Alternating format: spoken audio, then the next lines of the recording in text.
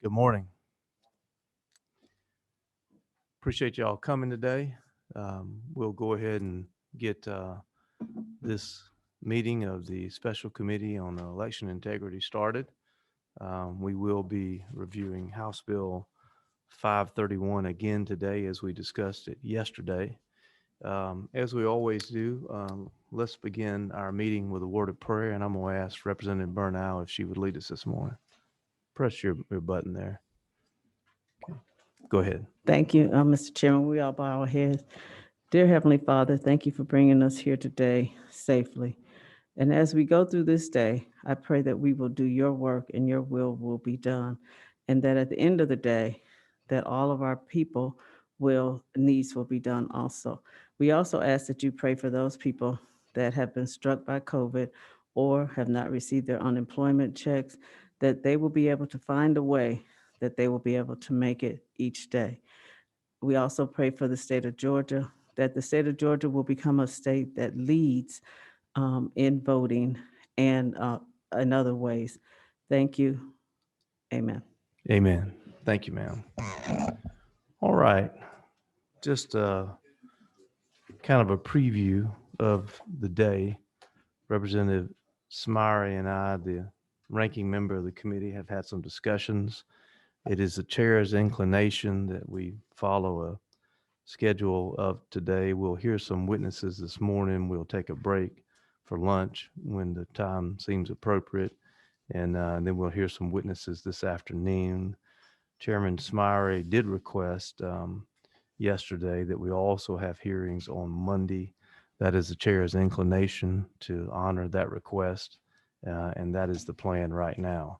Of course, with all legislative matters, as we know, because we have such a short session, plans do change sometimes, but that is the chair's inclination at this moment.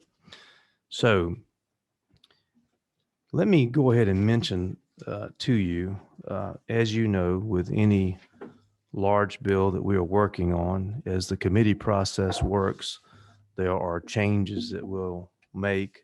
We will be taking testimony today, and quite often, even whether we agree or disagree with portions of legislation, there are what I refer to as technical changes, commas here, wrong citing uh, of code in different places.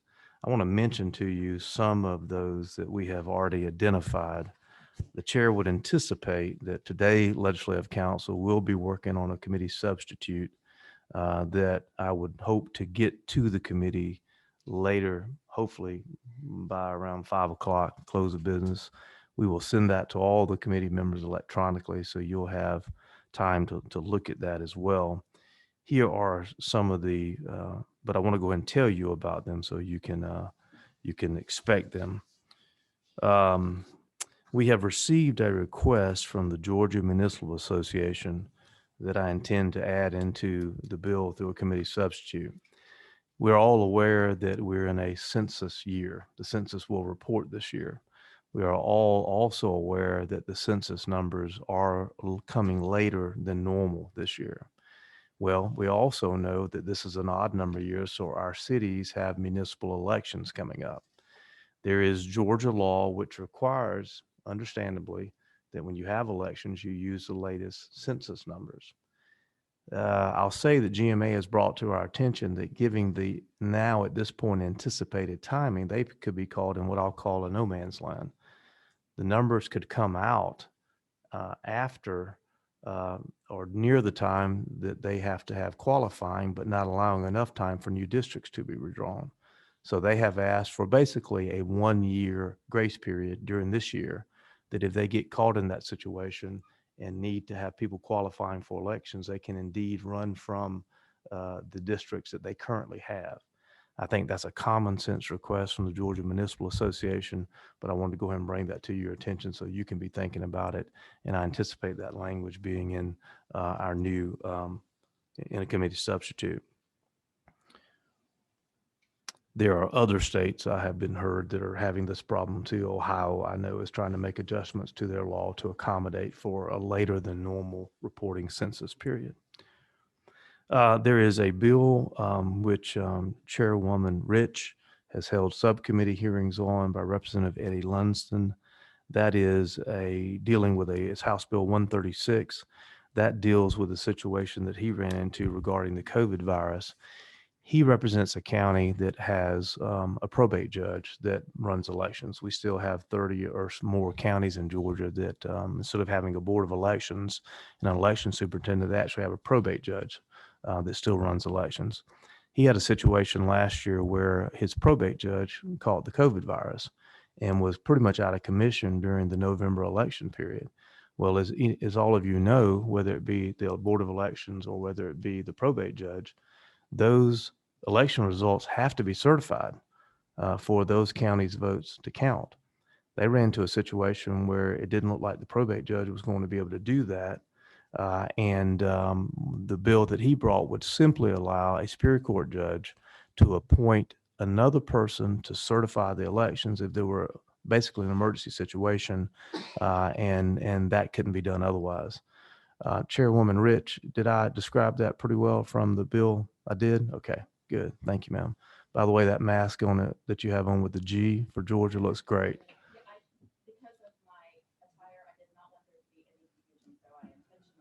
Red and black. Understood. She gets a star by her name today for her attire. Also, there was another House bill that a subcommittee of this committee has also heard, House Bill 64 by Representative Houston Gaines out of Athens. And I'll refer to that as the Dead Man Can't Win bill. They actually had a situation over in Athens where a dead person was elected county commissioner. Now, you may ask, how can that happen? Well, the poor soul passed away before the election, and the people still voted him in. Now, that's an odd situation. I'm not sure I would want to be the challenger in that situation, but that's what happened. And under Georgia law, the person who lost got to take office. It's my understanding that we have the minority rule on that in Georgia. The majority of states do not follow that. The majority of states, if a person who had won had passed away, they actually would have another election to fill that seat. We have provisions in Georgia that address that, but not in a nonpartisan consolidated government situations. So this is Representative Houston's bill, House Bill 64, that would address that. There was another House Bill 250 by Representative Jenny Earhart. House Bill 250 addresses a situation that occurred in Cobb County. Apparently, for many years in Cobb County, they had an early voting location that had been used, and the community was very familiar with that. There was a decision made just days before the early voting began not to have that facility there. Just like we have rules against closing or changing precincts within so many days of the election to allow people to know where their precincts are and have ample time to learn the new location, her bill basically begins to apply one of those same guidelines to early voting precincts. Of course, if you have an emergency situation where a building is damaged, whether it be by a tornado or fire, you can certainly move it. But other than that, you need to set where those locations are going to be within a reasonable period of time and not change them at what I would call late in the game or the last minute. That is House Bill 250. There, of course, as I mentioned before, there are some cites to code sections that need to be corrected, what I call technical changes. There'll be some of those in there, and we'll, of course, point those out. But other ones that I would call are a little more substantive. Right now in Georgia law, we require governments, whether they be school boards, cities, or counties, to cooperate with the Board of Elections to allow government buildings, if needed, to be used as precincts. It does not, it's not a complete mandate in that there is no choice, but as long as using the facility for a voting precinct will not interfere with the normal operations of the building, let's say it's a school. If it won't work the whole school and use part of the building, well, then you can't be required to do it. But beyond that, we do require, because voting is so important, local governments to allow that. We don't have that same rule applying to early voting locations. And as you know, early voting is becoming a much larger part of the voting process in Georgia. So there has been a request from the election superintendents for us to consider that. And that is one addition that I would like for us to consider in the substitute.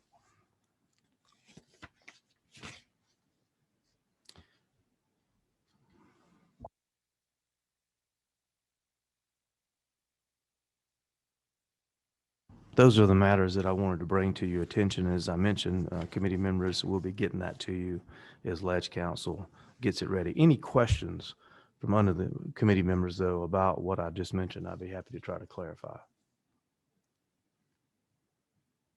Chair sees no questions. Okay. All right. We have some people who have signed up to testify regarding the bill. At this point, I would ask Cindy Battles, if you would please come forward to the podium. Ms. Battles, welcome. Good to have you today. When the speaker allows us, when we're addressing, if we want to take our mask off, you can. That'd be your choice. So good to have you, and we'd be happy to hear from you. Tell us your name, where you're from, and who you're with. Thank you, Chairman. My name is Cindy Battles, and I appreciate all of y'all being here this morning at what was kind of a hastily called meeting. I got to watch my son get married from my Lyft via FaceTime this morning to be here. My name is Cindy Battles, and I am the Policy and Engagement Director for Georgia Coalition for the People's Agenda. I have submitted a written Cindy, I'll just tell you that if you'd have told us, we'd have let you testify this afternoon. Well, yes, I know, but all right, go ahead. Voting is a sacred privilege, and we do what we can to protect it, sir. My name is Cindy Battles. I am the Policy and Engagement Director for Georgia Coalition for the People's Agenda. Georgia Coalition for the People's Agenda was convened by Dr. Joseph Lowry, who, as many of you know, is a dean of the Civil Rights Movement. Our executive director, Helen Butler, could not be here in person today because she is 65 and has only received one dose of her immunization. So I will be reading a statement prepared by her this morning. I'm sorry, tell us one more time who you're reading the statement for, Cindy. Helen Butler. She's the executive director for People's Agenda. In 2019, organizations like ours urged you to slow down your consideration of HB 316. While the omnibus bill seemed to do a lot of good, we were concerned at the speed with which the bill was being rushed through the General Assembly. Our pleas went unheeded, and while HB 316 did do good things, it also had unintended consequences, including fiscal cost to counties that they had not prepared for nor budgeted. In 2020, SB 463 would be described as a fix for HB 316. Perhaps then what we have learned is it is better to take the time to make sure something is right rather than rushing it to pass it and then try to fix it later. Measure twice, cut once, as the saying goes. Yesterday, HB 531 was filed and given a hearing on the same day. It was not even available on the Georgia Assembly website before it was on the agenda for the Special Committee for Election Integrity meeting. This is incredibly alarming, not just because of what a rushed, non-transparent process does to impact the confidence of voters, but with little less than 2 hours, there is no way legislators can properly prepare for a hearing on this bill. And despite requests that this hearing be rescheduled for Monday, the chair chose to continue hearings less than 24 hours after the legislation was sent to committee members. This does not inspire confidence in our elections process, which is the purpose of this committee, according to Speaker Ralston. This is my first concern, and I would urge the chair to pause these proceedings and allow proper time for the public, members of this committee, and legislators to fully grasp the implications of HB 531. This should include an idea of what it will cost counties since, as the chair has noted, they bear much of that responsibility and they are already dealing with the consequences of a costly 2020 election. And given that you want to prevent counties from seeking grants, it is important that we consider what they are going to have to pay. Furthermore, aspects of this legislation concern me. Yesterday, the chair mentioned the issues we saw in 2018, but the issues we saw in 2018 and the issues we saw in 2020 were quite different. And from what I have seen so far, HB 531 exacerbates the issues we saw in 2018 without solving the issues we saw in 2020, with the possible exception of making sure observers know how to behave. Reducing early voting hours, reducing the time frame to request absentee ballots, and making drop boxes largely unavailable make it harder for people to vote, especially working people, and will most likely contribute to long lines on election day, a problem that, from what we saw on election day with a historic turnout, had largely been solved. The prohibiting of early voting on Sundays, and therefore the elimination of the souls to the polls, feels like a direct attack on certain communities. An attempt to eliminate souls to the polls in North Carolina actually prompted a court to comment that the law was drafted to target African Americans with almost surgical precision. Further, Section 16 of the bill is confusing and potentially a violation of HAVA. And much of the bill seems to incorporate SB 463 from the 2019 session, which did not manage to pass the Georgia Assembly. I cannot say that this legislation provides solutions for any of the issues we have seen in the past several elections. I would urge the chair and this committee to slow down the consideration of this bill and come up with actual solutions that help voters and county election officials alike. Don't rush the process. That is how we restore trust in Georgia's elections. Questions for Ms. Battles from the committee? Okay, thank you so much for being here today.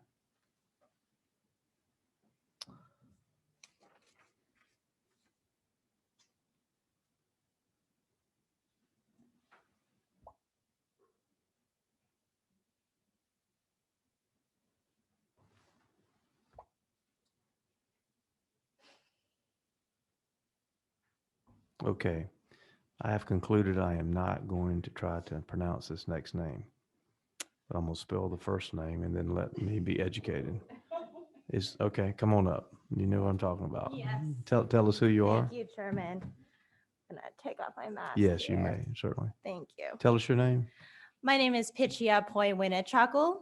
All right, hold on, Representative Smyer, I want you to say that name. Okay, all right, now I feel better. No, actually, thank you for being here today, and I do try to get names correct, and when I can't, I ask for forgiveness. I apologize. That's okay. And I'm sorry. Tell us who you're with, also. Absolutely. I'm an attorney testifying on behalf of the NAACP Legal Okay. Defense and Education Fund, LDF, as well as SPLC Action Fund. Tell me who SPLC Action Fund is. We're an organization that works across 5 states in the Southeast: Florida, Georgia, Alabama, Mississippi, and Louisiana. And I am the Georgia attorney dedicated to voting rights and part of the voting rights legal practice group. And so you practice here in Georgia? I do. Okay, great. In SPLC, what's that acronym stand for? And you may have said it, and I apologize. It's just with SPLC Action Fund. The acronym means nothing?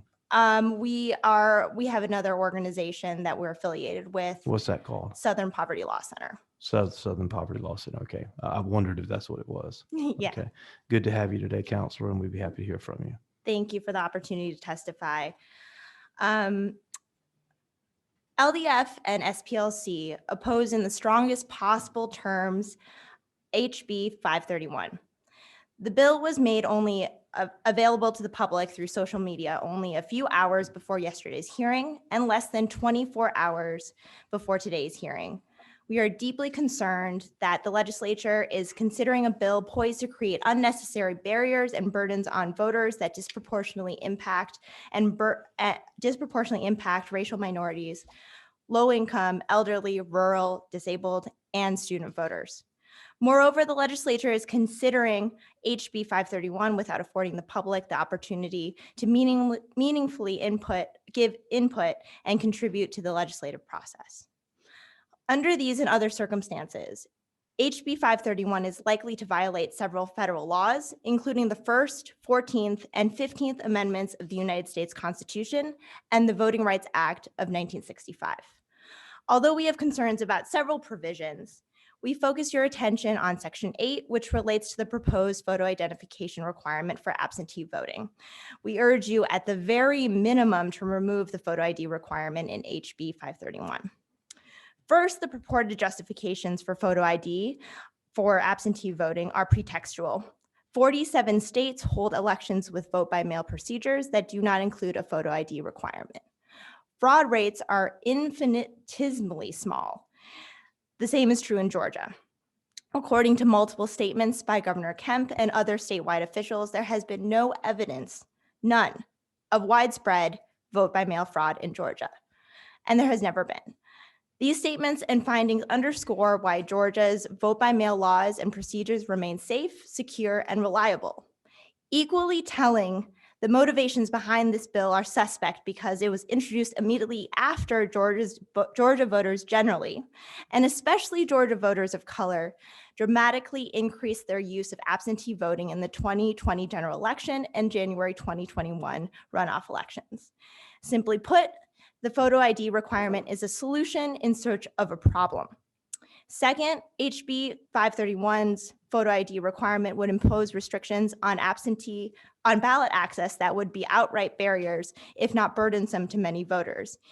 Indeed, the enactment of HB 531 unduly burdens the fundamental right to vote of racial minority, low-income, elderly, rural, disabled, and student voters, all populations who disproportionately face challenges accessing DMV offices, a photocopier, and the ability to pay for photocopies, internet access, or a polling location to vote in person. Third, LDF and SPLC have not been able to identify any analysis conducted by this committee or the Georgia General Assembly that a photo ID requirement will not disproportionately harm voters of color and other voter groups. Before any additional hearing or committee vote, the Georgia General Assembly must study, analyze, and publicly identify the negative human and fiscal impact of HB 531. Fourth, the legislative environment in which HB 531 has been offered calls for the rejection of this bill as it is neither transparent or open. This committee's meeting today also does not appear to be providing any opportunities for public comment or testimony through remote means, including through a call-in or video conference option. It is imperative that you hear from and listen to all community members who desire to provide public testimony, either oral or written, during your committee hearing. For these reasons, we also request that the committee does not vote on HB 531 until at least Monday. Equally important, this committee must post clear guidelines for providing and receiving public input well in advance of any hearing. Fifth, and finally, the photo ID requirement may violate federal law. The facts recited above include the sequence of events, procedural departures from ordinary legislative process, the lack of any neutral justification for proposals, and the timing of the effort to impose this restriction on absentee voting and the disparate impact on Black and other voters of color suggest the photo ID requirement embodied in HB 531 may violate the 14th and 15th Amendments of the United States Constitution, as well as the Voting Rights Act of 1965. The photo ID requirements burdening the right to vote without any legitimate state interest may also violate the First and 14th Amendments of the United States Constitution. We agree that elections must be safe and secure, but HB 531's photo ID requirement does nothing to enhance election security. Instead, it is a calculated attempt to minimize the participation of voters of color and other voters in the political process following the historical turnout in recent elections. Its enactment would create unnecessary barriers, burdens, and disproportionately impact the voting rights of people of color, the elderly, people with disabilities, low-income people, rural residents, and students. Thank you for your consideration, and I'm happy to answer questions from the committee. We do have some questions for you, Counselor, so if you would hang on a second.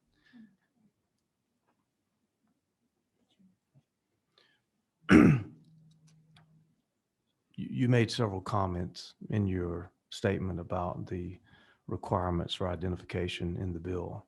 What is your understanding of what those requirements for identification in the bill are? My understanding is that in Section 8, in particular, we're looking at Section 8 here, that to apply for an absentee ballot, you'd have to submit your Georgia driver's license number or your state ID number. If a voter did not have a state driver's license or a state ID number, then they'd have to submit a copy, either through electronic delivery or a hard copy of one of the other forms of ID that are provided in section 212417C. Do you have any thought or knowledge of how many people in Georgia that are registered to vote do have one of those things that you mentioned, that being a driver's license number or a state issued ID number? So I think the issue here is that they're in addition to this extra burden that voters have to submit an ID number or so a copy of ID. The issue here is there's no actual basis for needing to require such identification. So of the burdens that the people who don't have any forms of these identification face, that is a heavy burden. There have also been studies that show that if we're examining and looking at those folks who do not have that ID, their turnout levels, unsurprisingly, are much lower. So it does suppress that vote and because of this heavy burden that those voters who do not have those forms of ID face, and that's the critical issue here. And Counselor, my question was, do you have any idea of how many people in Georgia, percentage-wise, have a driver's license number or a state-issued ID number associated with their voting information? I do not have those statistics at this time, but I'd be happy to provide them to the committee. I would suggest to you that that number is about 97%. Overwhelmingly amount of Georgians who have that number we're discussing associated with their voter registration. I'm happy to provide you that information once I have it. I just want to stress again for this committee that even though it's 97%, what we're really looking at here is if we're truly wanting everyone to be able to vote, we want people to be engaged in the democratic process in Georgia, that we want to include everyone, even those 3%, whatever percent it is, who then face an extraordinary burden if they do not have these forms of ID. So you're familiar with the Help America Vote Act, referred to as HAVA, correct? Correct. And you realize that the bill requires HAVA ID if you don't have that 97%, if you're in that small minority of people who don't have that, you realize that we're simply asking for what is already approved and required for in federal law to show your ID to vote. Do you recognize that? I recognize what you're saying, Chairman, and respectfully, that is part of federal law that these ID that there are certain portions of ID requirements. But I think the issue here, and you're proposing this bill, is that you're proposing these requirements when it's not necessary. There is no evidence of voter fraud. There's no evidence of widespread voter fraud. For instance, let's just take this example, if you'll indulge me a little bit. Sure. We don't require everyone to hide in a storm shelter every single time it rains.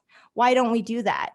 Because we're not afraid that everyone's going to get struck by lightning. Lightning strikes, killing people, not a problem. And in fact, voter fraud, you're actually more likely to get struck by lightning than find incidents of voter fraud. Voter fraud is even less of a problem than getting struck by lightning. So if you don't have that problem, there's not really a legitimate basis to require increasing burdens on people in order to access their fundamental right to vote. What are the odds of getting struck by lightning? I'm happy to send that to you as well. I'm not a total numbers person, which is why I went to law school and not math school. But it sounds like you are admitting that there is fraud in elections. You're just saying it's a small amount. Is that correct? I am saying that there is no evidence of widespread systematic voter fraud. So the answer would be yes. The answer to your question of an infinitesimally small number of voter fraud incidents is yes. Thank you, Counselor. Thank you. Chairman Powell. Thank you. I listened with a lot of interest and I kind of got lost at the first of it because you continually mentioned about photo ID. But there was nothing in here in this bill about photo ID. It's about using the numbers off of secured pieces of documentation so that in the process of an election, for the integrity of that election, to show that people aren't voting twice or other types of illegal voters. Now, I'm not getting into the part about the, widespread voter fraud. You're correct. It wasn't found. It's just in a lot of people's mind that there was. As a member that's been up here for years, I've always said in my career that if you want to find fraud in any election, you'll come closer to finding it in the absentee process, because people don't have to show up to vote to show an ID to tell who they are. But that was one of the first concern I had. Was I continued to hear you keep repetitiously talking about a photo ID, but there's nothing in this bill about a photo ID. Would you agree to that? That we're talking about an identifying number, something that we can identify who that person is, to be sure that they're only voting once. Sure. And I understand that the words photo ID do not appear in the language of the bill as it is in its current form. But I just want to stress that a driver's license, if you have it, whether or not you need to record it onto a piece of paper when applying for an absentee ballot, is a photo ID. But it doesn't appear in here, and that's, you continuously use that term, which is, sending a wrong message out there to people.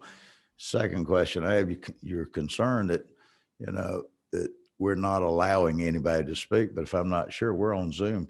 Anybody who wants to testify can Zoom in if they're not here. I see the lady shaking her head no, but is that not correct? Aren't they? Mr. Chairman, what we're doing is that we do intend to allow witnesses by Zoom. And as I told the members of the committee, if you have a witness you want to appear by Zoom and you let the chairman know, we will make accommodations for that. And so also we told people that if they want to turn in written comments to the committee, we would take them and give them all to the committee. And obviously we're allowing anybody that wants to come to sign up to testify as well. So we're working with all three of those methods. But if there's, and I'll say it again, one of the first things I did, even before I started talking to the Republicans on the committee, I asked all the Democrats on the committee to meet with me in my office, and 3 did, and 1 and I had discussion with the other the next day.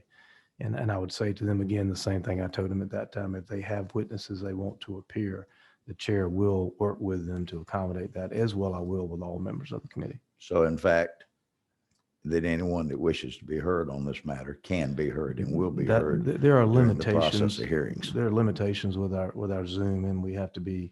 There's something called Zoom bombing that I am told happens, and you have to be careful with who you give the Zoom information out to. And but we're working within those restraints to try to let anybody that wants to come testify or turn in written comments to the committee or come in public. Last question, going back to your comments on the ID, photo ID, or numerical. Do you have any suggestions about how in the absentee process that we could do an identifier for factual? I mean, I was glad to hear you say that y'all support safe and secure elections like the rest of us do. Mm-hmm. So could you tell me any ideas that you might have for our benefit of how, if you don't use a number of some sort as an identifier, how could this be achieved so that we know who these people are, so there's not duplicate voting and such? Sure. So briefly, I just wanted to comment on the ability to testify remotely, because I understand that you had a previous question about that. And I understand now that the chairman has clarified the procedures for procedures for testifying on today's bill remotely. And I just want to stress that I would encourage the committee to make those guidelines clear and publicly available as soon as possible, since the next hearing, I understand, will be on Monday. As to your question about possible amendments, is what I hear, possible amendments or ideas about how to ensure that absentee ballots are more secure. And your premise of the question, I understand, is that to ensure that elections and voting by absentee requires some form of ID, some form of identification. I just want to, again, emphasize that there is no widespread evidence of voter fraud, which I think we both agree on. And therefore, absentee ballot voting is currently safe and secure and reliable. There are already requirements for when you complete an absentee ballot request form or when you register to vote. And so there's already information that a voter must fill out when they're registering to vote, when they're applying for an absentee ballot. And so I don't think that there needs to be additional identification burdens on voters in order to be able to request and submit an absentee ballot. So you don't have any other idea of how we can identify the voters to be sure? You know, I understand what you're saying about the registration process, but it's almost like the having a driver's license. Everybody in here that drives a car should have a driver's license. But if you don't have that driver's license on your person, or you don't have a number that could be associated to you, well, when you're stopped for a highway infraction, if you tell the trooper or the law enforcement officer, I got a driver's license. Well, they got to show there's got to be some kind of identifier to actually show that that person is who they say they are and that they are legitimate in that role. So that's the reason I was asking, since you're opposed to, and we haven't got a picture ID in here, we have the identifying numbers of these documents, but is there any other way that we can, in your mind, of how we can identify that person to show that the person who has applied and is in fact voting is who they're saying they are, so there's no chances of duplication or fraudulent voting? Again, I would say that the best method is the one that currently works. If it's not broken, if it ain't broke, don't fix it. Voting by absentee is safe, reliable, and secure. And so I don't think we need to add additional burdens to voters in order to further secure, super secure, especially the elections, especially when the right to vote is fundamental under law, under the Constitution of the United States. I think that when someone is also receiving an absentee, is applying for an absentee ballot and then receiving an absentee ballot and voting on an absentee ballot, the chances of widespread fraud are and have been proven to basically be none. So I'm not sure, I should rephrase. I do not believe that there needs to be additional ID requirements. So then you think that the current system that's in place, the exact match, signature match, should be sufficient, even though in this past election we saw numerous problems. The judicial order back in March, that because of the motor voter ID, that people that vote or have registered to vote by DDS when they get a driver's license, that those signatures are digitalized, so that a lot of the boards of elections, they can't make out whether that's an exact ID or not. And under the law that provides for the exact ID, that's the reason we're looking for something a little bit more easier to work with, so that these various boards of elections, when they look at it, that they can actually see, instead of something that's a digitalized signature that doesn't match up, or in the case that we have seniors who have probably registered to vote possibly as much as decades before, that their signatures have changed. But this ID system is something that would be more specific to that person. So I guess my question is, are you saying that we should continue to use a questionable, flawed system of the exact signature in a new modern day, that these signatures aren't matching at all times? So I believe that you're referencing in that question, you are referencing a court decision that did challenge the exact match and therefore had to change some of the provisions of exact match. And I'm not completely familiar with the case, or have not basically read it in the last week, but I believe that case requires that a absentee ballot cannot be rejected for failure of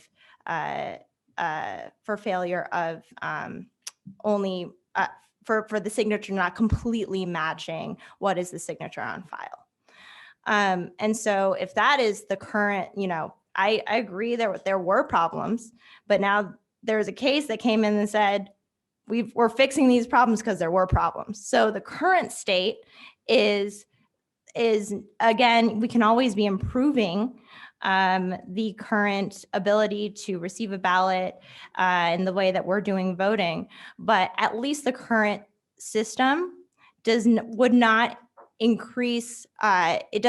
The amendment to this bill would require additional requirements for ID that would make it even harder, and the burden would be even higher for voters who are voting by absentee. So I'm not saying that the exact match or non-exact match signature system that we have in place is excellent. What I'm testifying here to is the absentee provision only. That is part of this bill. And what I do know is that it would severely increase the burden on voters who are voting by absentee. One last, and I'm sorry if I don't. No. don't You go make it ahead. You sound- go ahead.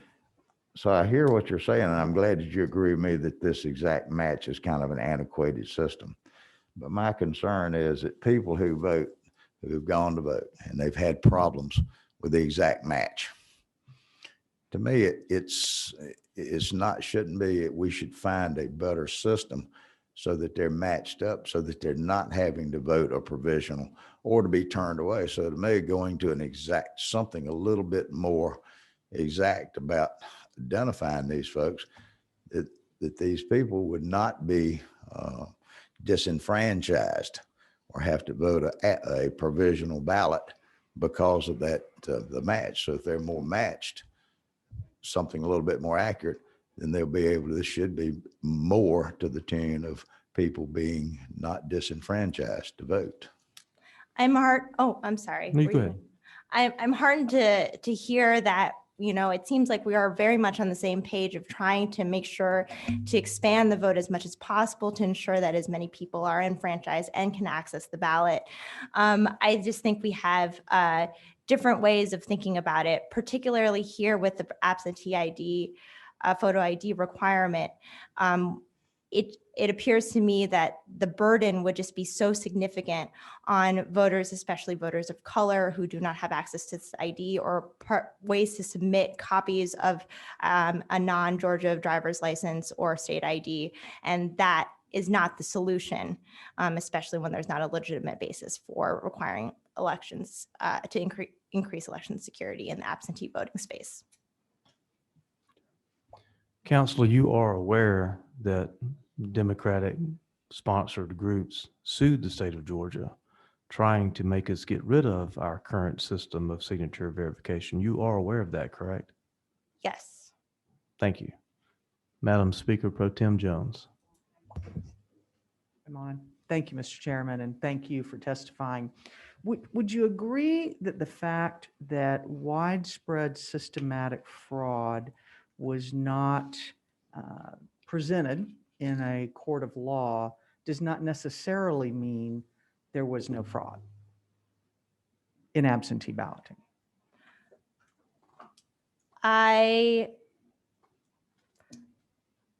Not necessarily. So you believe that I- if it wasn't shown and adjudicated in a court of law, then there was no fraud? My basis for understanding that there's no widespread evidence of voter fraud does not rely solely on what a court of law has determined. It's based on fact. So it's based on the numerous counts, recounts, risk limiting audits that Georgia has had to go through over the past year and the last couple election cycles. It is based on studies around the country that just like Georgia, there is no systematic widespread voter fraud. It is not solely based on whether or not a court of law has adjudicated that there has been factually no voter fraud, although a court of law has many times in Georgia, I believe at least over 16 cases filed in the last since the general election, have also found that this is not a basis for any of the lawsuits that were filed here. Thank you. And I'm referring to absentee balloting specifically, Mhm. not risk auditing activities that, confirm with machines or with early voting in which a voter ID was presented, or in-person voting. I'm specifically referring to absentee balloting. What, other than in a court of law in Georgia, what definitive evidence do you have that there was none? None. I'm sorry. Were you saying? None. I do mean none. And again, I'm talking about widespread systematic voter fraud. Okay. And I'm happy to send you multiple studies. I shared some longer written testimony with the committee. I'm happy to send that again. That contains some of that information. I'm also happy to send numerous studies that have been peer reviewed. I refer to you to basically the entirety of the Brennan Center for Justice's website, which not only provides statistics and information about how there is no widespread voter fraud and ever has been in the United States, as well as their studies debunking other fraudulent studies about voter fraud. So in general, it's studies. It isn't activities related to, say, the 2020 or the 2018 elections that specifically proved that there was no fraud. I think it's all. So you're correct that I'm not aware of any studies from the 2020 elections yet, although we have numerous statements from statewide officials, Governor Kemp, State Secretary of State Raffensperger, Elections Manager Gabe Sterling, Lieutenant Governor Duncan, that there has been no evidence of widespread voter fraud. And I specifically am referring to, and I believe I referred to, not systematic widespread, but rather just the singular word of fraud. A singular. And I don't mean a singular instance. I just mean not systematic widespread. But that's a high threshold. There's a lot underneath that. Yeah, I think that there, again, I kind of off the hand quipped earlier about lightning strikes, which I know that this is not a special committee on lightning strikes, but so I don't want to go too much into that. But incidents of voter fraud, again, are more rare than getting struck by lightning. I think also shark attacks. Well, I can appreciate your references to lightning strikes and shark attacks. It brings me, as a mother of four, to the analogy with stranger danger, child abduction. We know that there's a very low chance of that, very, very low. But yet when a mother picks her child up and they know who she is, they know who the child is, they know the connection at a daycare center, she has to show a voter ID. When she, there are many activities in American life in which you show, in general, your driver's license, and people don't think twice about it. But it doesn't mean it's a common thing to happen. It just gives the parents a sense of confidence that their child's not being picked up by the wrong person, even though everyone at the daycare center knows who the mother is, who the child is. But there are certain things that sometimes one does simply to give people confidence. But I would also ask, if the chairman is correct that 97% of Georgians have a driver's license or a voter ID card, what is the burden on that 97%? I'm not referring to the 3%, the 97% to write a number down that they have in their back pocket or in their pocketbook. Absolutely. So I also understand your references to other important aspects of our civic life, our families, our children, where we want to ensure that they are safe. I will also just add the fundamental right to vote is also sacred. And so burdening that vote cuts the other way. And so we want to make sure that we preserve that fundamental right to vote and feel secure as someone who may not have all of the paperwork that a ton of paperwork or access to paperwork to be able to vote. Your question is about the 97%. And as a lawyer and under the case law, I am here, and as a civil rights lawyer, I'm here to talk about those percentages, small percentages of people, which I understand not everyone will want to pay attention to, but I'm here to talk about and testify to support those people who do not have those forms of identification. The burdens, the latest statistic, and I have one statistic, not a math person, from the Brennan Center is that 16.6% of Georgia voters who do not have a Georgia driver's license or state ID live at least 10 miles away from a DMV, a motor vehicle office. And so to get that type of ID would be increasingly burdensome, especially for rural voters. I'm talking about, and I'm here to testify to support and advocate for those people who do not have that ID, because we want them to participate in our elections, in our democracy. And that's how we ensure that we have a representative and robust democracy in Georgia. So I'm just to conclude for whether it's, 84% or 97%, you're not concerned about whether that's a burden. So when we keep talking about the burden on everyone, it's really, you're concerned about those who don't have a state ID or a driver's license. Is that accurate? Yes, Okay. and they are the people who are disproportionately voters of color and other historically disenfranchised groups. And then we could debate later whether it is an undue burden on them, but I just wanted to clarify, it's not a burden on the rest of the voters.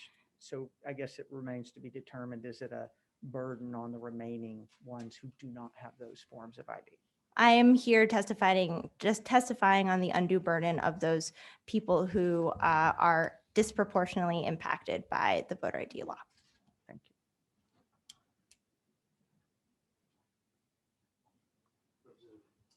Representative Alexander. Thank you, Mr. Chair.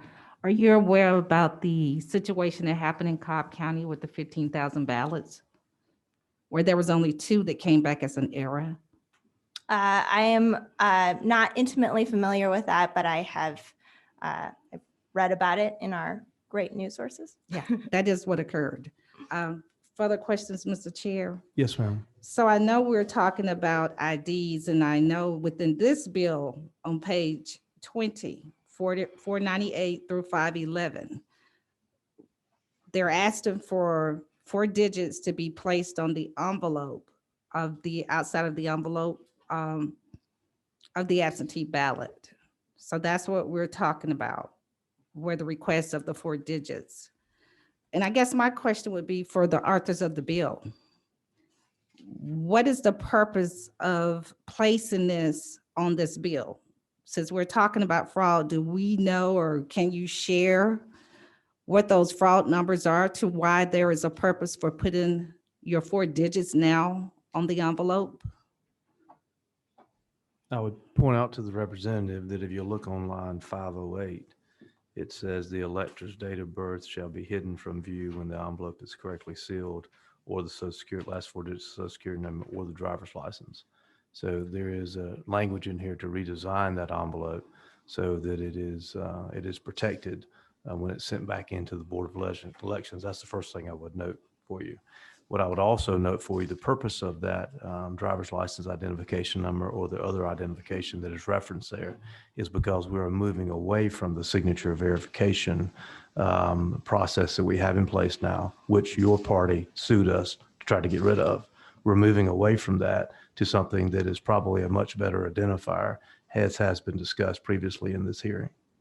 But Mr. Chairman, for the Please, question, I'm please. still asking you, not what the party, what they sued you for or whatever. This is the bill that's in front of us now, and I'm still asking the question, do you know of any instances where fraud has occurred to where this is an extra measure? Do I know of any instances where fraud has occurred to this as an extra measure? I'm trying to understand your question, but I'm not sure I do. Mr. Chairman, I'm asking you, you're throwing out that there is a purpose for us to have people to add an extra layer for identification. So I'm asking you, in what instance is the purpose of this? Is it because of the lawsuit, or is it because there's fraud that have occurred?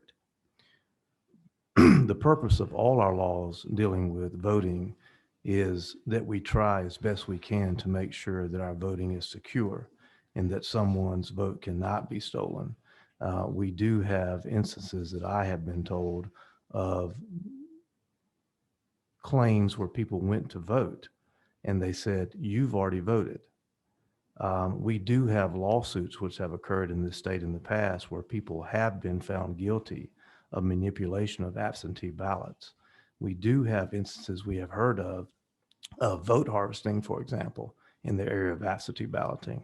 But what I would say to you that is our due diligence in this legislature to constantly update our laws to try to protect the sanctity of the vote. The reason people don't rob banks every day is because banks put in place provisions to keep that from happening. The reasons we will not have people steal votes in the state of Georgia is because we pass bills to try to keep that from happening. And that is the purpose of the language that you're referring to now in this bill. Thank you. Yes, ma'am. Representative Burnell. Thank you, Mr. Chairman. And following up on Representative Alexander, there has not been found the widespread fraud that everyone keeps talking about. But what about the unintended consequence of the fact of identity fraud? When people start putting their numbers there, and we know that Georgia has had problems in the past of keeping things secure. So while we are asking for this, we also put at risk our Georgians for their information to be stolen because we also don't have, we're not as clear about what's going to be done with all that paper that's there with their ID numbers and other information. That is absolutely a concern, and I thank you for raising that point. We are part of a coalition of many election groups and voting rights groups in Georgia, many of whom I'm sure you have heard from. And there are a number of groups, especially representing immigrant communities, in which identity theft is a huge concern because it's so pervasive amongst those immigrant communities. And we do worry that the additional ID requirements will impact these communities in terms of their willingness to provide such information.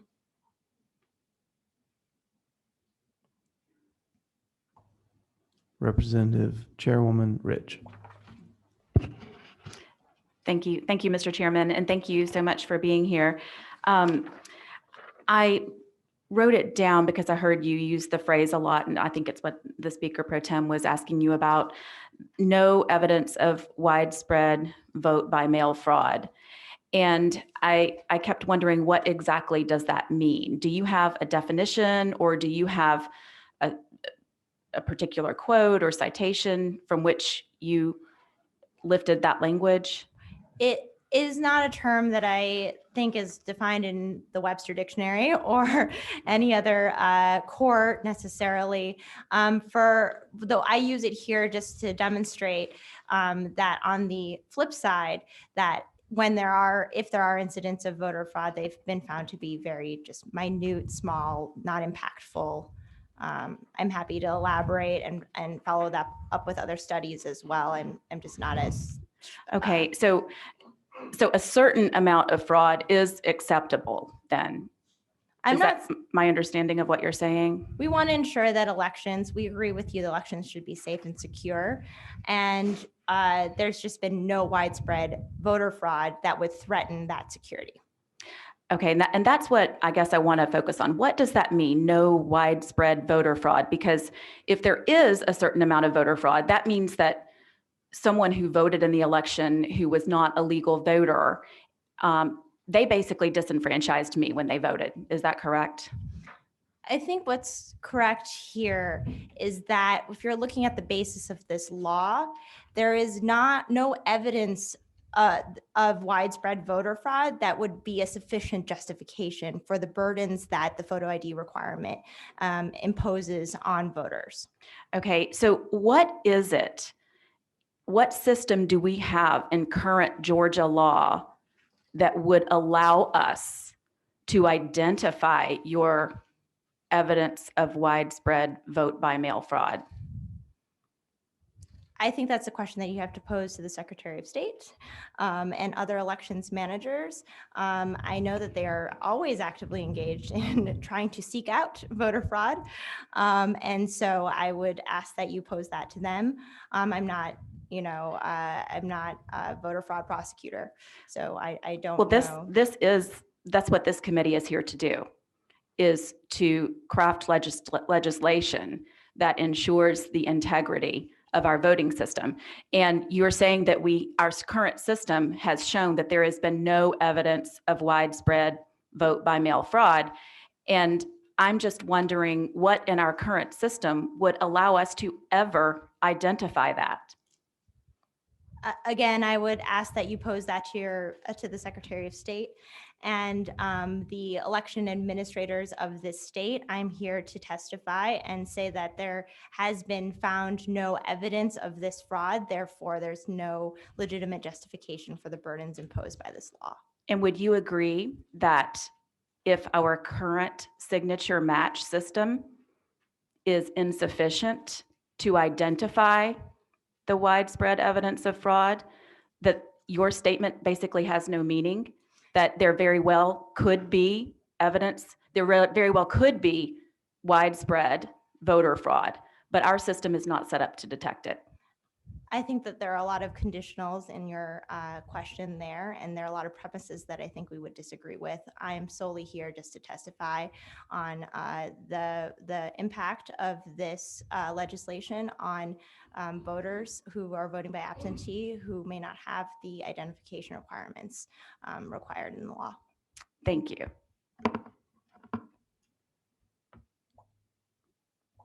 Representative Williams. Thank you, Mr. Chairman. Madam, have you ever worked an election or been involved in the process of elections? Are you asking if I've been involved as a poll worker or as an election worker? Mhm. I have not.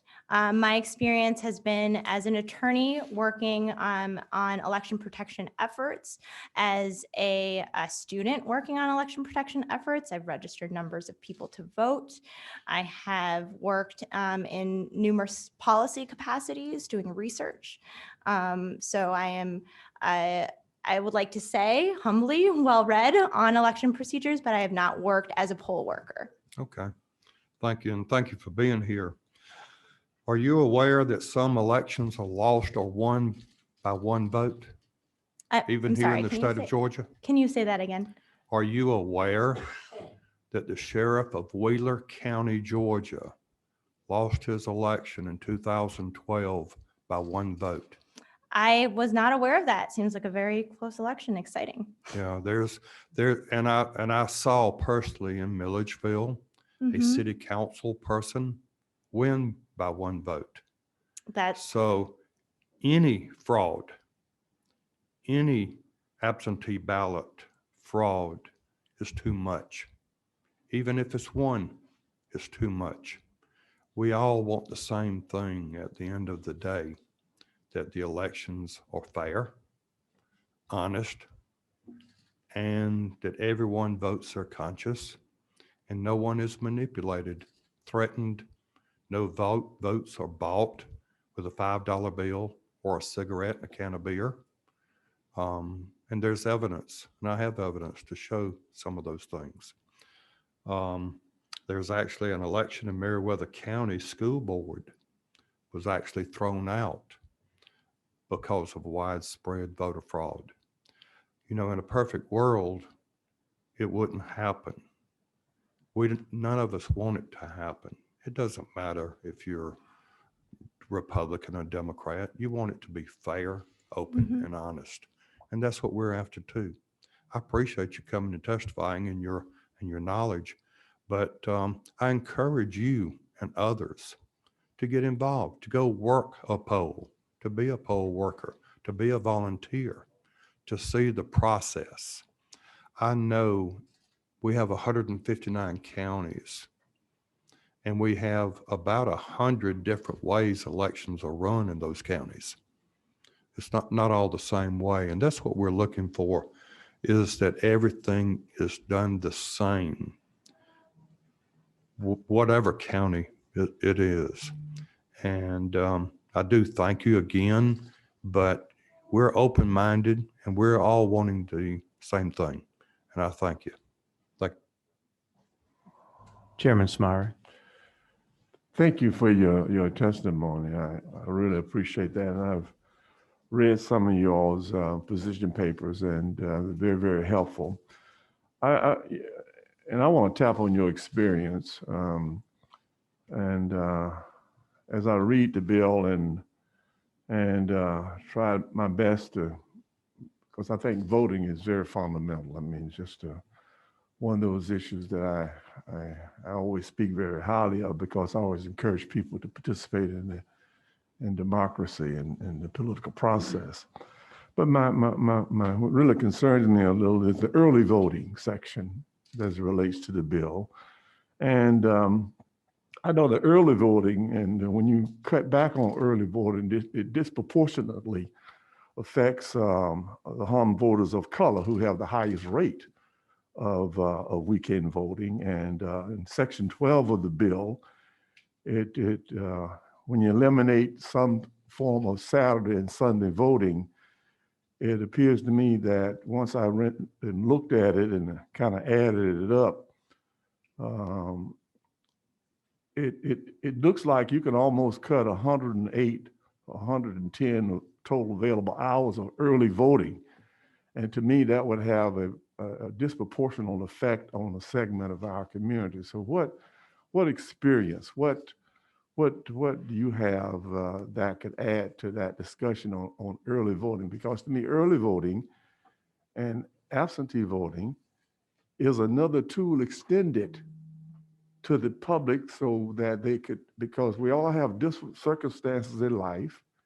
We all are different in terms of how we work and how we go about our total business. So we've been trying to provide every avenue we possibly could to enhance voting, because when you lift the water, all boats rise. Gives everybody the same and equal opportunity. And so, and what's your opinion and what's your thought on counties conducting early voters on Saturdays and Sunday? And if you eliminate Saturday and Sunday voting, how that would disproportionately harm voters of color and those who may have some other rationale and reason for not being able to go and may need that Saturday, Sunday voting. And how would that affect it if that were to, just totally, if there was 110 or 100 and so total available hours of early voting, how harmful would that be from disproportionately to people that maybe have to work, have other circumstances that require them to not be able to vote during the day? And so I just, could you address that for me, how this serves the voter? Sure. I want to thank you again for that question, because it is another incidence, not only on its own of how this bill would disproportionately affect voters of color, low-income voters in particular, and other historically disenfranchised groups, but it's another provision that could exacerbate the photo ID requirement for absentee voting. A lot of these would, we're talking about a system of voting, so these burdens interact with one another and exacerbate one another. So I will, I didn't spend as much time on this portion of the bill as I did on the absentee photo ID requirement portion, but I believe that similarly, it would disproportionately impact those communities that I had mentioned before in my previous, my opening testimony. You reference voters who come from different circumstances, people who have to work on election day, for instance. And so early voting is some of the only opportunities some people are able to access the ballot. And so I think that we see that people disproportionately voters of color do need additional voting options and flexibility, including those days of early voting. I also agree, my reading of this bill is that it would extremely diminish the availability of early voting. And that is extremely problematic for us as well. Again, when we're looking at, from a legal perspective, the reduction of availability of voting options, we're looking at the populations that are disproportionately impacted and the portions of the populations who would need to otherwise early vote, and to understand their particular burdens, and those would be great. Okay, thank you for your advocacy. I appreciate your Thank you. testimony. Thank you. Yes, sir. Representative Bernal. Thank you, Mr. Chairman. While I respect my colleague who said to you that you needed to go and possibly vote, work in election, I disagree that you don't have to vote, work in a voting poll or in some capacity to understand the importance of people having a right to vote. And the other thing I want to say is that the word widespread voter fraud was a term that was used early on before the election had ever started. So the proof was in that after our Secretary of State, the Secretary of State of Georgia, who oversees the election, after all the 3 different counts that were required, they determined that that there was no widespread voter fraud. So that's where the proof came. It came from our Secretary of State's office. Thank you. Representative Alexander. Thank you, Mr. Chairman. Would you agree that there are checks and balances already with the application process? Yes. Thank you. Would you also, Mr. Chairman, another question, would you also agree that an enormous amount of the taxpayers' dollars was spent this previous election to look for fraud, only to be found that there were not widespread fraud? I'm not intimately familiar with all of the budgeting processes, but I do understand that a lot of resources went into such efforts. Thank you. Counselor, we appreciate you being here today. Thank you so very much for your questions and the Mhm. opportunity to speak. Kevin?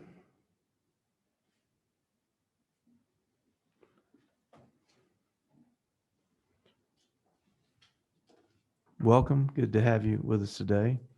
You can take your mask off if you'd like to when you address the committee. If you would state your full name and tell us where you live and who you're with, and we'd be happy to hear from you. Sure, thank you. I'm gonna keep my mask on. That's but fine. No Please let problem. me know if I'm hard to hear or anything. I can hear you pretty good. Okay, thank yeah. you. So my name is Kevin Shankar Sinha. I'm a community organizer and voting rights advocate and founder of Civic Georgia. I am here. Tell us what Civic Georgia is. Civic Georgia is a collaborative of community organizers. So we serve our communities working on different issue areas that impact our communities, as well as advocating for important issues such as voting rights. Where is it based? So Civic Georgia is based in Atlanta. I'm personally a resident of Cobb County. Go ahead. Okay, thank you. I should add, especially since a couple of the representatives brought it up, that for the sake of transparency, I serve as a precinct manager in Cobb County. I'm not here in that capacity. If anybody has questions about that, I probably am not able to address that. I'm here as a community organizer. I just wanted to sort of, and I apologize if I get a little emotional at any point, just forgive me, but I just wanted to share. If you need to take a break, you just let us know. I'll be fine, thank you. This is a very large and comprehensive bill, and as my colleagues have already shared, I think we would appreciate more time to review it and incorporate public testimony, especially from community members who occasionally face issues that may be exacerbated by some of what's proposed in these bills, in this bill.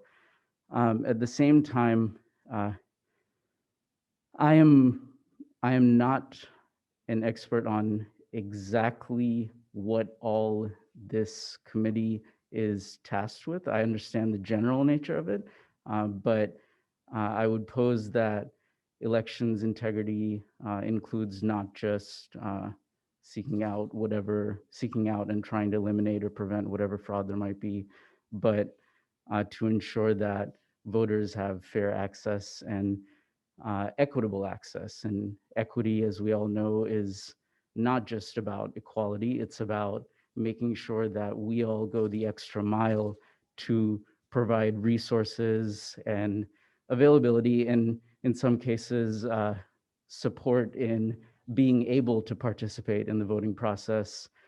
To those of us who are situationally and systemically disenfranchised, we all know the communities I'm referencing.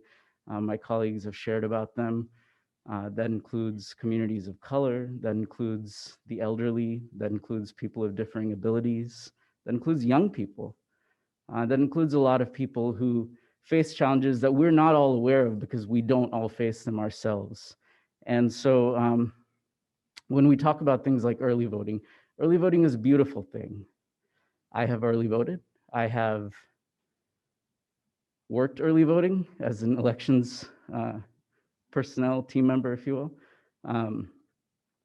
It supports people who don't have necessarily the choice to go on election day. Certainly you could make the case that, well, this isn't about cutting back all of early voting, it's about trimming here and there. And I would pose that that will impact some percentage of people who don't have the flexibility to early vote during weekdays. I would pose that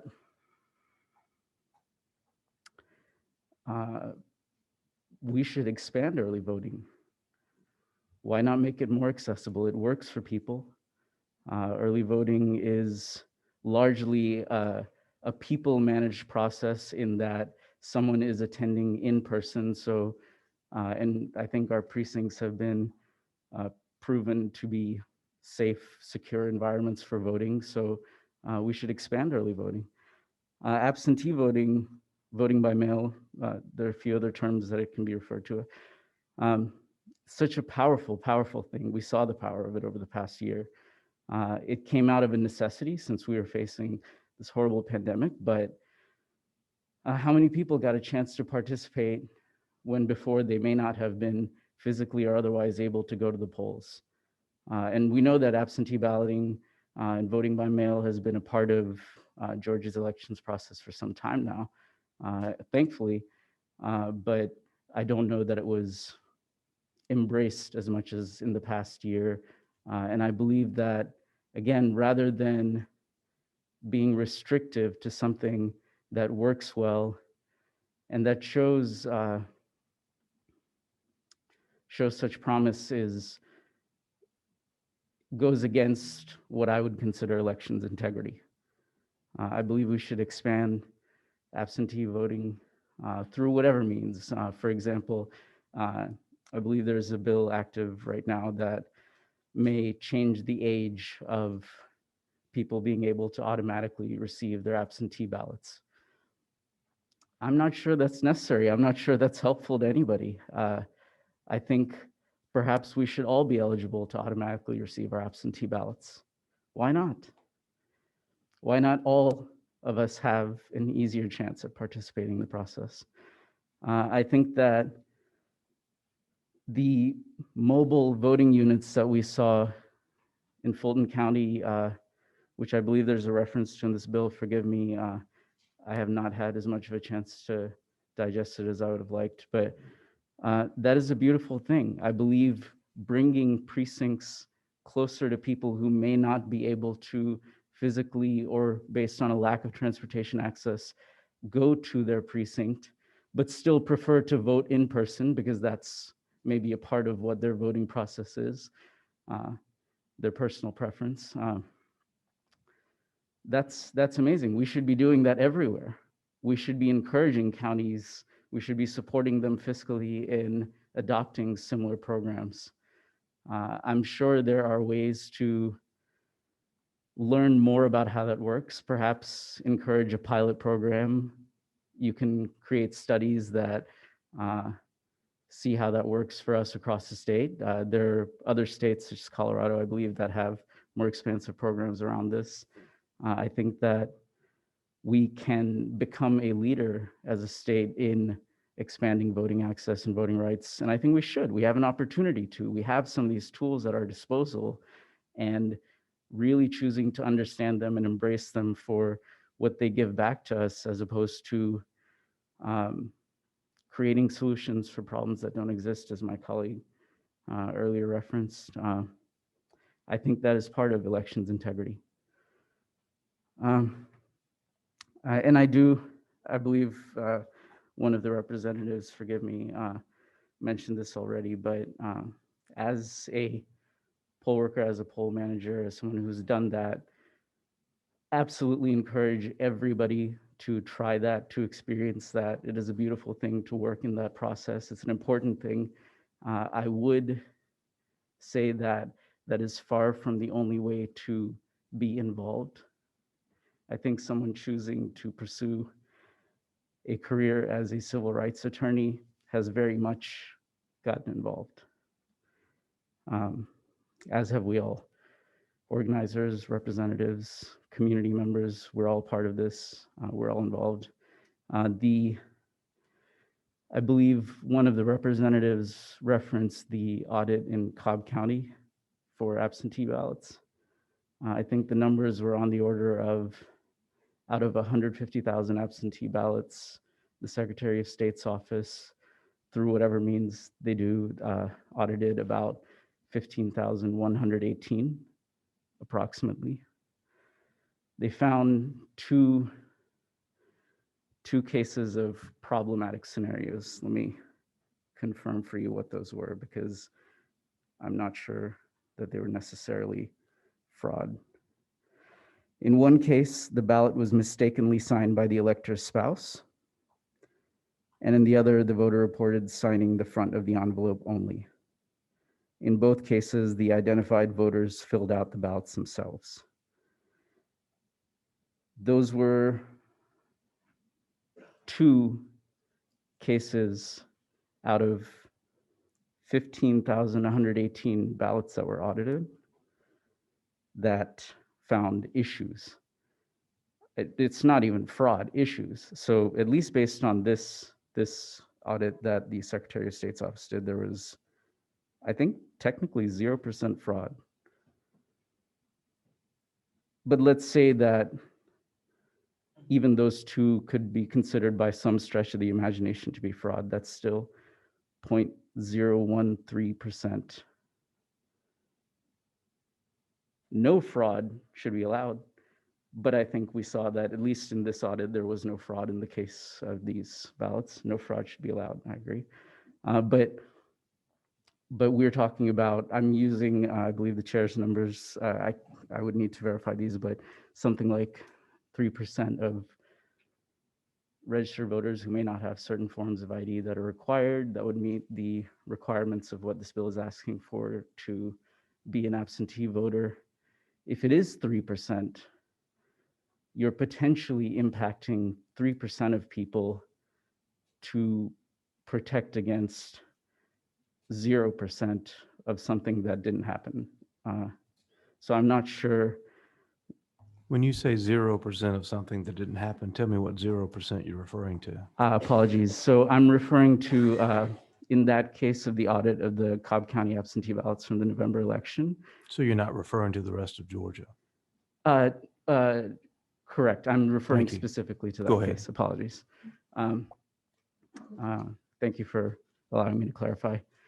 So there is a chance of impacting, in a likelihood, and studies have shown this, a likelihood of impacting voters of color, elderly voters, voters with differing abilities, young voters, voters in rural communities, voters with lower income. There's a likely chance of impacting those members of the community, those members of our communities, because they face other systematic challenges. And we face challenges that are not always clear to people when we think that, you know, a certain ID requirement might be an easy thing to meet. So that all to be said is that there 3% of give or take 15,000, just since that number has come up, is about 450 people. That's not insignificant. That's pretty substantial. And so as someone who is here advocating for equity and for justice in the process of civic engagement, I would urge us all to focus on the 3% when we consider establishing some of these new guidelines or proposing some of these new guidelines,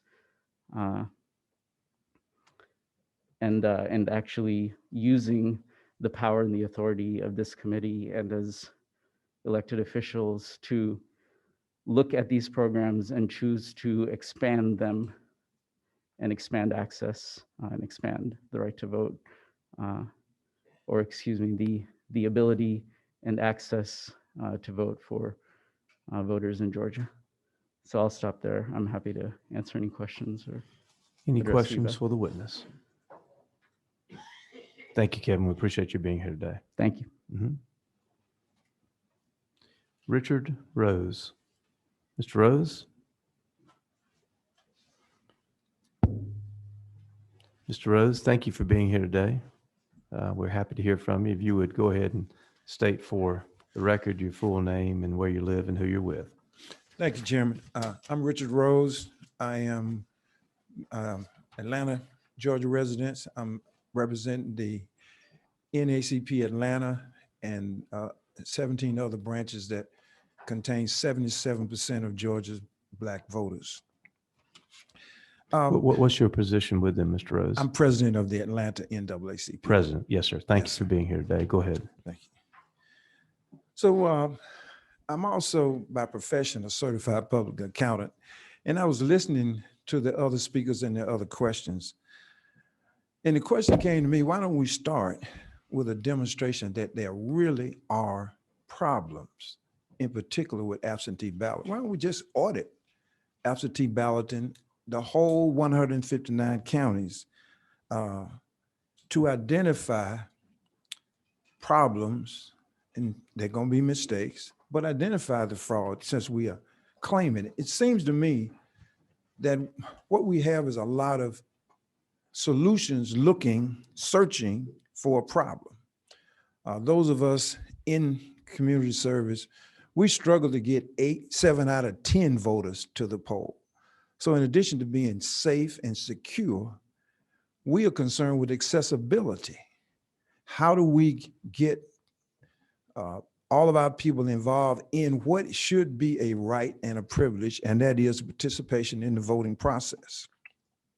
So why don't we pass legislation to identify and document problems before continue to vilify those who only want the same justice, the same consideration, the same rights, and the same freedoms promised by the Constitution. And we have technology now throughout commerce that can help us in this. You know, there was a time we needed a ticket to get on the airplane. And we don't need that anymore. We can use a paper trail, a small boarding pass, but that's not necessary anymore. It just seems to me that at the basis of this very large bill, there is an attempt to exclude that we've always had in America. Exclusion based on exclusion for education, exclusion for military service, exclusion for political leadership, exclusion for jobs. And all of these things have been based on a premise that has been false. The premise of the lack of integrity, the lack of intellect, the lack of, or unsuitability. All of these things have plagued America, and I think I would urge this committee and this legislature and this state to step away from those things that have harmed us for the entirety of the United States of America. Just to remind you, the lack of an intellect, the lack of integrity, the lack of suitability was used to justify 250 years of chattel slavery and another 150 years of Jim Crow policies, practice, and laws.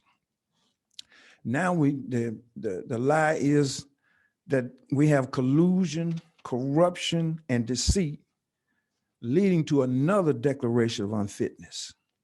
As I said, we fight in NAACP, we fight to impress upon our community the necessity to participate in the voting franchise. We fight a battle of apathy and despondency where people cannot quite make the connection between the vote and what's good for them and their families. These legislations appear to be another way to discourage participation by the claim that there are problems that they have not been identified. I would urge us to, again, to focus on first identify if there are problems with absentee balloting, audit them from Chatsworth to St. Mary's. Let's identify, let's put numbers on them before we come up with solutions when there has been not a problem identified. And I thank you for your time. I take any question you might have. Mr. Rose, we appreciate you being here today. Any questions for the witness? Representative Burnell. Yes, thank you, Mr. Chairman, and thank you for coming here today to speak. And I do agree, I liked your example of using how that when we first started flying, we always had to have that little paper ticket, and now we've gone to electronics. And that's the one thing that Georgia should be doing. The motivation by slashing the times that we're going to do early voting. The same thing with canceling out, putting more requirements on absentee ballots. That is taking us backwards. And we should be working to go forward because, like I said yesterday, we didn't know what Zoom was. And really, most of us didn't know that we could go and vote, which came about in 2005, no excuse absentee voting. And it did produce record-breaking voters. But, you know, it's not just the seniors, it's also people that work shifts, doctors, lawyers that may have to go to court. And so it sort of changed our mindset, and it opened it up for people who did not go out and vote that thought, okay, I have a better convenience. I have 3 ways that I can go vote. And so I agree that it is time for us to move forward in the state of Georgia as opposed to moving backwards. So thank you for your comments. Thank you. Chairman Spire. Thank you for coming, and thank you for your leadership and Yes, sir. your advocacy, and enjoyed working with you over the years. I just wanted to tell you, enjoyed our conversation on the call, and appreciate you being here. Thank you very much, sir. Thank you, Mr. Rose. We appreciate you being here. Thank you, sir. Mhm. Thank you, Mr. Chairman.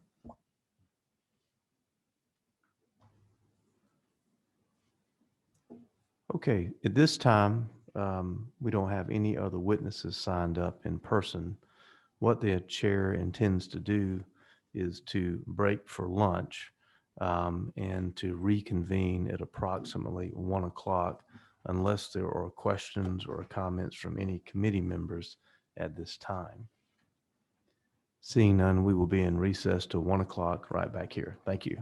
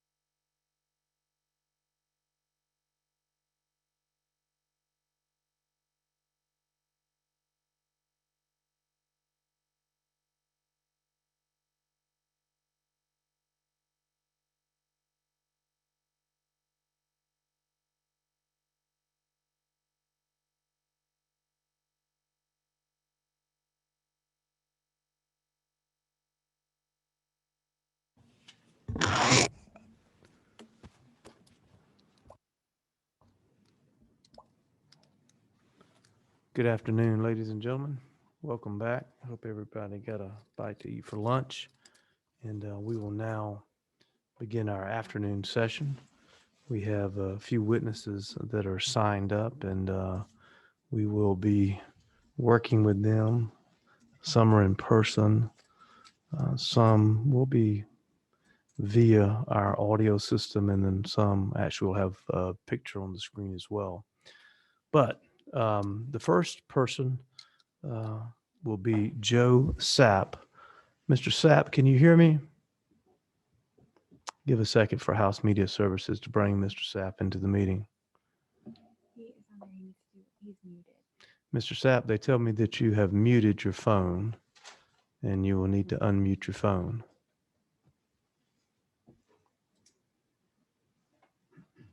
Give us just a minute to work on that.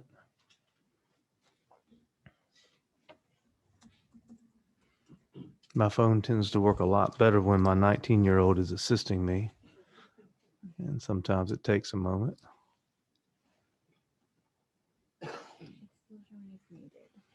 Mr. Sapp, they're telling me at our media services that your phone is showing as muted. So you will need to unmute your phone, and as soon as you do it, you can talk and let us know you're there.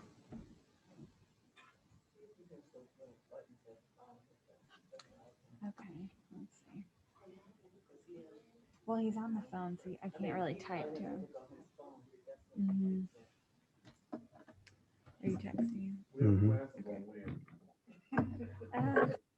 Hey, did you pass the first class, Representative Smyer? Oh, you didn't. Okay, all right. Well, you're a better man than me, I tell you what. He is not on the call anymore. Okay, maybe he's trying to call in again. We'll give him just a second.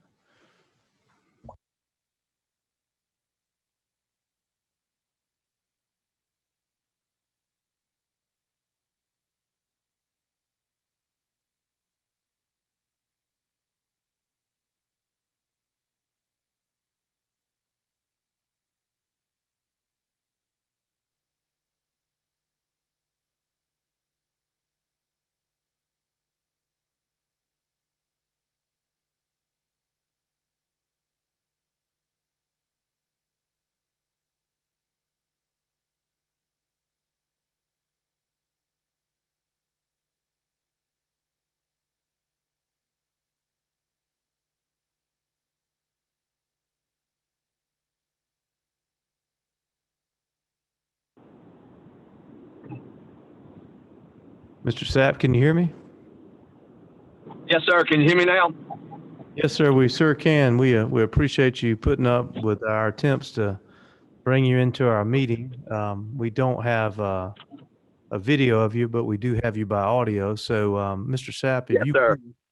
could, tell us, go ahead and tell us your name, although I think I have it correct, and where you live. Yes, sir. I'm Joe, or go by Joseph Sapp. I'm from Hawkinsville, Georgia. Hawkinsville, Georgia. Well, we Yes, welcome sir. you to our afternoon session of the House Special Committee on Election Integrity. Tell us what you would like for us to hear from you on today. Yes, sir.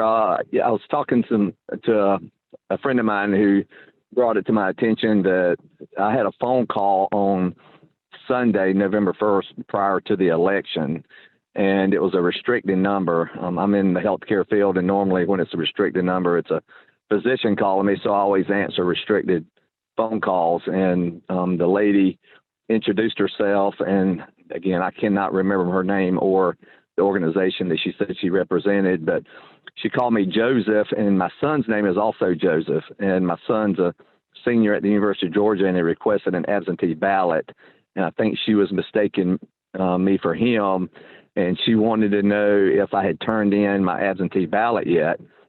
And I, at that point, I realized kind of the mistake that she had made, thinking that it was my son. And I said, no, I haven't yet, but it would be in, prior to Tuesday. And she then asked my address, and then said, if you would like, they had a representative in that area that would be glad to come by and get my absentee ballot and, take care of it and put it to where it needed to be. And again, I didn't think anything about it. And at that point, I just said, no, ma'am. And, I've got it handled. Thank you for trying to help me or whatever. But then, after the election, when all of the commotion was going on about it, and I mentioned it to a friend of mine that's a representative and then a friend of mine that's an attorney, he was like, well, you may want to let somebody know about that call, because their interpretation was it probably violated some type of election law. So if I understand correctly, they called you Joseph, and is that what folks call your son? Yeah, so I'm Joseph Melvin Sapp, and my son's name is Joseph Patrick Sapp. He goes by Patrick. But a lot of people, of course, at school and all that refer to him by his first name. Okay. And you had or had not voted by absentee yourself?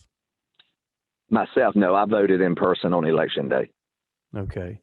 And the lady that called you was offering to come by and pick up at your house your absentee ballot?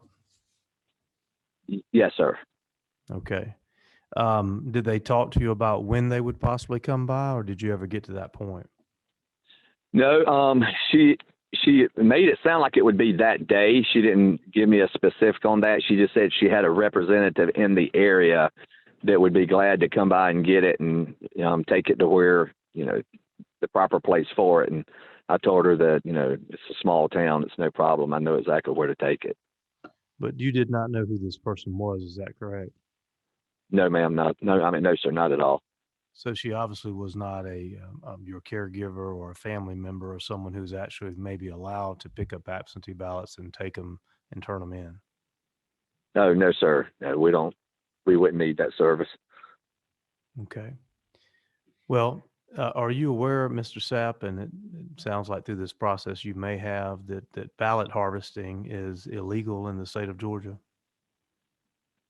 Yes, sir. I've, discovered that, after the fact. Okay. Mr. Sapp, we have several other committee members who are here today on this House committee. We normally, when a witness testifies, give other members the opportunity to ask questions. You've been very clear in what you've had to say, but I do want to, at this moment, pause and see if any other members of the House would like to ask any questions about this episode that you've described for us today. Sure, no problem. Thank you. I do not see any questions from any of the committee members at this point, and I want to make sure that Mr. Sapp, we sure do appreciate you being with us today. Okay. Thank you a lot, Chairman. Appreciate it. Yes, sir. Bye-bye. Bye.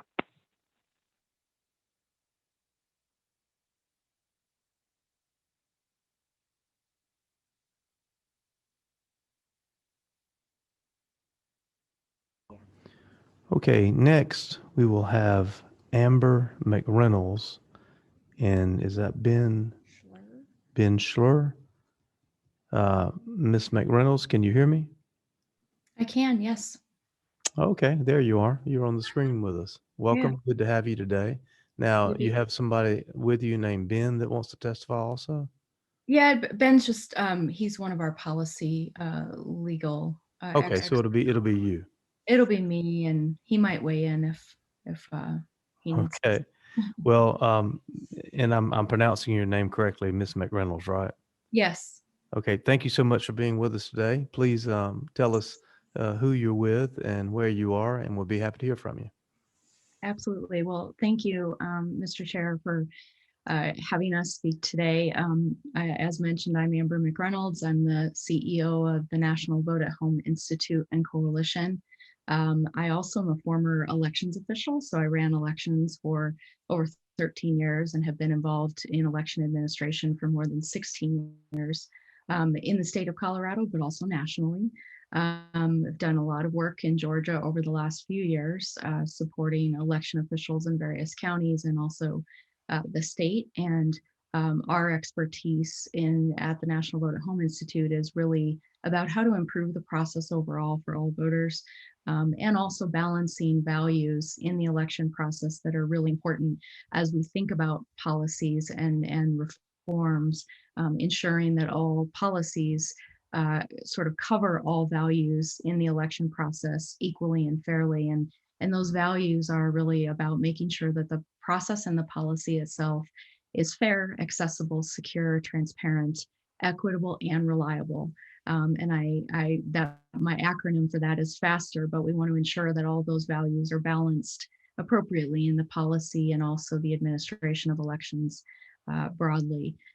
So today I'm very much an expert in vote by mail, but elections administration generally, and have run various types and methods of elections over time, including polling places, early voting processes, vote by mail processes, and then have also worked on improving policies in various states around the country. Whether they're red states or blue states, none of that really matters to us. We just focus on doing our best to help states improve what the laws on the books in those states, and by extension, the administration of those laws.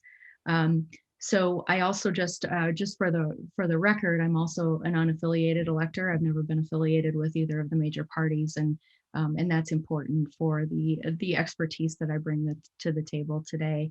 I don't have an interest in one party or another in terms of winning or losing. So to just cover, I want to cover a couple of sections today, and I think first and foremost, before I jump into sections 8, 9, and 10, I did want to make one point about the early voting provisions in the bill. Nationally, and when we look across the country, states like Georgia have really led in terms of access and options for voters. Georgia has provided for many years now more options than many states that are just catching up, like New York and Connecticut and others that just expanded some of their options in 2020. So we really commend Georgia for the options that you've provided to voters for a long period of time. They've worked well.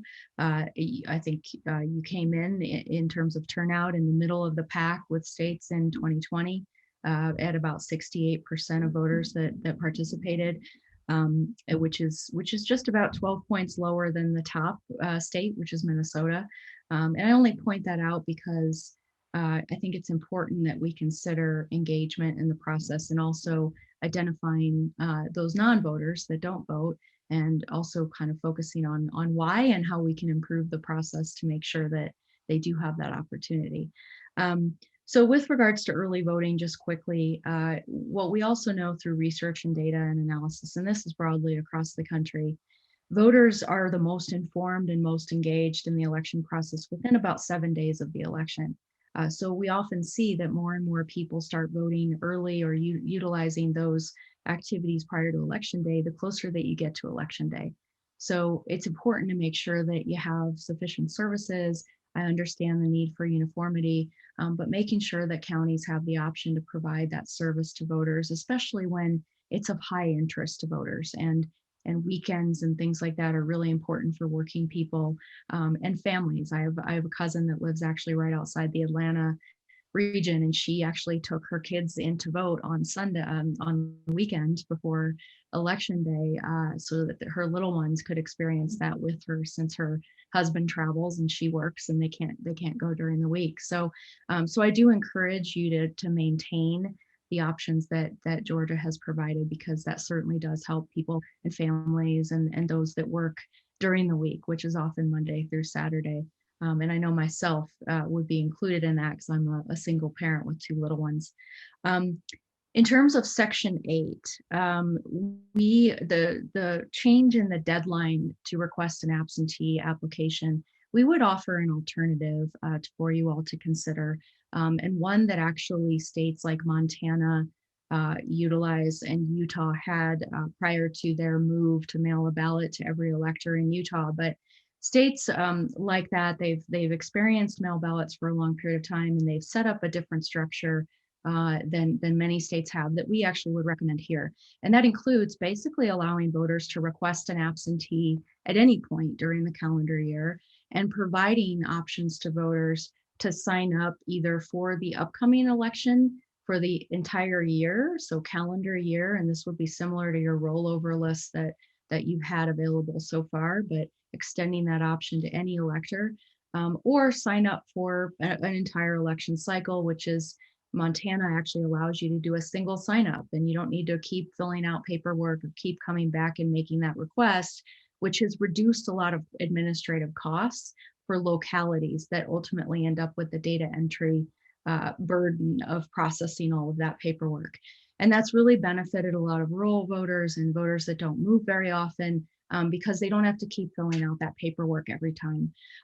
So we would encourage you to consider sort of eliminating these limits, these day limits for requesting, because that actually puts a lot of administrative burden on counties, and open it more for like what a Montana structure is, or Florida has also been structured this way, where they don't limit the time that you can request it, and they actually offer more options, either election specific request calendar or single sign up, unless the voter moves or stops voting or stops using the mail ballot that way.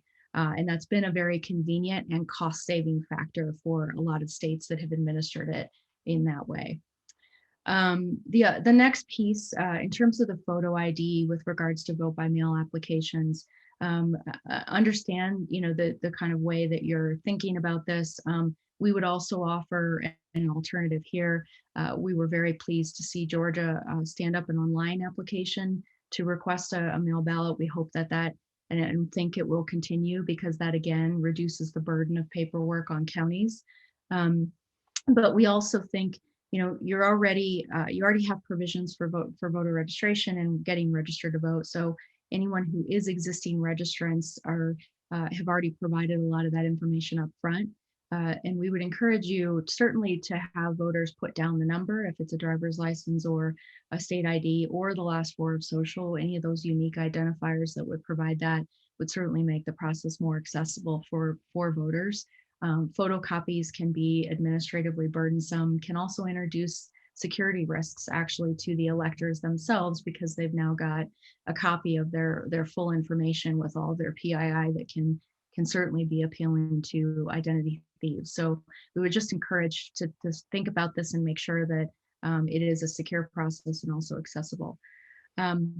The prohibiting of mailing applications by the Board of Elections or the Secretary of State. So our perspective here is that this is actually exactly what election officials should be doing. They should be educating the public on voting options, whether that be early voting, polling place on election day, or the use of absentee applications. And it's actually better given that they are the trusted sources. If you look at survey data, and we did this survey across the country with partners, local election officials and state officials are actually the most trusted sources of information on elections.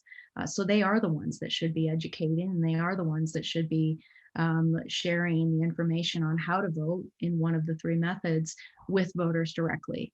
So we don't want to see the government entities that actually are responsible for educating the public and ensuring good information gets out get limited in their ability to do their jobs under the oaths and the laws on the books that they take. In terms of repealing the signature match, we think this is a good step as well. There's no reason for that to be part of the application process, and we think that that's a good provision that you've done here. Section 9, in terms of the drop boxes. So we again, kind of in the era of uniformity and just to share, Georgia was one of the states that expanded this provision quite heavily in 2020 due to the pandemic. I will also tell you that voters on both sides of the aisle like the idea of having the option to drop their ballot off in person, either at a polling place, at an early voting site, handing it to an election judge, or in a drop box. And many of them actually find it more secure than mailing their ballot back through the postal stream, which can take extra days and whatnot. So we would encourage you to maintain that. Georgia has invested infrastructure at the local level in setting those boxes up, and every locality is obviously going to have different needs and requirements within their jurisdictions, but we do think drop boxes are a good thing with security parameters such as 24/7 video surveillance. A lot of the Western states that have had drop boxes for a while, especially in in states like Utah or Colorado or Arizona, they do have surveillance, and many of them have even gone for surveillance. They keep the video for a period of time after the election, usually 25 months if it's a state like Colorado. And then they also, to save on storage and save on the cost of maintaining that video, they also focus on movement within the video. So the video will record basically where that sees movement. So you're not just recording a box without any movement associated with it. But the 24/7 boxes are very good for people, especially if they're working late hours and can't get there by 5 o'clock during the times that sites or locations are staffed. So we'd encourage you to keep that. And again, a lot of good examples of best practices that have been used in various states, and we're happy to provide additional feedback on that to you as needed. In terms of mailing ballots, we actually think it's a good change to go to the 29 to 25 days. That's actually more consistent with more states across the country. Certainly for military and overseas voters, that 45-day deadline is a good one. But many states are in that kind of 29 to 25-day range. And we think it's also good to have consistency statewide for when those ballots go out. And not going too early, mainly because there's also a period of time that election officials need to process the requests coming in, prepare the ballots for mailing and all of that. So the 29 to 25 day change here, we think is also a good one. In terms of the requesting ballots, so for the 10-day deadline, or the 11-day, I guess it's 11 days that you've got in the bill to request a ballot. We think that's fine as long as it's specifies that it's for a ballot to be mailed to you. You must have the request in by 11 days out. And then the election officials obviously would need to get that ballot in the mail by the 10 days out. We think that that's sufficient, but we also want to make sure that you leave room for emergency situations and beyond just hospital or health issues. I mean, there are EMTs and doctors and nurses and folks that get called out of town on work provisions that still need that option, and they might not be able to actually come in from 9 to 5 during early voting, or might be gone on election day. So ensuring that you still have a process for absentee requests to be made and those ballots to be picked up in person within that period of time from officially the election official. And then what some states have also done is allowed voters to designate a person to pick it up for them if they are not able to physically be present to do that. And those are just examples of what other states have done in that, and it is a secure process, but it enables voters to utilize an emergency provision should something come up that isn't hospital specific, but has other emergency provisions. And then on the election integrity aspect of Section 10, with the additional requirements on the mail ballot envelopes, so name, signature, full driver's license number, date of birth, and last four of social. We wanted to flag a couple of things here.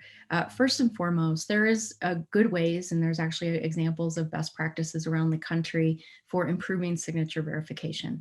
And in a couple of those include mandatory training for everyone who is going to be working in that process.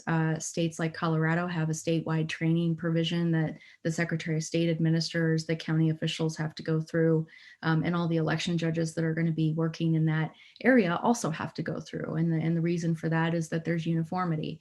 Another way to bring better processes and uniformity is also with the use of signature verification software, which is similar to what banks use. And that type of software, which I think you've got a couple counties that have purchased, or one county at least that has purchased a system to do that, but have not yet utilized it. That type of software does provide more consistency with that process. And that can certainly be an improvement that could happen statewide in Georgia.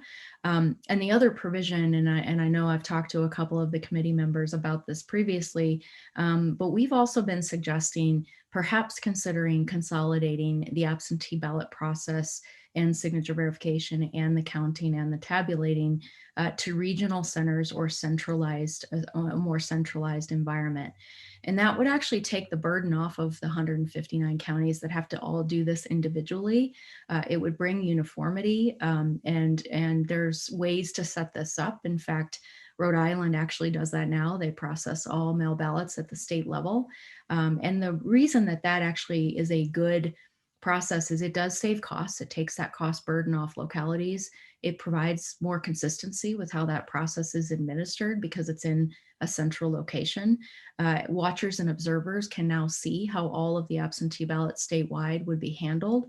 And because Georgia has a statewide voting system, so that already has consistent scanners and things like that that actually process and count the ballots, this would actually be much easier to do in a state like Georgia than other states that have more vendors involved in the process. And happy to talk more about that. We're happy to share more information about how best to do that. But I think that type of process would be what we would recommend in terms of addressing the uniformity issues that you have, providing a more transparent process, providing more consistency statewide. Envelopes would be the same, instructions would be the same. Voters would have a consistent process if there was more centralization around this issue.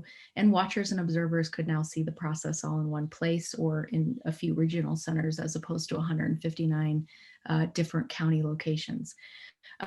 In terms of this particular section with the requirements on the mail ballot envelope, we do have concerns about the amount of PII, meaning personal identifying information, that you're now inserting onto the envelope, because that actually will make it difficult for observers to see some of this information up close without adding additional protections for voters. I mean, this is all of this personal identifying information. Usually you don't want to provide that in a really accessible way because there's security concerns around that. So by putting all this on there in a way, it might feel like you're increasing security of the election process, but you're actually making security pretty vulnerable for voters by providing this information that then observers and others in the election process can see. So those are our concerns about this being added. We understand why. And our suggestion, I think, would be to perhaps pull a few of those out, whether it be having signature plus last four of social or having signature plus date of birth, or one of those options, but not all of them all combined, because it does present a security risk to voters, especially as you have observers observing the process. And then a couple of things, if I could, and I'm happy to answer questions about all of this. We also, in terms of transparency, we do think there's a lot of ways to improve that piece of this. I know the bill doesn't go into detail on this, but I think that centralized or regionalized approach could be a good one.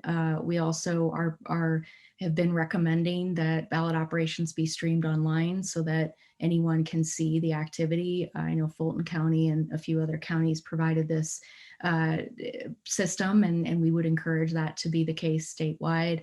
And then ballot tracking. I know the bill doesn't cover this, but this is another security parameter that Georgia actually now is one of 6 states that provided a full ballot tracking system, which is just like tracking a package online, but for your mail ballot. That gives you chain of custody of the mail ballot and knowing where it is. And we think it's an important thing to continue, and would encourage you to make sure that the Secretary of State's office has funding to keep that program going and expand it, because it does provide that enhanced service and transparency and accountability for where mail ballots are. So with that, I'll stop there. And again, we're really appreciative to provide feedback. A bill of this magnitude, obviously it's important to make sure there's a lot of feedback and a lot of opportunity for folks to weigh in and provide feedback on the bill, because it is a big bill, and it's important to the citizens of Georgia, just like it is everywhere around the country, to have a good voting process that they can be confident in. And it's important for the legislature to consider all input and feedback on these sorts of major changes. So really appreciate being here. Thank you. Thank you, Ms. Mcreynolds. We appreciate you coming too. I don't see any questions. Thank you so much for your time. Representative Alexander. She's a late Thank you. push here. Go ahead. Thank you, Mr. Chairman. I wonder if you talked to a little bit about the Sunday voting. I know in Georgia, there were 71,764 Georgians that voted and cast their vote on Sunday. At least 36.7% were African Americans. So I was wondering if you talk a little bit about the voting on Sunday. And I know that's when they have souls to the polls. Yeah, absolutely. It's a great question. I'm glad you brought that up. As I mentioned, I mean, I think that when you get closer to election day, that's really when the interest is the greatest amongst voters. It's when they're the most informed. It's when they're ready to make their decisions. And again, I think that you want to offer those options. A lot of Georgians took advantage of that. The reality is people go to school and work and all of that, and 9 to 5 situations during the week don't work for everybody. And so I think whatever you can do to provide that extra service, and again, in a uniformed way. And, you know, some states where I've seen this, it's the election office. So the main office, maybe they don't have all of the sites open, but they offer an opportunity in a minimal way to give voters a chance. If they want to vote in person on Sunday before election day, they can do so. And so we certainly encourage that. And again, I think offering as many opportunities as you can before election day, the easier that election day process, the shorter the lines, the less issues that you see. The more people that you can put through the process ahead of election day, the better and easier election day is for election officials and voters alike. So I recommend that you provide and continue to provide that option to voters, and certainly a lot of Georgians chose to use it. And it, you know, they shouldn't be restricted based on the day of the week. And this certainly is a good way to offer that experience to voters and ease the burden on election day as well. The more people that vote prior to election day, the better it is for everyone. Representative Shaw Blackman via Zoom has a question for you. Can you hear me? Yes, sir. Go ahead, Hey, Chairman. thank you, Mr. Chairman. Hey, Ms. Mcreynolds, how are you doing? Good to talk Good. to you again. Yeah. You and I conversed a little bit, and I think you were talking about where Georgia fell on the spectrum as far as the ease of voting and access and whatnot. And I just wondered if you might maybe talk about that for just a minute. Sure. Well, I regularly actually say this in speeches I give across the country. Georgia has provided really good options for voters, and we want to maintain that. We want to see Georgia still be a leader and remain as such, and continue to innovate and create even more opportunities for voters. And you know, you should be proud as a state of what you've provided to voters so far. And I think what we need to do is to continue to enhance that.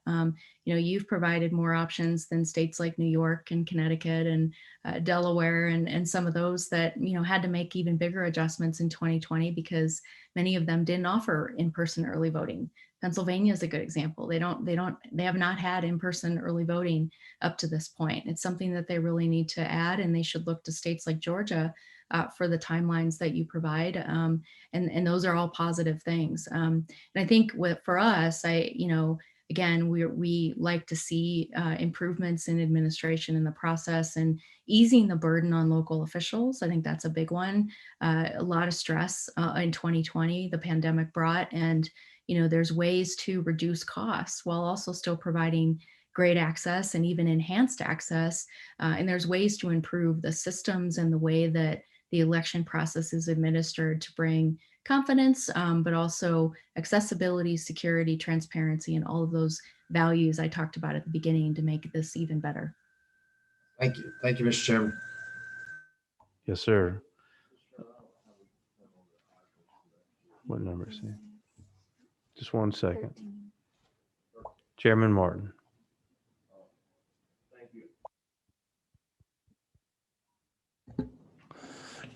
Just a question about the drop box. You mentioned that you thought people use those, but you thought the security was very important.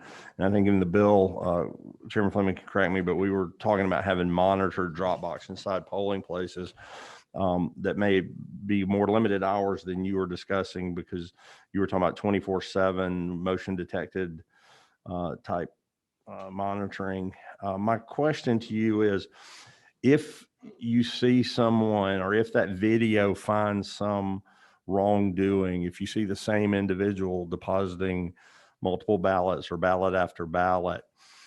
And once they go in the machine, you have no way of knowing which ones were put in there improperly.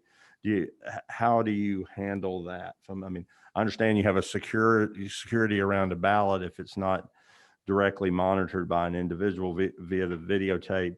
But once the ballot passes and goes into the drop box, even if the video shows there was something that would have broken the, a rule or the law, how does one then get at a ballot that is inside and you don't know which ballots were dropped improperly and which ones were okay? Sure, and thank you for the question. So a couple of things. I think the best way to look at this is that it's a complete system in terms of security. And so, you think it's not just that mail ballot, it's also how that mail ballot was produced, the data that's on the mail ballot, it going to the voter, all of that. And when you think about the mail ballot process, there's actually more checks and balances in the mail ballot process than even in-person voting. And what I mean by that is mail ballots are not forwardable, so it has to go to the address that the voter provides in their application. Georgia also, because you have a great system for automatically registering voters and getting that information from the DMV, that's also a really good system as it exists today, but it can also be better with actually automating national change of address data, which is something that Colorado has done. And instead of, in that process, we literally, if a change of address comes through the post office to the election office, they update and move the voter to that new address. And so we have a very low rate of undeliverable ballots and things like that because the address lists are constantly getting updated and changed with that. So very few ballots go to the wrong place because we've got this integrated and automated system of updating addresses. So that'd be another recommendation I would make in Georgia, and we're happy to share details on that. But taking kind of what you do now with national change of address and actually automating it instead of just sending the voter something and having it come back. But the reason I bring that up is, then when you do that, that front end security matters. Voter gets it at home, and then if the voter is the one, that can drop off, and your laws are, that's up to you guys from a policy perspective. Some states limit to allowing 10 ballots to be dropped off by one person. They can drop off for their friends or their family, and that's it. Other states don't have limits on that. So that's a conversation that I think, you have to think about as well here. In terms of the video surveillance, it does exist to identify any nefarious activity, whether it be damage to the box, repeated, voters coming in and notifying them of that. It doesn't, what I would say is that's really more about preventing the person that's doing that from doing that again, but it doesn't really have anything to do with the eligibility of the voter's ballot. And what I mean by that is your check when the ballot comes into the election office then is signature verification or one of these other pieces of data that you're potentially going to put on there. And then that, as long as that all checks out and that validates, then that ballot goes forward. Some states have done things like security flaps. We did a security flap over that information to protect it even further. And one of the other ways that you can also, I think, enhance and improve security is also prepaid postage for returns. So part of the reason that a lot of people like to drop off is they don't have the right postage. It's usually more than a forever stamp and they don't know what it is. So they go and want to drop it off. If you actually pay and cover and do business reply mail, which is actually what West Virginia does, and Arizona also does that, that's actually a good method to enhance security because then a lot more voters will send their ballot back as well because that postage is already dealt with. So kind of look at it as a whole system where you want to offer the drop boxes as an option, but you also want to make sure that you put the proper security in place for those to be a secured place for voters to go. Most states that I've seen put them outside of city halls or election offices directly, or public transportation hubs where they've got video surveillance. So you want to do that. You don't want to have a box that's kind of out in the middle of nowhere without that extra surveillance on it. And you also want to note that these are being monitored because that also is a deterrent to any bad actors, and be clear about what the rules are. If it's 5 ballots that you can drop off for your friends, make sure that that information is in the instructions. So it's really about how it's administered more than than just the policy itself. But could I have a brief follow-up, Mr. Chairman? Yeah, I appreciate the answer, and perhaps I didn't articulate the question probably. My question is, we do have laws relative to who can drop off the ballot. Right. And I believe it has to be a caregiver. The chair can correct me on the specific. So essentially, we heard right before you a gentleman that got a phone call from a random individual that was volunteering to help them, with the ballot, which on its face appears to be unlawful in Georgia. My question to you is, with the I believe the way the bill is, we have them in a precinct so that they, someone could see what's going on, and perhaps if somebody comes in with 10, not let those go in the ballot box because they're unlawful. The ballots themselves may be legal, but the chain of custody becomes at issue if you're breaking other Georgia laws. My question is, if you see that on videotape, but you can't preempt those ballots from going into the box, and there's 200 or 300 ballots in there, you have 10 that were unlawful that may or may not be, valid because of the activity that went along with the chain of custody. How does one then, there's no way to segregate those 10 ballots that may need further scrutiny from the 200 that are already in there, whereas a ballot drop box attended could preempt that, therefore securing, the voters. I don't want to spoil 190 ballots that weren't affected by the 10 that went in that we saw on video that shouldn't have gone in that way. Does that make sense? Well, it was right. So I think the most important part of that is you don't want to be punitive to the voter.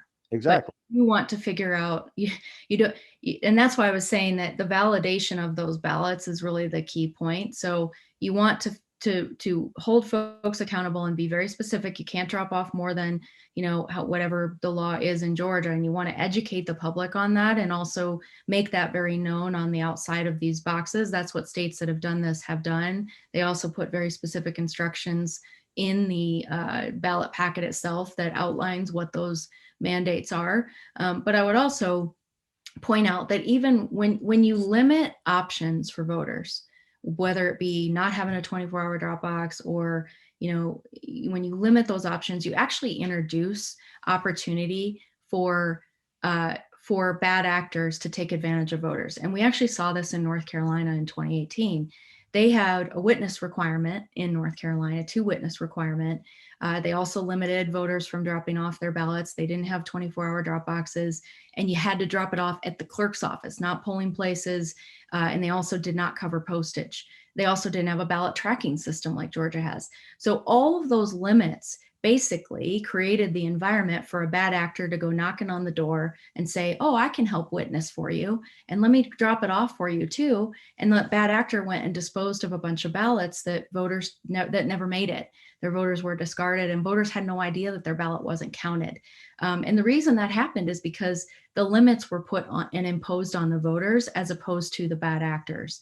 And that's what we want to make sure is we don't want to limit voters. We want to limit the bad actors. And the more options you provide to voters, whether that be prepaid postage, drop boxes, so they're empowered to drop off their own ballot, or walk it into a polling place, which you currently can't do in Georgia. The more options you give voters to do that, the less opportunity there is for those bad actors to try to be punitive or collect them or any of those sorts of things.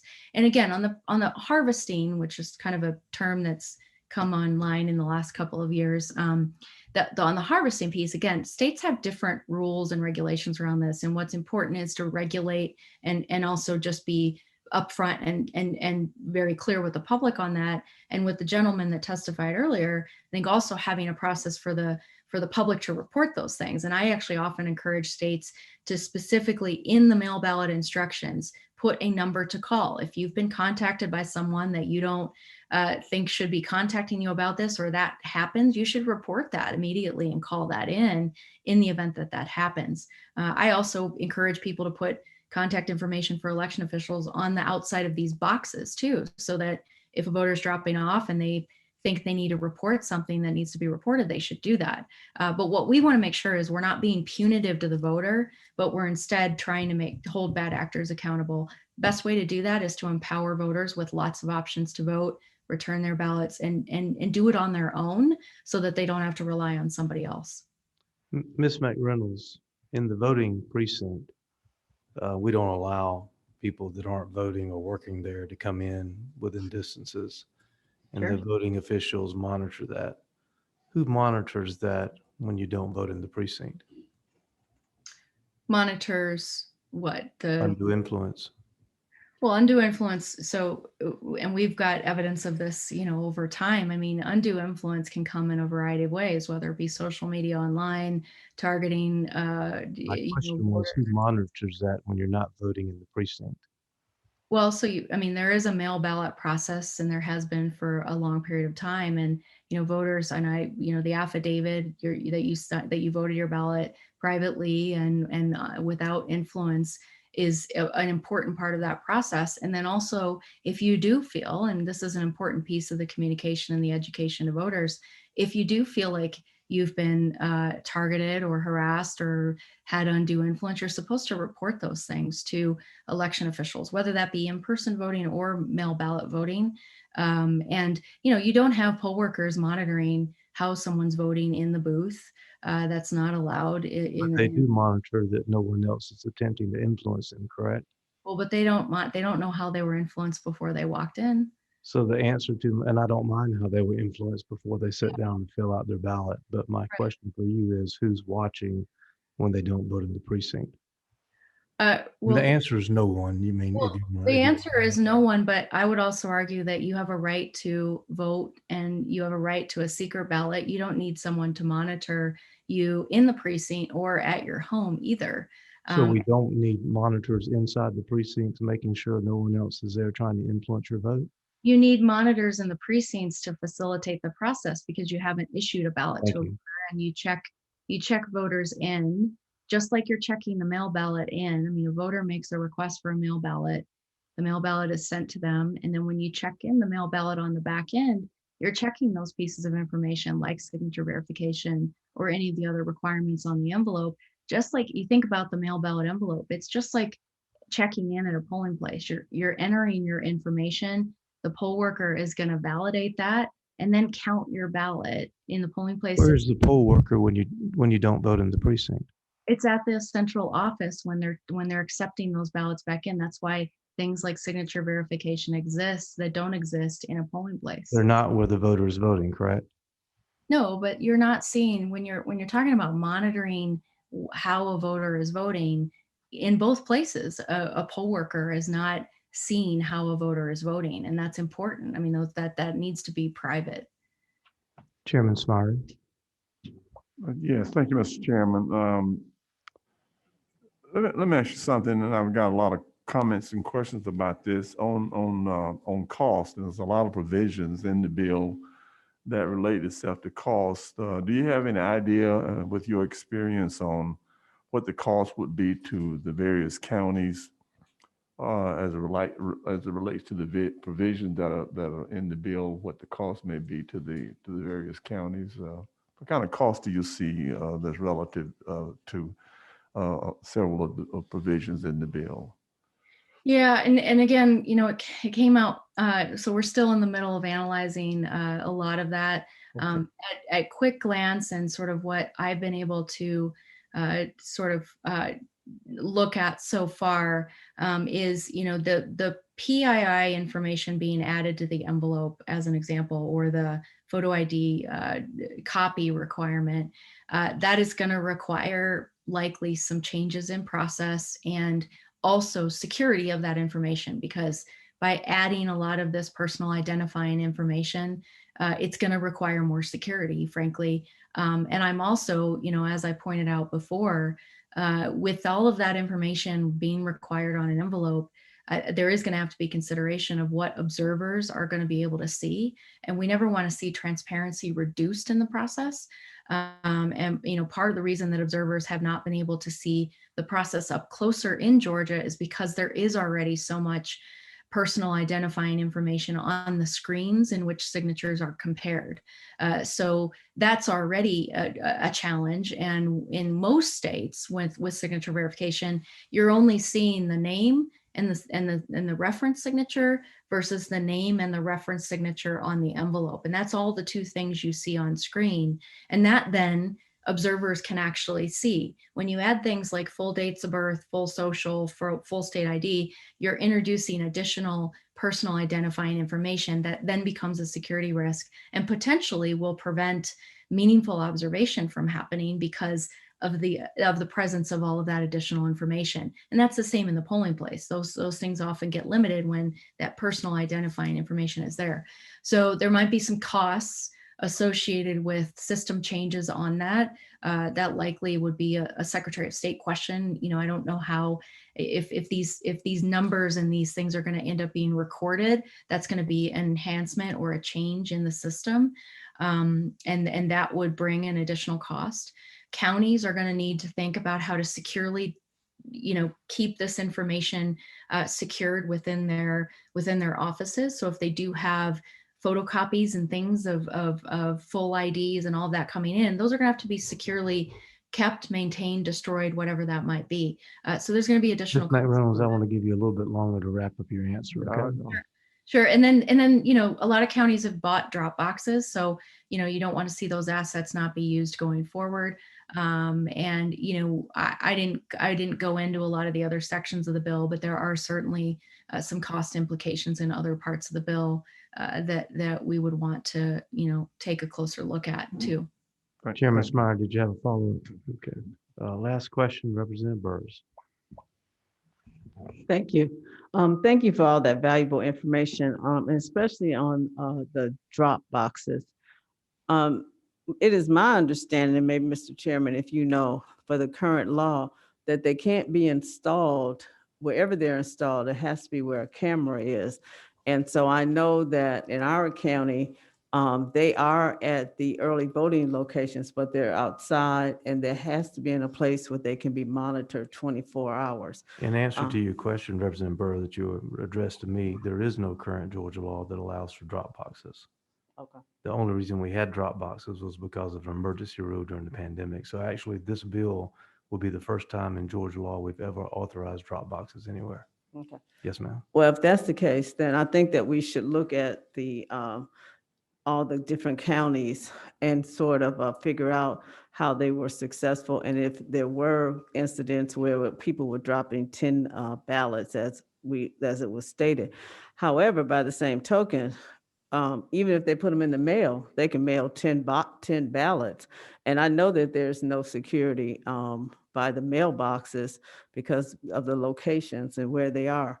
So I just wanted to tell you, thank you for encouraging us to continue to keep the ballot boxes, because they were very successful and people did like to use them.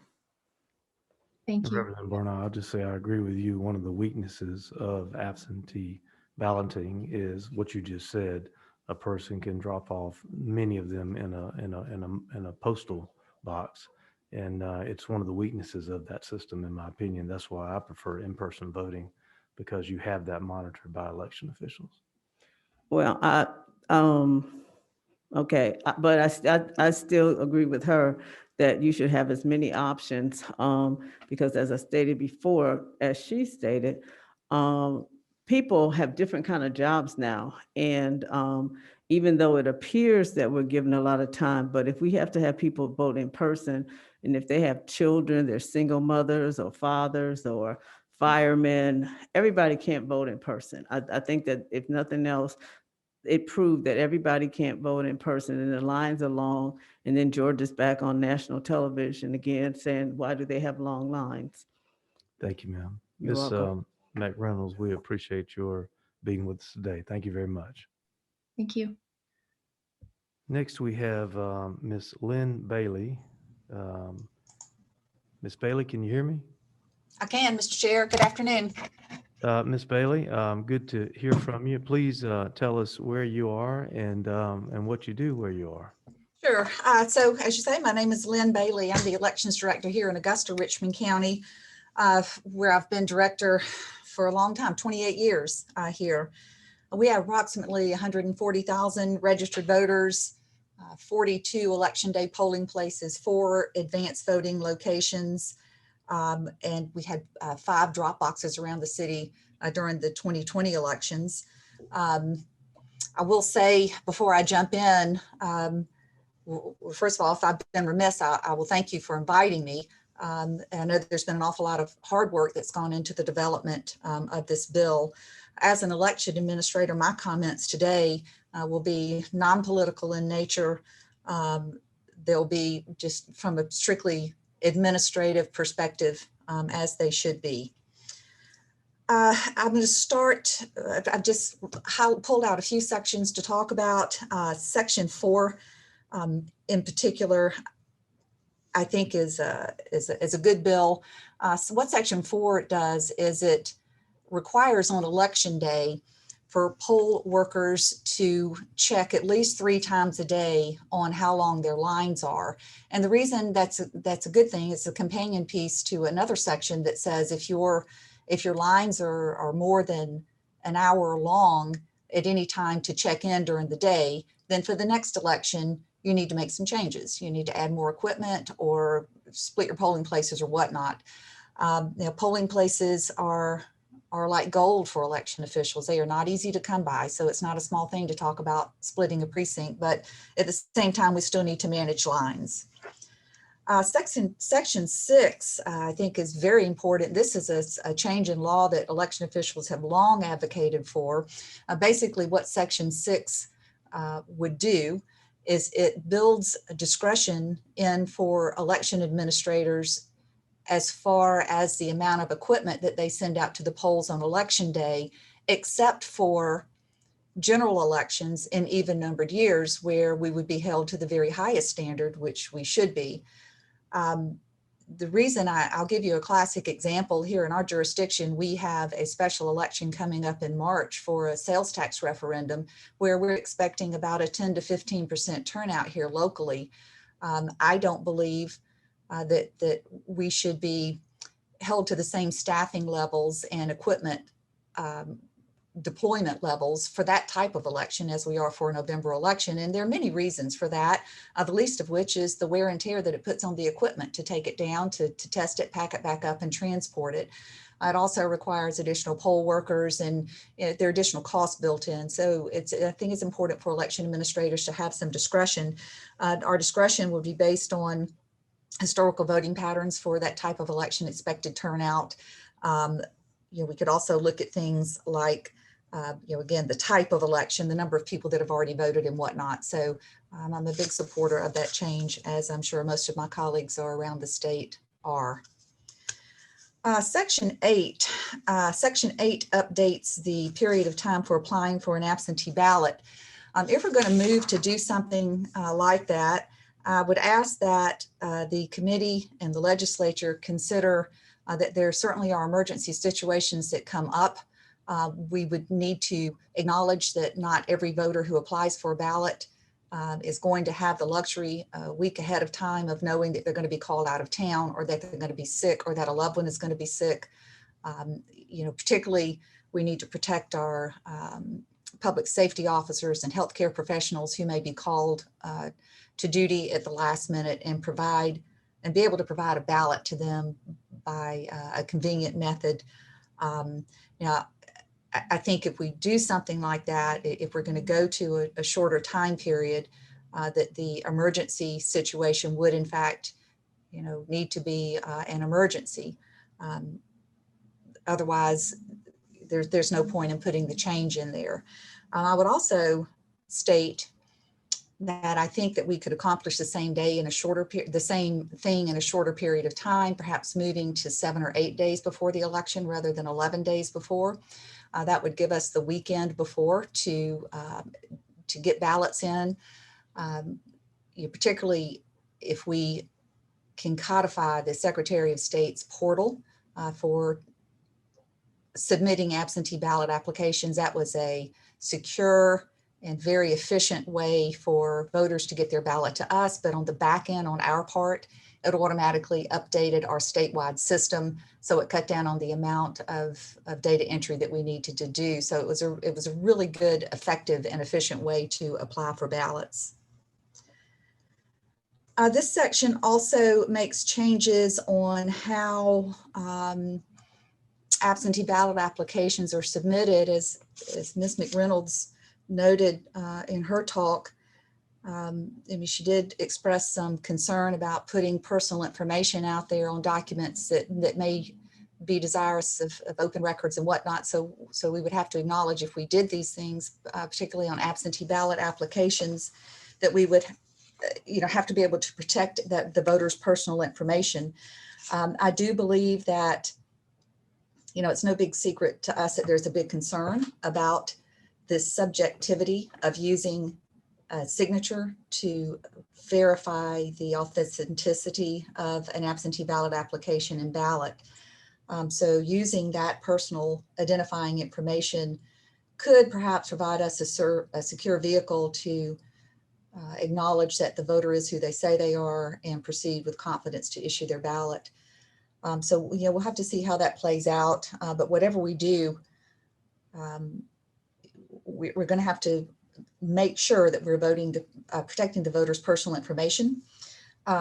Also, I think it's important to know that as the law is written now, it keeps firmly in place the cure process that worked so well in 2018 and in 2020 for correcting deficiencies in voters' ballots. And we'll want to make sure that that stays firmly in place, no matter which way this ends up going. That process of helping voters to correct deficiencies in their application and their ballot, as I say, it's worked well, and it's enabled hundreds of voters, if not more, just in our jurisdiction, to be able to have their ballot counted or issued who otherwise would not have been able to. Next, I'd like to speak to the drop boxes. I will say, in all honesty, our jurisdiction used drop boxes in November with great success. Our voters loved it. We didn't have any issues with it.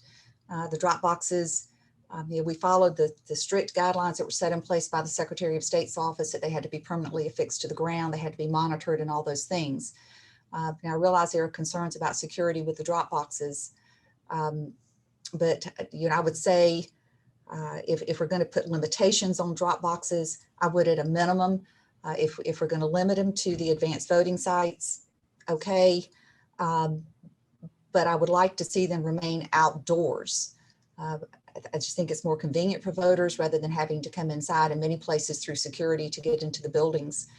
Not to mention the fact that, we're trying real hard in many instances to not come into close contact with people. So having that way for voters to deposit their ballot in a postage-free environment, I think is not a bad thing at all. And it was a good option to provide to voters in 2020.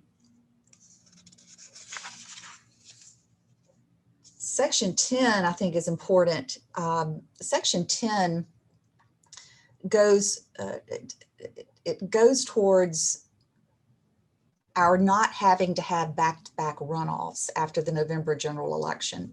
And so what we were faced with this year is, in 2020, is because we had runoffs in both state and federal offices, we were looking at having to do a runoff on December 1st, and then a second for state office and a second one on January 5th for federal office. Now, it turned out that the Secretary of State's office was able to use their discretion to combine those two runoffs. So that was a very good thing, to not have to go to all the expense to have two. But what would be even better would be to have one runoff, to have it in December in the calendar year following 4 or preferably even 5 weeks after the initial election.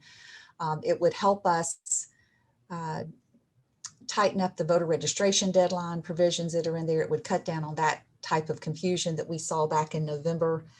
So I would ask that we take a good look at those provisions in section number 10. It's Chairman, I heard you speak to it yesterday. It's the ranked choice voting, which is different for the state of Georgia, but and that's the key to the whole thing, is being able to accommodate the military voters somehow and give them the federal time frame for getting their ballot back and forth, which is a 45-day period. And so one way to accomplish that would be able to send them both of their ballots at one time. They then choose They make their choices, number one, number two, number three, for how they want to vote. And then if there's a runoff, we already have those ballots on hand, while other voters who are not military would just simply go to the polls or get their ballot by mail.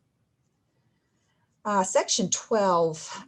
Section 12 talks about changing the hours and bringing into conformity the hours for advance voting. I will say there are a couple of comments about this. If changes are made to bring hours into conformity, I would ask that the committee and the legislature acknowledge that there are differences between the needs for smaller and larger jurisdictions. When this law went into effect in 2005, one of the reasons that it went into effect was, and to provide that option, was to help alleviate lines at the polls on election day. And so there is value to having advanced voting that goes beyond it just being a convenience for voters. In larger jurisdictions, of course, we have more people voting. And so the extra time for advanced voting is a good thing. I think authorizing at least a couple of days on the weekend is a good thing, a good option for counties of medium and large size. I liked the continuity of the Saturday hours. I think that's important because they're all over the place depending on where you go in the state of Georgia. And I know that can be confusing for particularly the metro counties, where the counties are in such close proximity to each other. I also like the fact that in that legislation, there is the ability for local jurisdictions to make a decision to stay open between the hours of 7 until 7. So it is good to have that flexibility built in. Section number 13 talks about how we would verify the absentee ballots themselves when they come in for validation after the voter returns them. And it's obvious to me that there is a desire to move away from signature verification. That section, again, much like the absentee ballot application section, would defer to voters' personal information to prove that the voter was who they said they were. And that is actually in compliance with existing federal law under HAVA, where it comes, much like we do with voter registration. And it does also, that particular section does also maintain the cure processes for deficient absentee ballots, which is good. And so those are my observations from that section. Section 17, I think, is a really, really good change, would be a good change to establish duplication panels that would work much like the vote review panels. And by doing so, you don't have just one or two people sitting there duplicating ballots. You have participation across party lines. It requires both major parties having a representative on the panel, and then the election superintendent's representative would be on the panel as well. So it does provide great transparency and a good bipartisan way to do those duplications. Those are the comments that I had pulled aside. In closing, I would like to thank you, Mr. Chair, and the committee for inviting me to testify. I know that fair, secure, and transparent elections are all near and dear to all of our hearts. And as an election administrator, I appreciate the opportunity for input. Thank you, Ms. Bailey, and we appreciate all your years of service and experience. I know that amongst the election directors, you do a great job of trying to train through your organization the new ones that are out there, because they look to you for all that experience, and we appreciate it. We do have some questions for you from some of the committee members. Representative Alexander. Thank you, Mr. Chairman, and thank you for coming here and testifying today. Sure. My question is centered around the costs to the counties. HB 316, which was the huge voter equipment bill, cost Richmond County as well as other counties a great deal of funds. When looking through this bill, and you appear to have looked at quite a few sessions, how do you think that the counties will be impacted by this bill, cost-wise? Well, I think that if we, if we're going to stick with signature verification on absentee ballots, I think that we are going to continue to have a majority of our citizens that are not happy with that process because they feel like it's too subjective. And so and I would have to agree with Ms. Mcreynolds' comments where she said that moving to non-signature verification does have the possibility of exposing people's personal information. So we would have to protect that in some way. I do know that there are many jurisdictions around the county that do single out just the signatures. And so there's a lot of transparency and everyone can watch and see, exactly what's going on, but we're not set up that way in Georgia and not across the board. There may be counties here and there that are, but we're not across the board. So I would see that as a big cost, changing software, changing the way of doing things. Outside of that, I don't see anything in here that is extremely cost prohibitive. In fact, I see things that could help. As I said earlier, the recognition that a general election is not equal to a very small special election in terms of the needs, the number of poll workers, and the amount of equipment that we send out. I think that will actually save counties funding. Further questions, Mr. Chair? Sure. So lines 385 through 387 would require retaining a 24-hour law enforcement or private security for monitoring the drop boxes. Lines 47 Hold on to one 49. second. Hold on one second. I want to make sure I understand where you are. What Right. line are you on? So if we go to lines 47 through 49. 47 through 49, lines 47. Right. What page are you on? Page 2, Page 2, lines 47 through 49. there's compensation for poll officers, custodians, all of Lines that would 40, be a lines compensation. 47 through 49 don't, you mean 300 and something or just 47 through 49? 84 through 86, where it's 80. talking about the grant money. 84 through 86. Okay, 84 through 86. Go ahead. I'm sorry. I just want to make sure I know where you are. I guess my question was, for Richmond County, did you receive any grant funding? Because this would definitely cut out any grant funding that you may receive. Yes, we did. Further questions, can you state how much that was?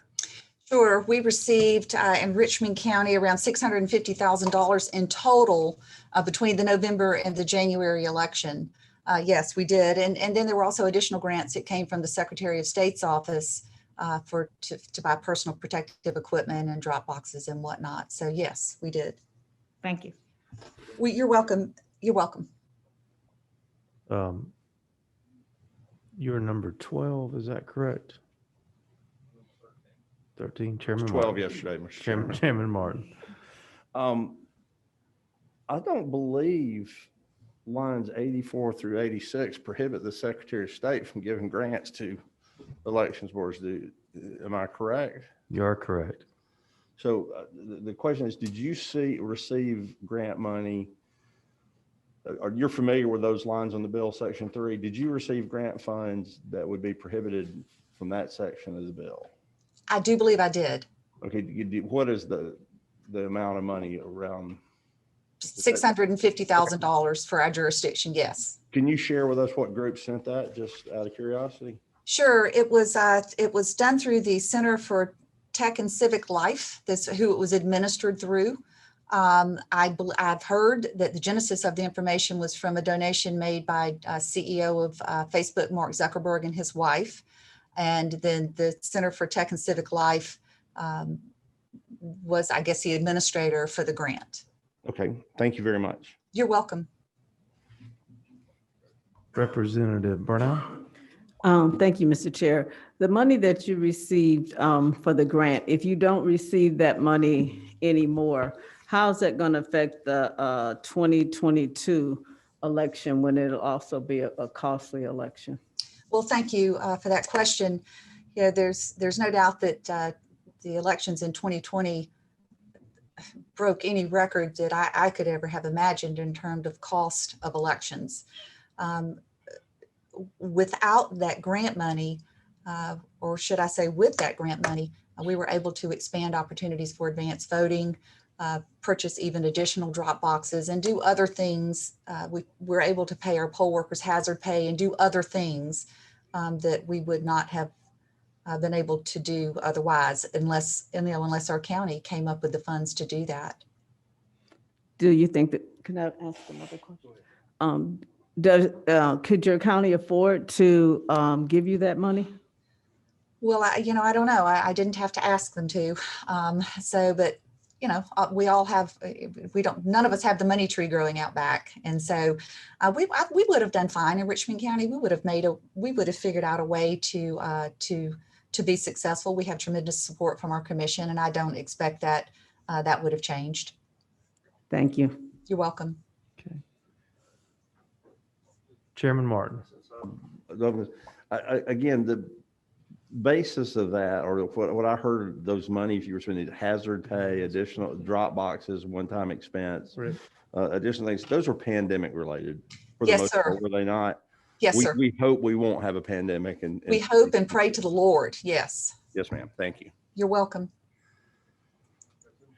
Representative Burnell. Yes. And while those expenses were because of the pandemic, they also became, as I've stated before, conveniences for our voters, and it gave them more options. And so the drop box certainly gives our voters more options. And so I would like to think that that would be something that you would like to see continued. Thank you. Thank you, Representative Burnell. Ms. Bailey, we certainly do appreciate you being with us today. And I do know where the money tree is. It's in Washington, D.C. They print all they need. Okay. Yeah, so. Well, thank you, Mr. Chair. I appreciate the time. Okay. Thank you so much for being with us, and we appreciate your time. Thank you, Yes, ma'am. Okay. Next, we have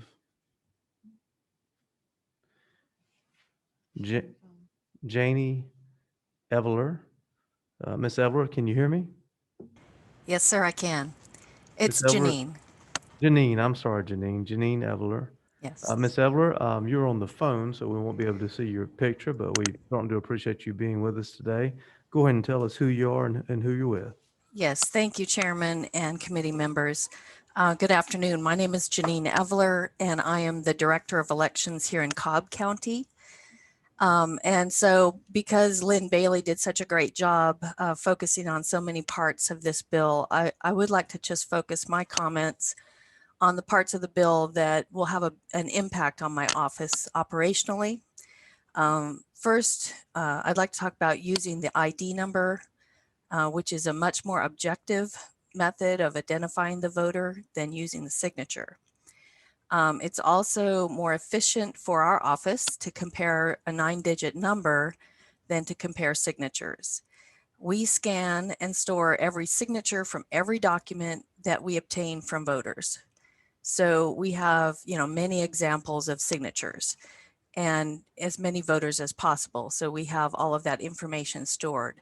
That does take a lot of work on the back end prior to elections, every time there is any document that's provided by the voter.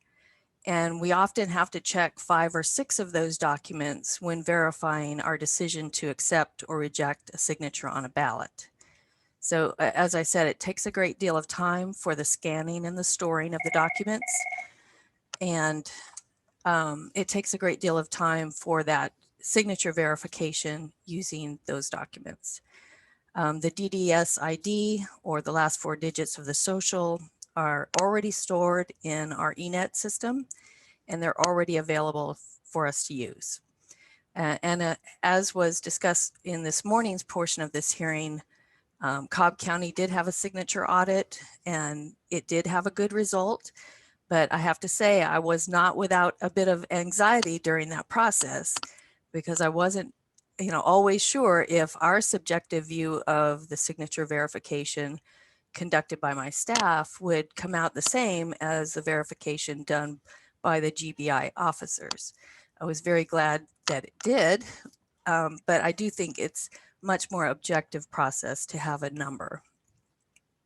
Also, I want to thank you for using in this bill the ID number and not having a copy of the ID sent as has been proposed in other bills. Requiring a copy of the ID would create another piece of paper for us to secure, as was said earlier by some other speakers.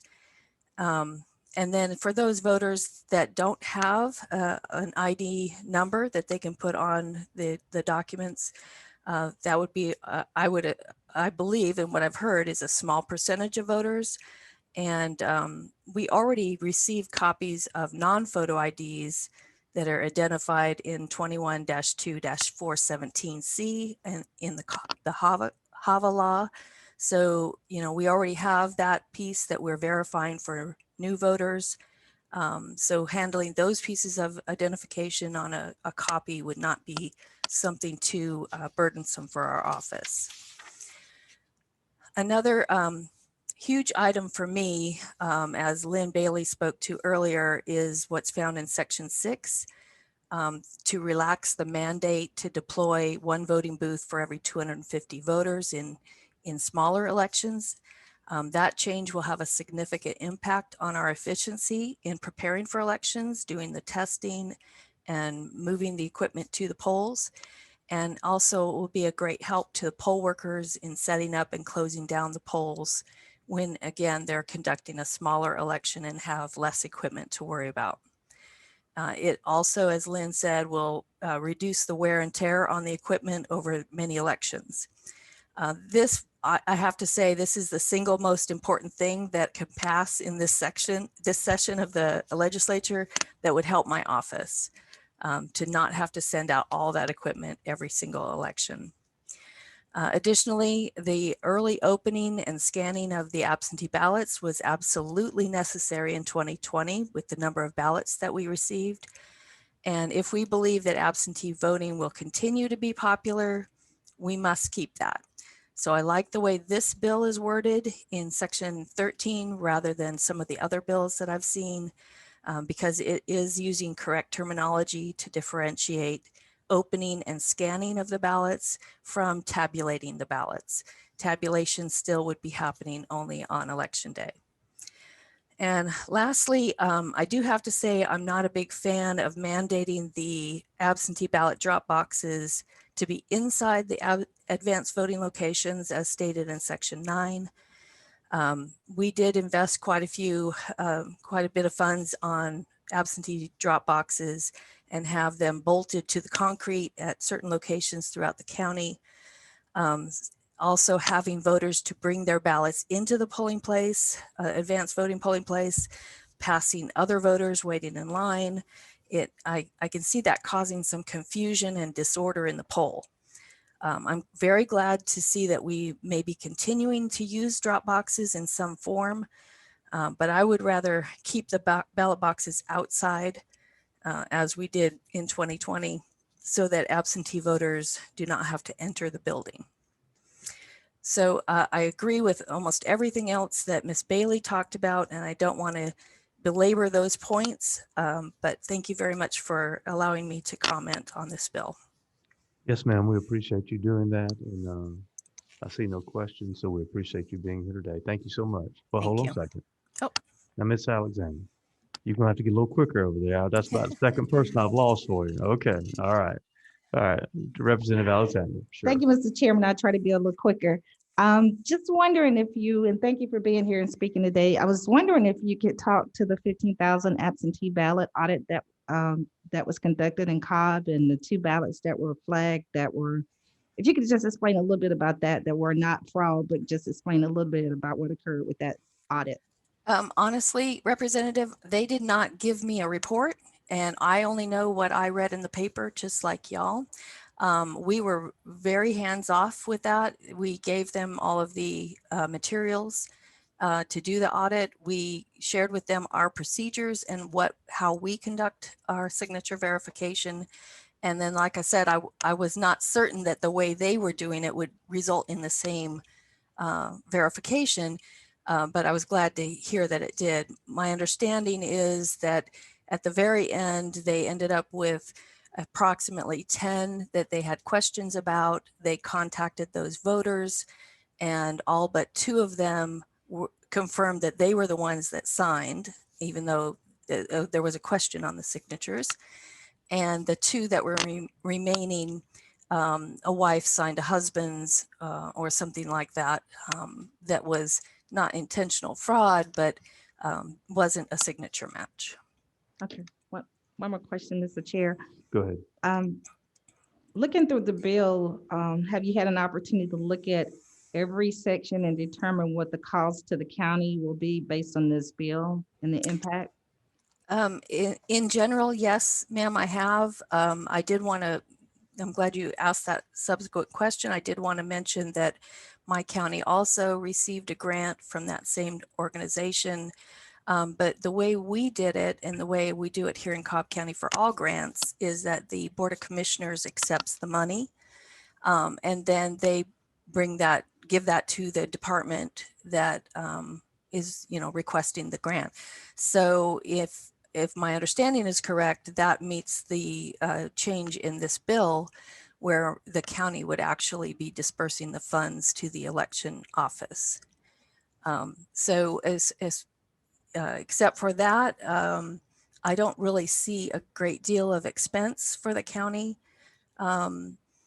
Again, there may be some security, different procedures that may require some different processes. But as I mentioned briefly in my comments, I do see some efficiencies that will help us a lot. Thank you. You're welcome. Representative Burnell. Yes, just one question. Thank you, Mr. Chairman. You closed some of your voting precincts doing early voting. If you did not receive this funding, does that mean you'd have to close more of them? Ma'am, the reason that we had to reduce the number from November to January of our early voting locations was a staffing issue. We simply had people quit. They went through November and the great deal of stress that was to our office, and we lost a lot of people and we couldn't staff any additional locations. So I think the funding that we received, it did provide some additional equipment that would have come out of regular county funds, or perhaps we wouldn't have been able to purchase it. We did give hazard pay to poll workers that helped incentivize them to work. So that was very helpful. And we were able to buy, some needed things for PPE and that sort of thing. Thank you. You're welcome. Ms. Evelyn, we appreciate you being with us today. Thank you so much, and we appreciate your service to Cobb County. Thank you very much. Thank you, ma'am. Okay, next we have Deb Cox. Ms. Cox, can you hear me? Yes, sir, I can. And Ms. Cox, you are with us from Lowndes County, is that correct? Yes, sir. Supervisor of Elections for Lowndes County for 25 years. Okay, so you just started. Yes, sir. No, obviously you have a lot of experience, and we appreciate you being with us today. And Ms. Cox, we'd love to hear from you. Go ahead. Thank you. I agree with everything Ms. Bailey and Ms. Eveler said. I want to highlight a couple of things that are of particular importance to me, though. I think the bill itself meets the happy medium between the two extremes of voter access and security. So I think that's really well phrased in there. The drop boxes are very important. They're hugely popular, and I think reducing those to inside the building only during early voting hours would defeat the purpose of having them. They were used extensively in our county after hours. We would empty them in the evening and the first thing in the morning because they were quite often almost full, if not full. Between the mistrust of the mail, the avoidance of crowds because of the pandemic, and the confidence of voters that their ballot was delivered, having them outside is what made them effective. Having them inside is no different than just walking out up 5 more feet to the counter and dropping them off in person. But avoidance, I think, of pandemic situations is going to be the new norm. I don't think that's going to go away in the next few months. The reduction of time to accept and send absentee ballots, I think that's an excellent move, but I think 11 days might be a little bit much. 7 days, I think, would be more than sufficient for counties. And I would definitely be in favor of an emergency provision for those people that need it. We never know, like we said, when we're going to get a hurricane or a snowstorm or an ice storm, or God knows what happens. Everything's happened in 2020. I don't think there's anything left we haven't visited but leprosy. As far as the grants, we too received a grant, and ours is also accepted by the county board of commissioners, not by our own office. So there's an insulation layer there between whoever's preferring the grant and acceptance and use. And its use is also overseen by the county. That allowed us to also give an incentive to poll workers and allow us to have extra poll workers. We were fully staffed for the first time in several years. And it also allowed us to replace some of the equipment that was worn, like provisional boxes and things like that, that needed replacement. The counties themselves are tight on funds because of pandemic-related situations and less revenue and those sorts of things. So that came at a very good time. If we did not have it, we still would have made it, because that's what we do in elections. We make things happen and we get things done. But the grant helped tremendously. There were no negative side effects other than the publicity from our perspective. And I'm here if you have any questions. Thank you, ma'am. Representative Alexander? Thank you, Mr. Chairman. Was that fast enough? That was better. Okay. You're getting better. Thank you for being here to testify. Can I, the question that I have is, the funds that you did receive grant-wise, was it any directions on how those funds could be used? Yes, they had to be used for expenses not already covered by the county, and it had to be a direct election-related expenses. That was the only, and I was really surprised because I've managed other grants, but this one was very loosely organized with very little direction. Thank you. Ms. Cox, we certainly do appreciate you being with us today, and thank you so much. Thank you, sir, for the opportunity. Okay.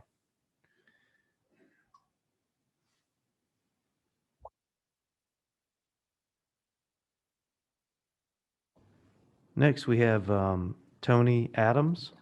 Tony Adams. Is that Miss Adams? Can you hear me? I think we're showing that you are muted at this moment. So if you could attempt to unmute. I apologize. Thank you. No, sir. Mr. Adams. Okay. Yeah. How do you pronounce your first name? It is Tawny. Tawny. Okay. Good to have you, Mr. Adams. And you're with Heard County? Yes, sir. And what's your position there? I have been the election supervisor since 2017. Okay. Well, I've also been in elections going all the way back to 2002 as in the technology wing. But I became the chief registrar in 2012, and then we combined the boards in 2017. Good to have you, and we'll be happy to hear from you. Thank you, sir. I would like to bring more of a small county's perspective to the bill itself. Our county only has 8,200 voters. So the needs of a small county like mine are completely different to someone, say, like Cobb or Fulton or DeKalb or even Richmond to a certain degree. And I'll just go through the certain parts of the bill that I feel pertain to small counties in particular. I'll start with section 4, which talks about the 2,000 voters. We only have one precinct in our county that has more than 2,000 voters. And in that particular precinct, at least a third to a half of those voters vote early. So we never have line problems. I mean, the worst line problems we have are voters in line at 7. And our wonderful poll workers are able to dissipate the line in a rather short order most of the day. Most of the time, our busiest period is after 3 o'clock or 4 o'clock on election day. So one thing that I was pointing out is that smaller counties that have less of a problem with lines, I'm not so sure you would want to mandate us to do a line review 3 times a day unless it was absolutely necessary. I'll go on to section 6. I will echo what all of our elections officials state about the 250 rule. We believe that this bill in particular is a godsend for us. But there is one thing that I would like to point out, and that goes back to my precinct. my largest precinct is actually my less turnout precinct on election day. My busiest precinct on election day is actually my second largest, because most of them vote on election day rather than vote early. So I think we should have more flexibility as far as anticipated turnout on election day as to how we allocate our machines. I'll go on to section 8. So if I Oh, may, I'm just sorry, go ahead. Yes, sir. understand your, Mr. Adams, you like the fact that we're giving flexibility for how many machines you may or may not need outside of general elections, but you're asking for it in general elections as well. Is that right? Yes, sir. And it's only because in my particular situation and in many other small counties, we have such a volume of people that vote early. We actually find that we have certain precincts that we may need more machines at because of their potential turnout based on our experience. For instance, my second largest precinct always votes the most on election day. My largest precinct actually votes the third most of my 6 precincts. Okay, thank you. Go ahead. I'm sorry, we'll go on to section 8.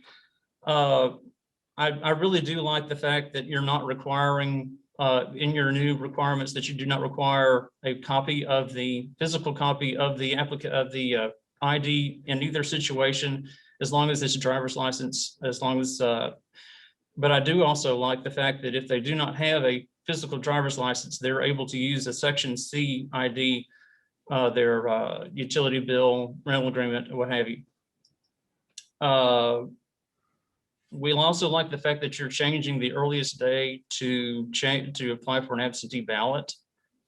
I believe that 180 days was simply too long.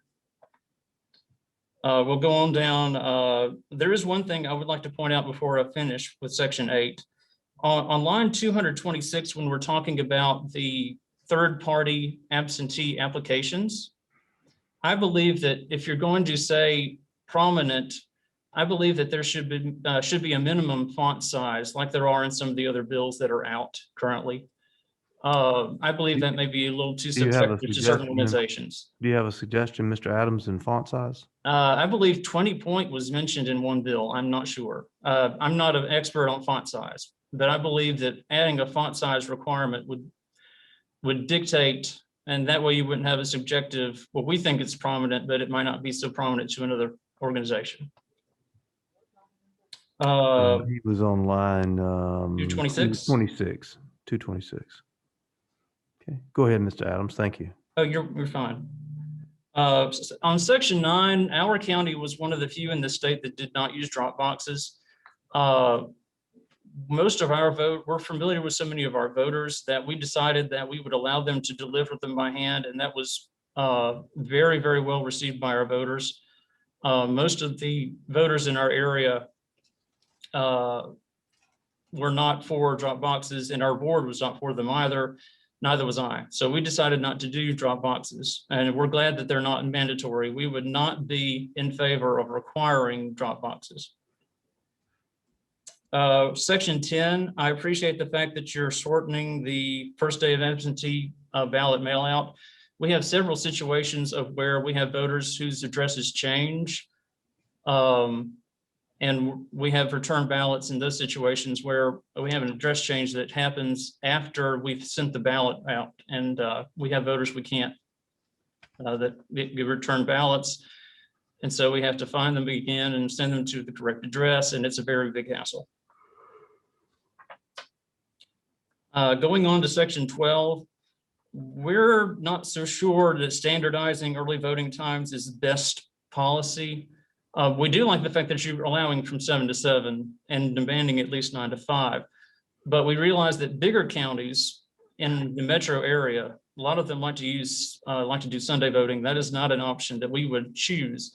But we believe that there should be better flexibility for the local, not so much flexibility that we have.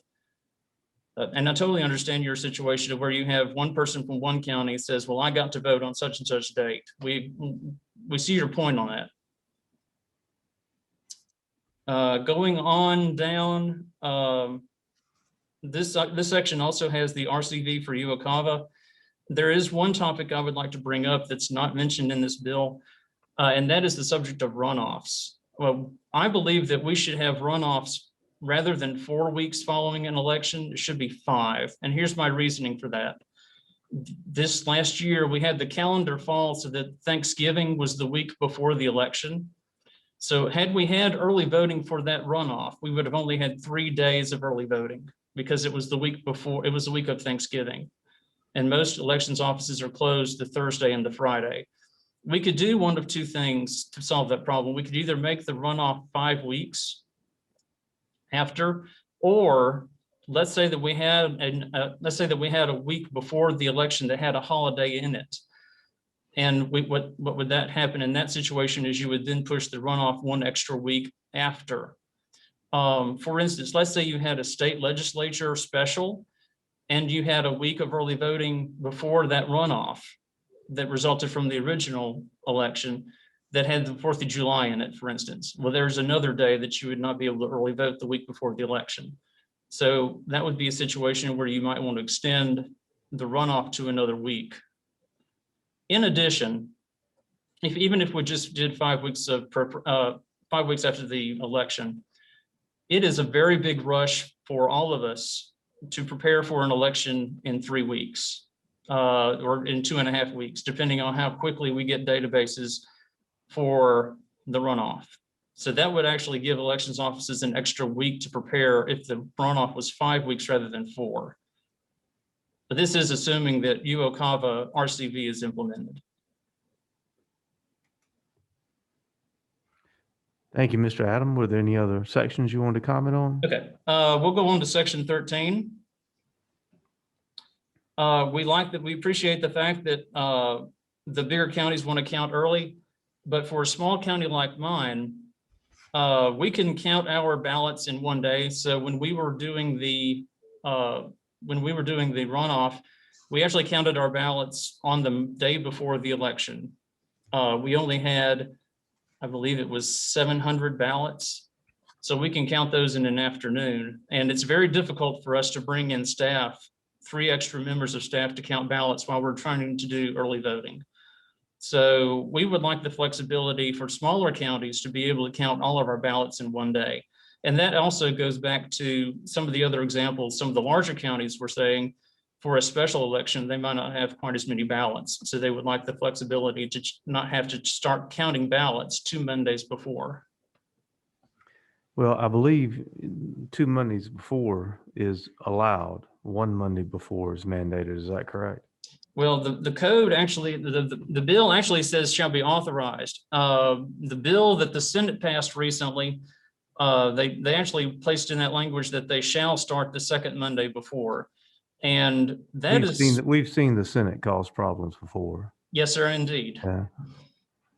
But let's see, let me go to what line is that, Mr. Chairman Fleming? What line is that? I wasn't on the line at the time you were asking about it, so I would. Oh, okay. Let me find it.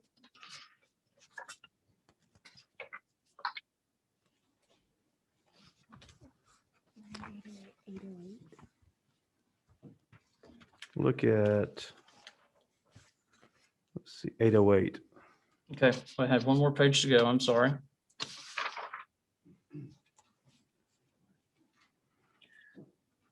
Yes, sir. The line 811, we would prefer that be authorized, be left in the bill to give us flexibility. Smaller counties that have less than 1,000 ballots, for instance, really wouldn't have to start counting on that 2nd Monday before. And let me explore that with you a minute. Okay. So if you started counting on that Monday, what kind of problems would it cause for you? Well, we have to bring in 3 extra staff because we already operate on a skeleton crew for early voting anyway. So we'd have to bring in 3 additional people to actually count the ballots. In addition, my office, the way that my office is laid out, our server and absentee ballot counter are in the same area that early voters are going to be in when they come in. So physically, our office is not set up to be able to even process ballots at that time. What we would have to do is we would have to do it after hours in order to be able to count those ballots. So whichever day you count the ballots, you're going to have to bring in those 3 employees, correct? Correct. So why does it matter if it's on Monday or if it's on Friday?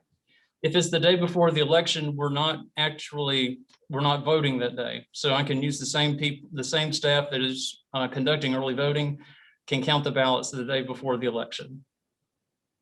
Okay. And it happens to be my board members who are spectacular ladies that I've worked with for a long time. All righty.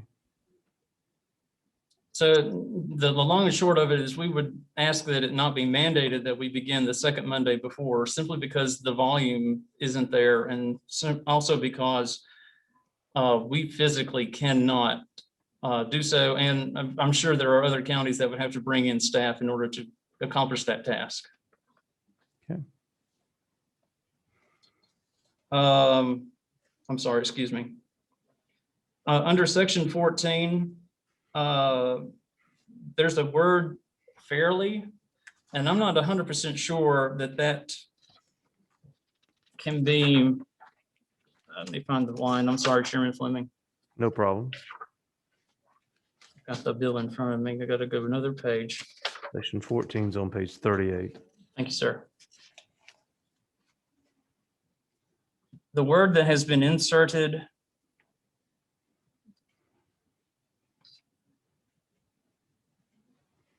I'm sorry, lines 974.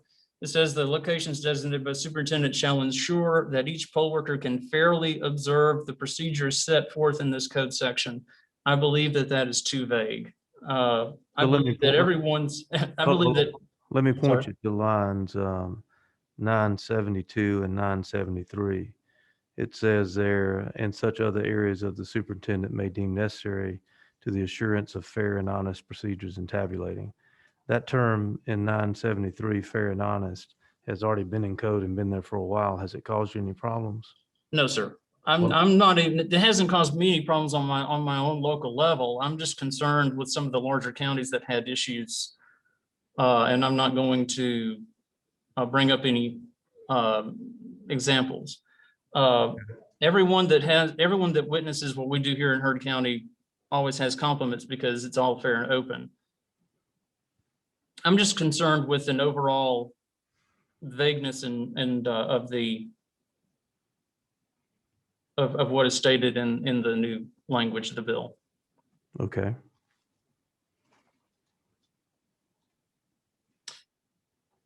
Okay, section 16, which eliminates out of precinct provisional. The issue, I'm sorry.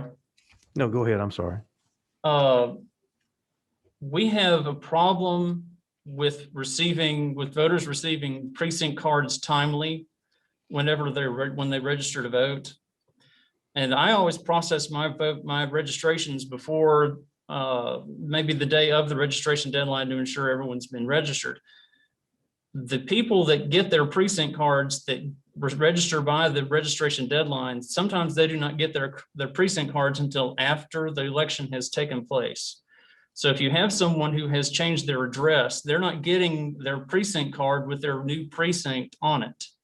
And we have individuals who go to their old precinct to vote, thinking that they're still registered at that precinct, even though when they got their driver's license, they're at a new precinct. Now, we always ask our voters that can and have time to go to their correct precinct if they have time. But for those that come into the precinct after 6:30, there are certain parts of our county, it is impossible to get to from one place to another in 30 minutes, depending on what time of day it is, even in the country. So the only time that we have out of precinct, we had two for the runoff. We had, they came in at 10 minutes till 7, and they were able to vote provisional out of precinct because of that regulation. According to how I'm reading the language, that they would have no recourse of being able to vote at all. And we understand the predicament of having thousands of out of precinct voters that show up, and for larger counties to have that many. And I'm just trying to figure out what would be the best way to solve that problem for voters that that go to the wrong precinct, thinking that they had registered, they were still registered at that original precinct, but had not gotten their precinct card in time. Section 17, we like the duplication panel. We were already doing this with our ballot review team. They not only do they do the overvotes, they also do the UOCAVO duplication, as well as the duplication of out of precinct and also duplication of damaged ballots. So we already had been doing that with one Republican and one Democrat representative. So we like that change in the code to make sure that's standard. On section 18, and I may be unsure of this, is it automatically in code if Monday is a Veterans Day? Is it automatically the following Tuesday in code? Is that a code issue of where the code says that the next day after a holiday is automatically the next day? Further flesh out your question for me. I'm sorry. I'm talking about certification deadlines. In November, very often that Monday is Veterans Day, or it's a Sunday, the Sunday before the Monday. And tell me the line you're on. I'm sorry.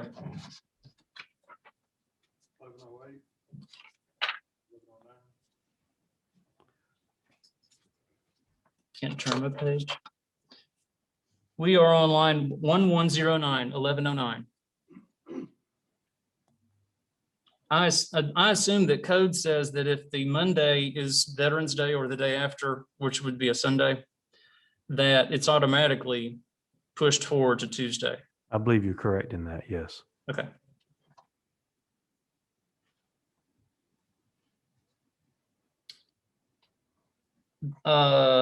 Under the section, under section 19, there is something I noticed. If you go to line 1149, which is concerning the special primaries. And I may be unsure of whether this is necessary or not. But on 1149, when you're talking about your special primaries or special elections, you do not include what you were requesting earlier, which would be a special primary or special election to fill the vacancy of an office appointed by the governor. So I'm not sure if that needs to be added or not.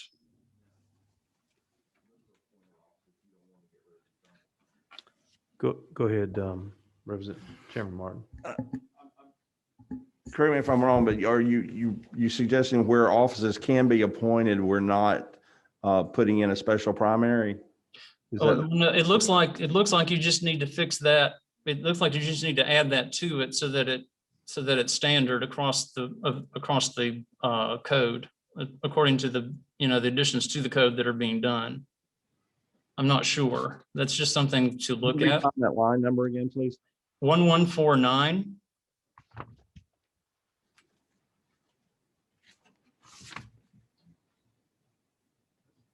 In other words, you'll notice in C1A, going into any such special. I'm sorry. Mr. Adams, I mentioned to the committee when we started the meeting this morning, and you may not have been here, or it's been a long time ago, that there were several what I call technical changes to affect the meaning of it. That is one that we've caught and already have a substitute change drafted for that, as I mentioned to the committee members, they would get this afternoon. So you were sharp to catch that, but we caught it too and are going to make that fix. Thank you. Thank you. Okay, everything else, as far as from a small county viewpoint, everything else, I really don't have any comments on at this time. And I appreciate the opportunity to speak to you this afternoon. All right, some questions for you, Representative Williams. Good afternoon. Thank you for taking the time to be with us. What is the population of your county or your number of registered voters? We have 8,200 voters. There are probably closer to 12,500 to 13,000 at this point. We're waiting on the census to come through. It was 11,500 at the last census, but I can tell by the number of people who have registered to vote since 2000. For instance, I'll just give you an idea. We have 2,000 more voters registered now than we did in 2016. A lot of that is due to the driver's license opt out rather than opt in. But I'm seeing names I have never seen before.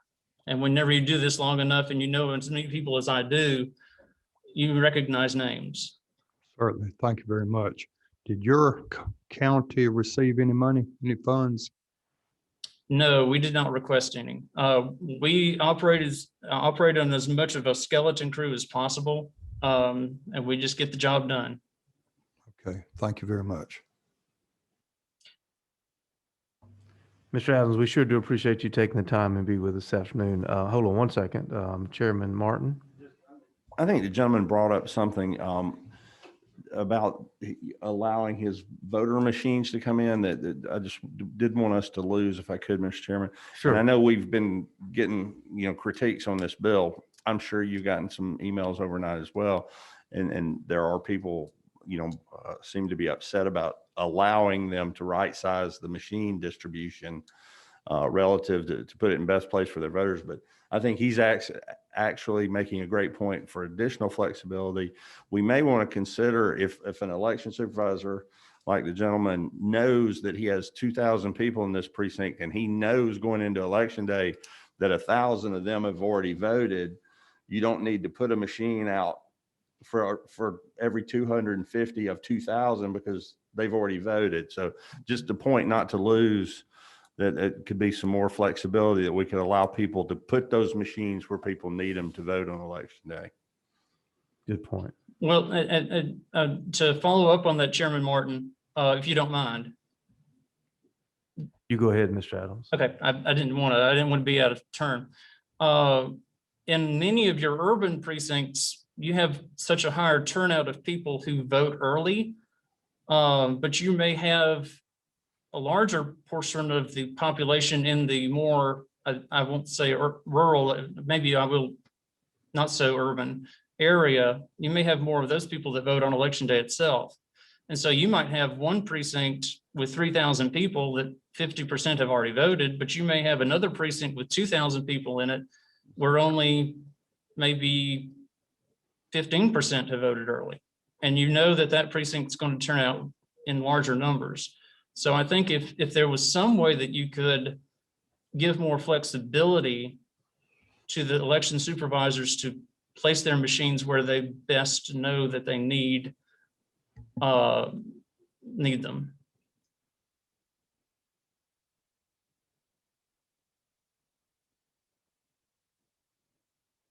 What number are you, Chairwoman Smith? Go ahead. Connie Adams, I'm your neighbor from Coweta County, and I want to thank you for taking the time and the great work that y'all do in Heard County. Thank you. Thank you, Chairman Smith. Chairman Smith, are you still there? Yes. Okay. Look forward to working with you. This is totally off topic, but look forward to working with you on one of our historic sites in the next couple of years. Oh, that's phenomenal. Thank you. Thank you. Mr. Adams, we certainly do appreciate your being with us today. Thank you so much. Thank you. It was a pleasure. Okay.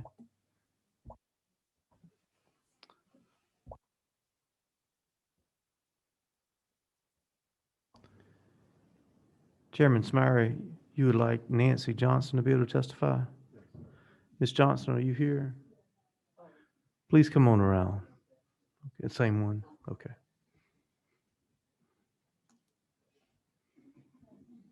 Come on over here to the mic right here. Yes, ma'am.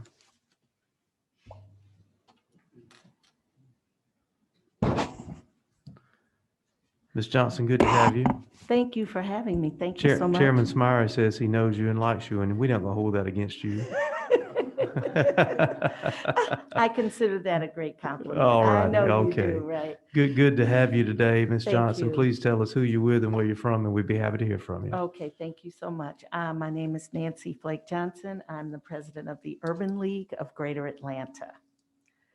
And I appreciate this opportunity to share some deep concerns that the Urban League and our constituents have with respect to this legislation.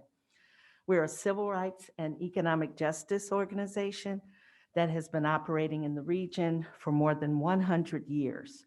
And we support all Georgians, African Americans in particular, to live a better life, improve their economic standing.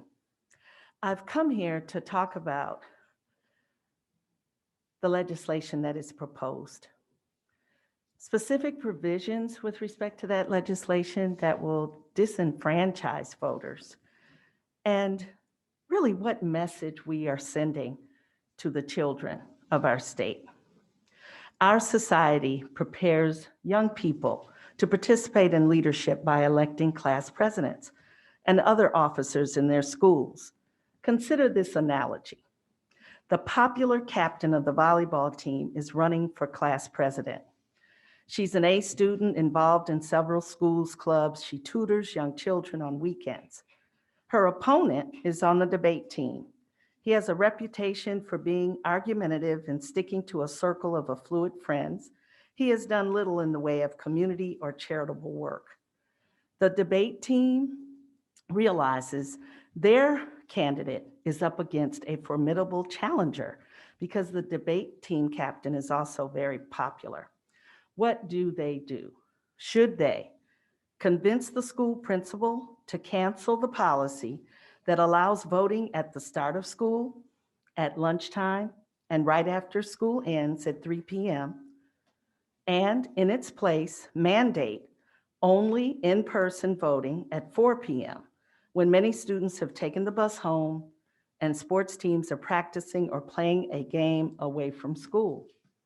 Or work hard to boost the popularity of their candidate, encourage him or her to get engaged with other people, have a platform that appeals to the broad student base, and discourage negativity and treat people fairly. Choice A limits participation by stacking the deck against people who cannot be at the school at 4 p.m.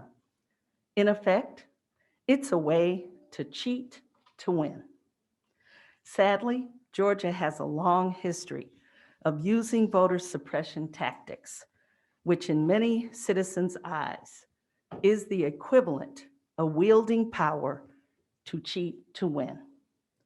From the white primaries, poll taxes, and literacy tests, to the more recent purging of legitimate voters from the rolls for simply choosing not to exercise their right to vote, limiting early voting, and locations of drop boxes.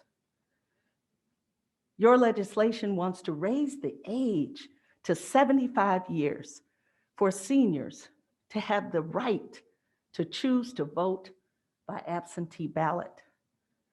In the middle of a pandemic. Ma'am, let me stop just for Oh. a second because that's not in this bill. Oh, that's not in this bill? No, ma'am. Good, That- okay. Well, that's okay. good. Okay, thank you, ma'am. Okay, very good. So from forcing voters to wait in long lines to disqualifying people through strict exact match signature requirements. This is history that has preceded us here in our state. Now you are considering ways to make it more difficult for people to exercise their right to vote. The very measures that safely and fairly contributed to an historical turnout and no evidence of fraud after multiple investigations and legal suits that were not successful in the last elections. More people voted because Georgia sensibly made it safer and more convenient for them to exercise their rights to vote. Your proposed measures will make it more challenging, inconvenient, and possibly impossible for some to vote safely and easily again. You will cut out large blocks of voters, many of them people of color or of low income. For example, by seeking to eliminate Sunday voting, you are targeting people of faith whose jobs and economic circumstances make it hard for them to get to a polling place on the other days of the week. Many of these are people of color and low-income citizens who have transportation issues or have long work hours, work on weekends, and long hours during the week, often working several jobs to support their families. It is widely known that Black voters in this state heavily vote on Sundays. By requiring absentee ballots to be dropped off inside a government building during work hours, you again disenfranchise voters whose jobs prevent them from voting before 5 or 6 p.m. In the last election, there was no evidence of compromise to Georgia's ballot boxes outside of buildings. In fact, our Secretary of State and his team told us on multiple occasions, not just us, this entire world stood in front of the media and indicated that our 2020 presidential election and the runoff in 2021 had been conducted legally, smoothly, and fairly. Several investigations and recounts proved that to be true. So it is difficult for the constituencies the Urban League represents to understand the motivation for these proposed sweeping changes. We do not understand this partisan rationale driven primarily by people within the party whose candidates did not win. Does this mean every time the losing side in elections are upset that they do not win, that we make sweeping changes to the law to punish those on the winning team, to tip the scale in the direction of others in the next election? Your entire approach to fixing absentee balloting makes it feel to us that the fix is for voter suppression. Your attempts to fix the system reflect a fear that if every registered voter gets a chance to vote, the outcome may be a diverse selection of winners. We should stand champion to a robust voting populace, as it represents the population of our great state and will ensure all citizens have representation, that all voices can be heard, and all needs of our citizens are fairly and equitably addressed. That is the duty of our government to all of its citizens and not just to some. In my analogy, the students running for class president, I found generic advice for them. Start early if you want to win the class president election. Join student council and other clubs. Listen to your constituents and their needs. Develop and stand by a platform of policies and practices that support the advancement of the students and people you represent. And be courteous, respectful of differences, friendly and authentic. Spread your campaign message, and soon you will have the most votes. And be respectful of your challenger. Do not engage in negative campaigning and play by the rules. Do not try to find ways to tilt the race in your favor by unjust practices and strategies. And last but not least, be a respectful loser. In a democracy, there will always be someone who wins and someone who loses. And the losing side has to respect the democratic process. We lose with dignity. We then come together so that we can make our world, our state, the people's lives that we represent better. I say this to you. Our state and our nation are divided at this time. It is divided because those who lost in these elections are not willing to accept the truth, the facts, the outcomes. It is time for us to now move on. In a democracy, we must come together when the elections are done. If you want to win, be a candidate the people will want to vote for, have a message of unity and justice, and do not stand with politicians who are seeking to cut large segments of our population out of the process. Thank you for this opportunity to share, and I will take any questions if there are any. Thank you, Ms. Johnson. We appreciate you being here today. Thank you very much. Thank you. Thank you for Okay. the opportunity. Yes, ma'am. Thank you.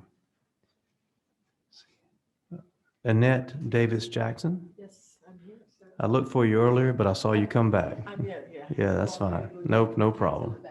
No problem.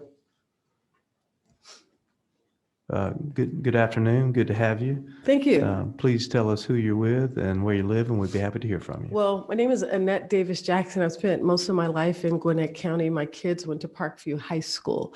The reason I come before you today is I was a candidate for United States Senate, and I did lose my race. I got 43,000 votes, and that's why I'm here today to really talk about voter and election integrity.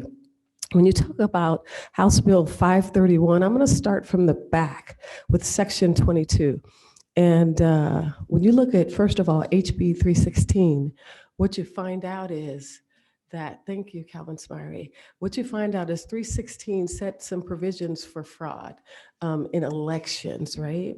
And then Section 22 in this bill 531 says any person who knowingly goes into the voting compartment booth while another is voting, or marks a ballot or registers to vote for another, except in strict accordance with this chapter, interferes with any elector marking his or her ballot, induces attempts any elector, or observes or attempts to observe any elector to see how such elector marks or has marked his ballot, except in strict accordance with all this, shall be subject or guilty to a felony. And I think that at the end of this bill, we have to add an enforcement agencies. And I certainly thank you, legislators, for putting these bills together. But then there is no enforcement. If someone violates the law, who's the enforcement agency? I'm a part of a group of Ma'am, the prosecutor is. the prosecutor, right? Yes, But ma'am. sometimes it doesn't even get to the prosecutor. So it doesn't say at the end of this bill that the prosecutor, which is the U.S. attorney or the district attorney in each prospective counties, whether it be Fulton or Cobb, who does that, right? And I've talked to a lot of Senate members, House members, and I'm concerned about this. I'm a part of a group of 44, and Chairman, I would like to share this with you if I could leave this with you after I finish talking. Yes, that'll be fine. Okay, thank you so much. A group of 44 that has petitioned the grand jury regarding election integrity. So we're at the grand jury level. The United States attorney is working with the federal grand jury over election integrity. So we've submitted a lot of evidence. And also I have in my pocket, there was many conversations of testimony before that said there really is not any evidence of fraud. I have a flash drive, and there have been many testaments, the Senate Judiciary Committee, of the different errors in not only the election ballots, even with the military ballot. The military ballot wasn't the same as the other ballots. Some of the military personnel could email their ballot, but it just wasn't the same. And for the military, they had to produce duplicate ballots. So my solution to the military ballot was for the military to have the same ballot as everybody else, so that it perfectly goes into the scanning machine, so that we can identify when every county, which is 159 counties, when they count their overseas or their military votes, a lot of times what they do is they label it as a duplicate, because they either have to duplicate it by an email, or it's coming from another way. It didn't fit into the machine in 2020, so they had to duplicate that ballot. We don't know. And so we don't really have a ripe effect of the military ballot and how many military personnel overseas have been voting. So anyway, what this petition does with the federal grand jury is says, yes, there was the fraud in elections. And the reason that we can't get to it is because a lot of the judges, what they're doing is they're not even hearing cases. So the lack of due process is not happening within our court systems, and somebody really has to go and enforce the law. So I appreciate Section 22. So I'm going to start there with, you have to add an enforcement agency. And I don't know if the citizens know if that's a prosecutor, who's a prosecutor, or where the prosecutor does come from. Also, I think it says any person who knowingly, and I think you ought to add, who obstructs in any way the voting process by workers depositing a flash drive. We've seen many, one video of how Ruby Freeman and her daughter, a gentleman comes to them, takes a flash drive out of his pocket and gives a flash drive to them, and they exchange flash drives. So I believe something has to be put in where the poll workers should not be taking any type of anything, should not be putting in any type of flash drives anywhere, shouldn't be taking flash drives. If they are filmed, they should be subject to a felony. Also, if I go backwards, well, I'm going to go forwards. I do believe that when it comes to voting, we have to be accountable and responsible for getting an ID, right? All of those areas, I saw the Southern Poverty Law Center that was here today. I think instead of trying to create all these ways that people can vote without what they need in the full accountability and responsibility, they should develop a fund for making sure that at least every person who wants to vote has a valid identification card. I think that that's the best way to cut down on fraud. Also, as far as the signature verification, I do believe the signature verification is so very important, because what we have also seen with the dumping of the votes, that there are a lot of people signing those absentee ballots for somebody else because they have a list of registered voters. So I do believe that you should put back in the signature match, because let me tell you, you can't sign your signature that's not yours on your mortgage documents, on your bank documents, or anything. When you go, they have to look at a form and you got to match signatures. So I hope that the signature match does stay in there. As far as drop boxes in this 2020 election, I must say that as far as election integrity, that there was no security on those election boxes. My suggestion and my recommendation is those boxes should be within, they should not be outside of the election areas. They should be inside. And so a camera can watch them. Anybody dumping votes, they should be able to have that. But also, I believe that we probably should design another drop box, given all the fraud that has happened within the state of Georgia and battleground states, that it be just like the United States Postal Stamp machine. Just like an ATM, when you put your absentee ballot in there, it ought to register, it ought to give you something back. And that way it has a date stamped automatically of who puts their absentee ballots in. Number 8, the people who are applying for absentee ballots, certain limitations on the distribution of absentee ballots. I do believe there should be certain limitations on the absentee ballots, because you know what, when you have a no excuse absentee ballot, I think we ought to go to, you should have an excuse for an absentee ballot, because I do believe that the fraud is within the absentee ballots for the matter of processing. I think that got out of hand.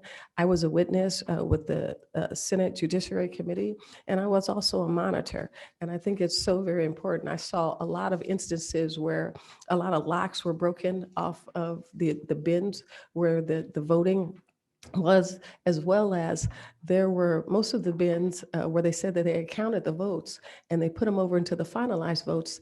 They actually, all of the precincts were not counted. And I happened to point out, where is this precinct? Where is that precinct? And they would happen to open up the bin, and those precinct documents were not in that bin.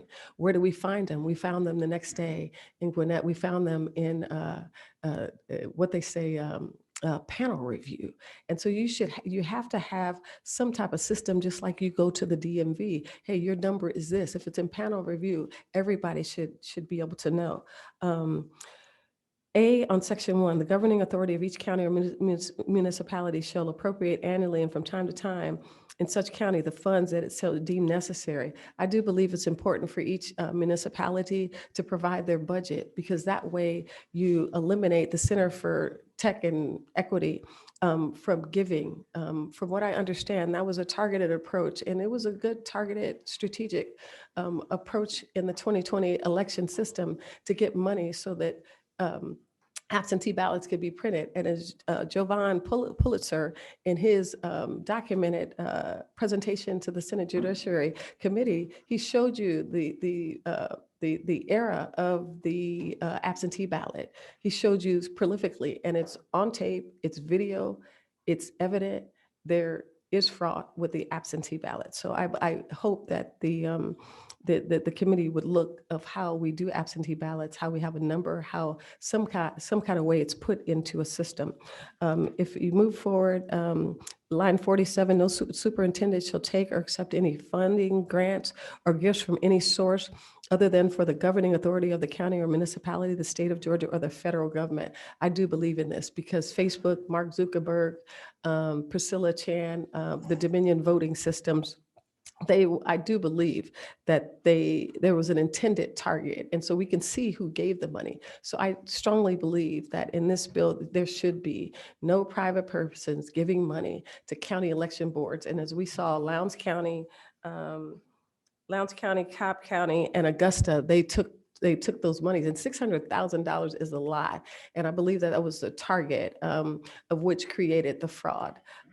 Also, there was a consent agreement, and we need to talk about how a Secretary of State should be signing a consent agreement with the Democratic Party as to absentee ballots or to changing the forward motion of the laws in the state of Georgia regarding election integrity without first going before the Senate body. And I wish that we would have done this before the certification of the votes.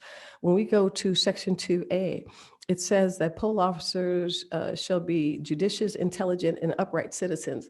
I didn't see judicious, intelligent, and upright citizens when I saw the gentleman with the flash drive go to Ruby Freeman and her daughter, and they were still working the polls after this happened, and gave them a flash drive, and they gave a flash drive back. That's definitely fraud in elections. So we need to definitely cover that and put poll workers. And when we see activity like that on video, we need to eliminate those poll workers immediately, and then they could be subject to, should be subject to a felony, because remember, this is the Voting Rights Act of 1964. Voting is a felony. Any time that you act wrongly, it should be a felony.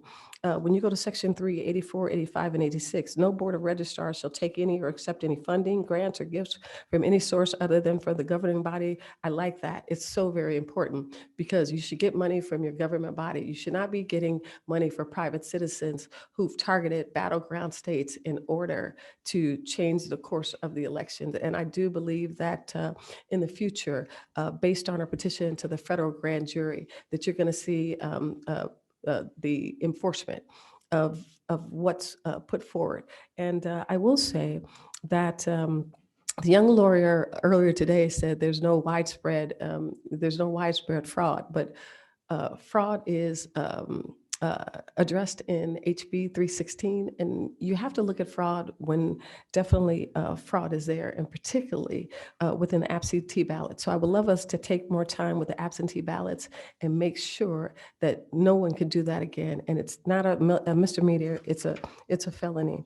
If I go to Section 7, it talks about line 156, the testing of the voting system components. I think it's very important that our machines from Dominion voting systems, they weren't tested like they should, and they don't have the audit capabilities that they should, and particularly because there were times where there were dumping of votes, and you can't have dumping as a votes, and then you can't have election boards saying, we're gonna stop voting, we're gonna stop counting ballots, and then all of a sudden you tell everybody to go home, and then all of a sudden you start bringing out other ballots. No, we ought to really address what happens when everything closes down. And I will say that we don't have a provision in this bill for security. So I would love to see a provision in this bill for security and what that means to the whole election cycle, even if it's to have our wonderful state patrol now be a part of that mix. Hire the state patrol to have that election security at the ballot box and at the poll box, but particularly inside the registrars. I think that would be important. And two, we ought to ask that there be a forensic and a financial audit to the testing of these voting machines, because a lot of stuff is money driven, and it's so very important. When Georgia didn't have an audit component to its election cycle, it's totally open for fraud. And we can see if we ran through the batch forms that every vote that came second by second, there was also a drop of 10,000 votes, 20,000 votes, and that should never happen in our systems. If you go to page 9, it's 192, 193, all the way down. To me, there should be no electronic submission for IDs. Let me tell you, I got my ID in my pocket. And the one thing about this ID, this Georgia, I've had it for 40 years, went to Spelman College from California. The one thing that this does, you will not see on a photocopy all the different holograms on the front. There's probably two, 3 holograms on the front. And then on the back, there's more holograms on the back.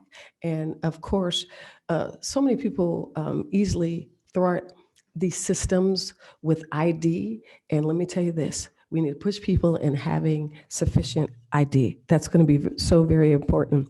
Now, we should not even be having a photocopy ID for anything. Number 224, it says handling a completed absentee ballot application by any person or entity other than as allowed in the subsection shall be a misdemeanor. No, that should be a felony. We have to stop people from committing fraud within election integrity. We must do that because otherwise they'll stop it.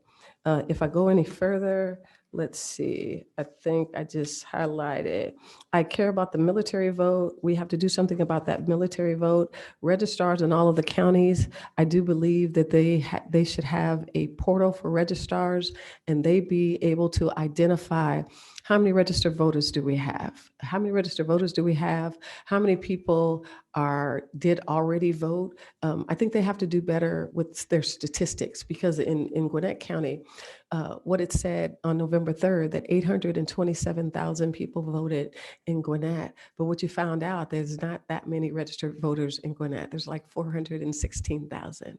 And the response to that was, we counted the second page, which was the referendum of the ballot. No, that doesn't make any sense. You only have one ballot. You have one vote and you have one ballot. So I still don't know the answer to why Gwinnett County had 827,000 people registered to vote and only 416 at the November 3rd actually completed their ballot. That's still a question mark for me in those numbers. I think we're fudging a lot of numbers within our Board of Elections, and we really need to address that in this bill. That should be a felony too. In winding up, I think I've hit pretty much every point and every point that I haven't submitted. Chairman, I would love to be able to submit that in writing, but I will. You absolutely can. Okay, thank you. But I will say in ending that I heard that there shouldn't be a limitation on options for voters, but voters have a very amazing responsibility. You know, I think it's just like wearing a badge of honor. Like my name is Annette Davis Jackson. I wear it proudly because it was my dad's name. And there's certain accountability and responsibility that a voter does have. We shouldn't make exceptions. You know, there's too many exceptions, which I think that create the fraud. I would like the enforcement capability in the bill. We had a lot of dumping. So this bill doesn't address the dumping of votes, which I would love for it to address the dumping of votes, because even in the ballot box, you know, we saw incidences of people dumping many absentee ballots in that box. That's illegal. All right. So we got to cut down the illegal, and we haven't really addressed what happens when a state hires a software system and they don't have an audit capability. And the reason that I'm saying that in ending, because Texas did not choose Dominion voting systems. The reason, because in all its audit capabilities, they were denied. They did not comply. So for Georgia to put together a compromise agreement with the Democratic Party without the Republican Party, and the Secretary of State did it himself without the legislative body, that's not addressed in here. And I think our federal grand jury petition will address that. In ending, thank you guys for being representatives. Thank you for allowing me to be here with you today. And Chairman, I would like to leave for you our petition to the federal grand jury that's right now with the federal grand jury of Georgia. If you'll put it right on the corner of that desk up there, we'll get it. Right there. Yeah, we'll get that. No, that's fine. No problem. Thank you so much. Thank you so very much. Thank you for being All right. here today. No, Mr. I appreciate Chancellor. it. Thank you. Thank you. Okay, Blake Judkins. Mr. Judkins, please come forward. We appreciate you coming today, and we'll be happy to hear from you if you would tell us who you're with and where you're from. Yes, sir. My name is Blake Judkins. I have the distinct pleasure of serving as the Chief of Staff for one of your esteemed colleagues, Dr. Jasmine Clark, with whom I'm sure you're all familiar. I just had a few points to make today. Representative Clark wasn't able to make it today. First off, I'd just like to address a couple things that were brought up when that attorney from the NAACP and Southern Poverty Law Center came here early in the morning. I believe that Chairman Fleming brought up the Help America Vote Act when saying that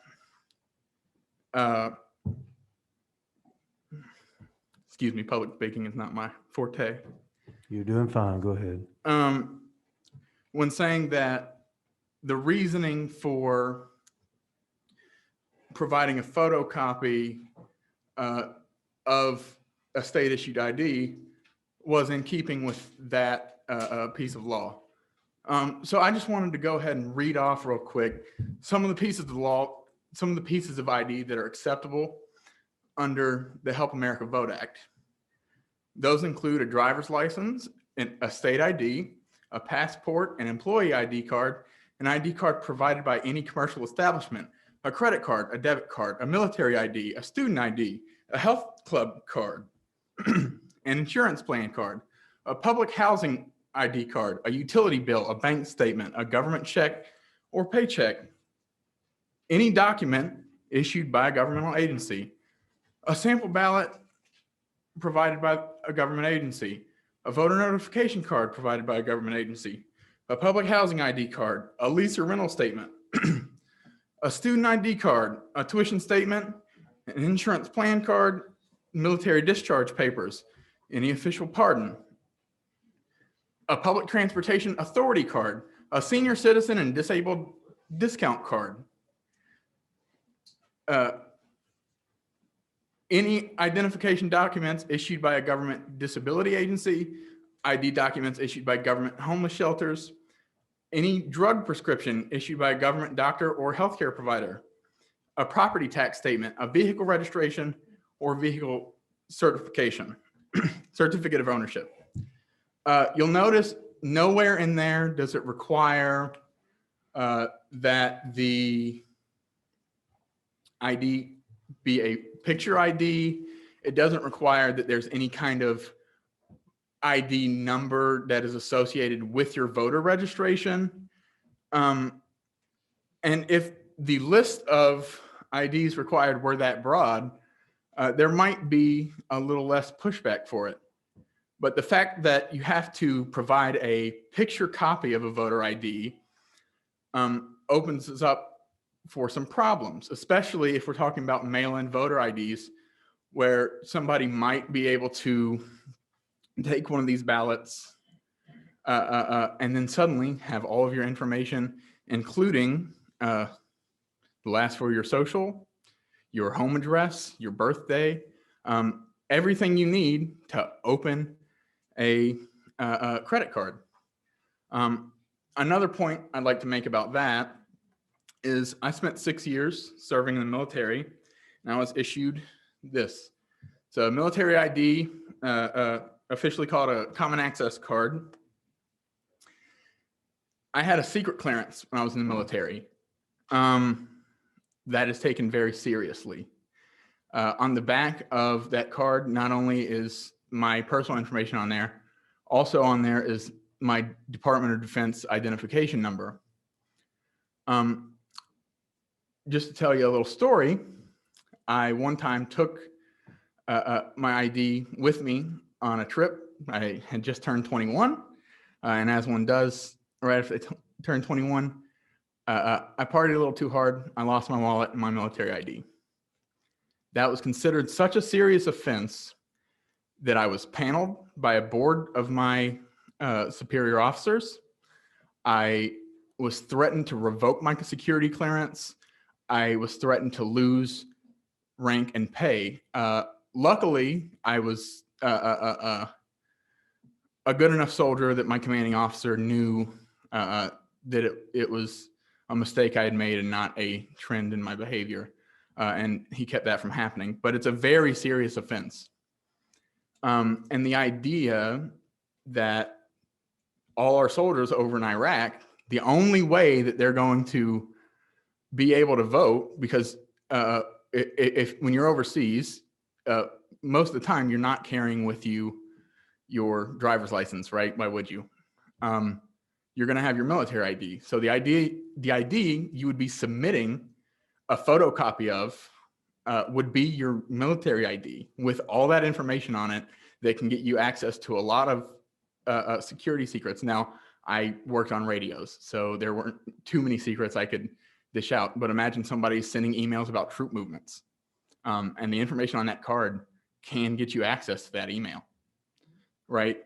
It is not something that we should take lightly. Now, I don't know how you could possibly have a system where you have to provide a photo ID and avoid that issue. I think the only real solution is to remove that altogether.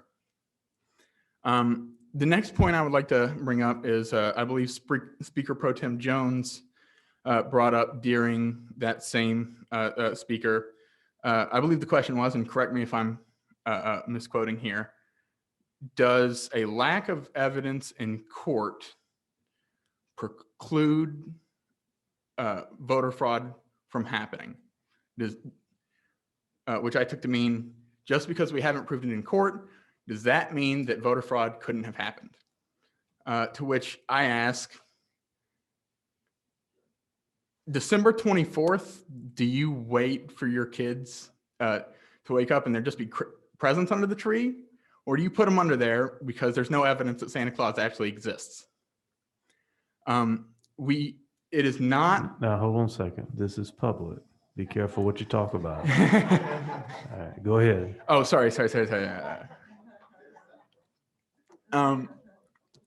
So my point being, as a governing body, it is irresponsible to operate on the assumption that something may have happened if that means shutting down access to something as essential as voting.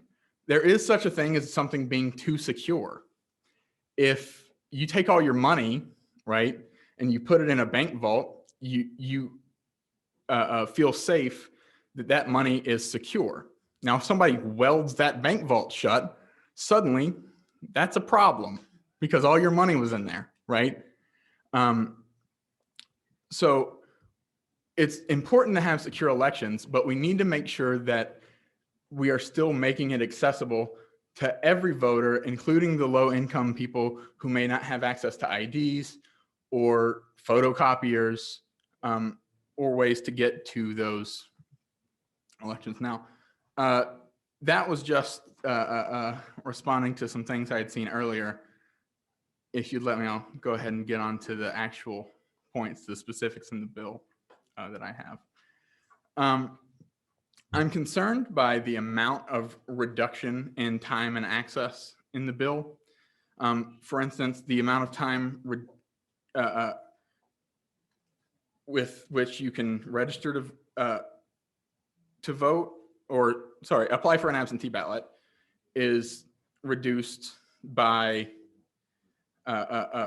from 176 days, that is 180 days out, to 4 days before the election, to 67 days. That's a 61% reduction in the amount of time you have to apply for a ballot. That would be line 172 if you want to look at exactly what I'm talking about. Line 176 references that an absentee ballot application must be received no later than 11 days before the election. Well, what if somebody sends it out? And as we all know, the Postal Service isn't perfect. And sometimes mail gets delayed. And suddenly that person is no longer allowed to vote because the mail delayed their absentee ballot request by a couple of days. For that line, I would suggest that instead of it being received no later than 11 days, that it should be postmarked no later than 11 days. That would make it less iffy on whether or not the post office has the time to get to that piece of mail. In section 10, it reduces the amount of time with which absentee ballots may be issued from a minimum 42 days, that is 45 days out to the 3 days before, to a maximum of 18 days, right? 29 days before to 11 days before. In Gwinnett County, where I live, there were 176,786 absentee ballot requests. That means that on average, the Board of Elections would have to respond to 9,300 ballot requests a day. That is impossible. That cannot be done. And so expanding that amount of time without any expanding that amount of time just make sure that we are able to get to the ballots as they are. Now, in line 685 through 703 at section 12, it talks about having a uniformity of hours from 9 to 5. Now, a lot of counties are using 7 to 7. And that 7 to 7 really helps people get there before work and after work. I'm sure you all know the most common working hours are 9 to 5. So that means that the most common working hours are also the same hours as the polling places would be open and when people won't be able to leave to go vote. I understand the need for uniformity, but I don't understand why it has to be so uniform that we're restricting access to the polls. Now, if in line 1010 through 1027, if sorry, my computer just glitched out real fast. While you're looking for that, no, we had a question, but they passed. You go ahead.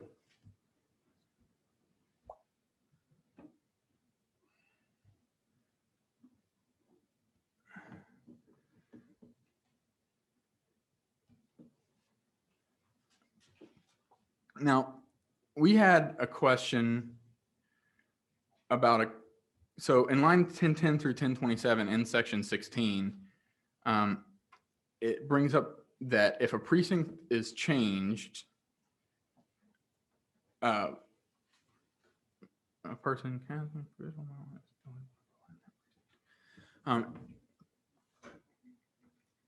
if a person goes to a precinct and it's the wrong precinct, normally, as it stands now, they would cast a provisional ballot and that would be fine. This current version would preclude that and count that ballot out. I don't see how this makes it more secure rather than just throwing out more ballots. And on top of that, when you add in the fact that just 60 days before the election, you can change precincts, somebody might go to the precinct they've been going to for years, and because long lines in the previous election, their precinct has been changed, and for whatever reason, they didn't see that piece of mail, they didn't see that ballot, or sorry, they didn't see that notification. They didn't even know. And yet they would normally be directed to their other precinct, but what if they get there at 6:30, 6:45? They thought they were there on time. They thought they were at the right place. I don't see any reason why a provisional ballot is not appropriate for them, whether they're at their correct precinct or not. And the last thing that I really wanted to ask about is, where's the fiscal note? I know any bill brought before this committee, sorry, any bill that I've seen that it presumably costs this much, before you vote on it, you want to know how much it's going to cost the state, right? How much is this going to cost the taxpayers? And as of now, we have no idea. And I had a few other things to say, but most of those were covered pretty thoroughly by other speakers, so I'll leave that at that. Thank you, sir. We appreciate you coming today.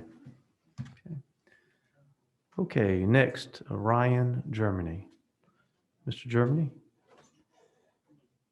thanks for coming today. We'd be happy to hear from you. Welcome. Thank you, Mr. Chairman, members of the committee. My name is Ryan Germany. I'm the General Counsel for the Georgia Secretary of State's office.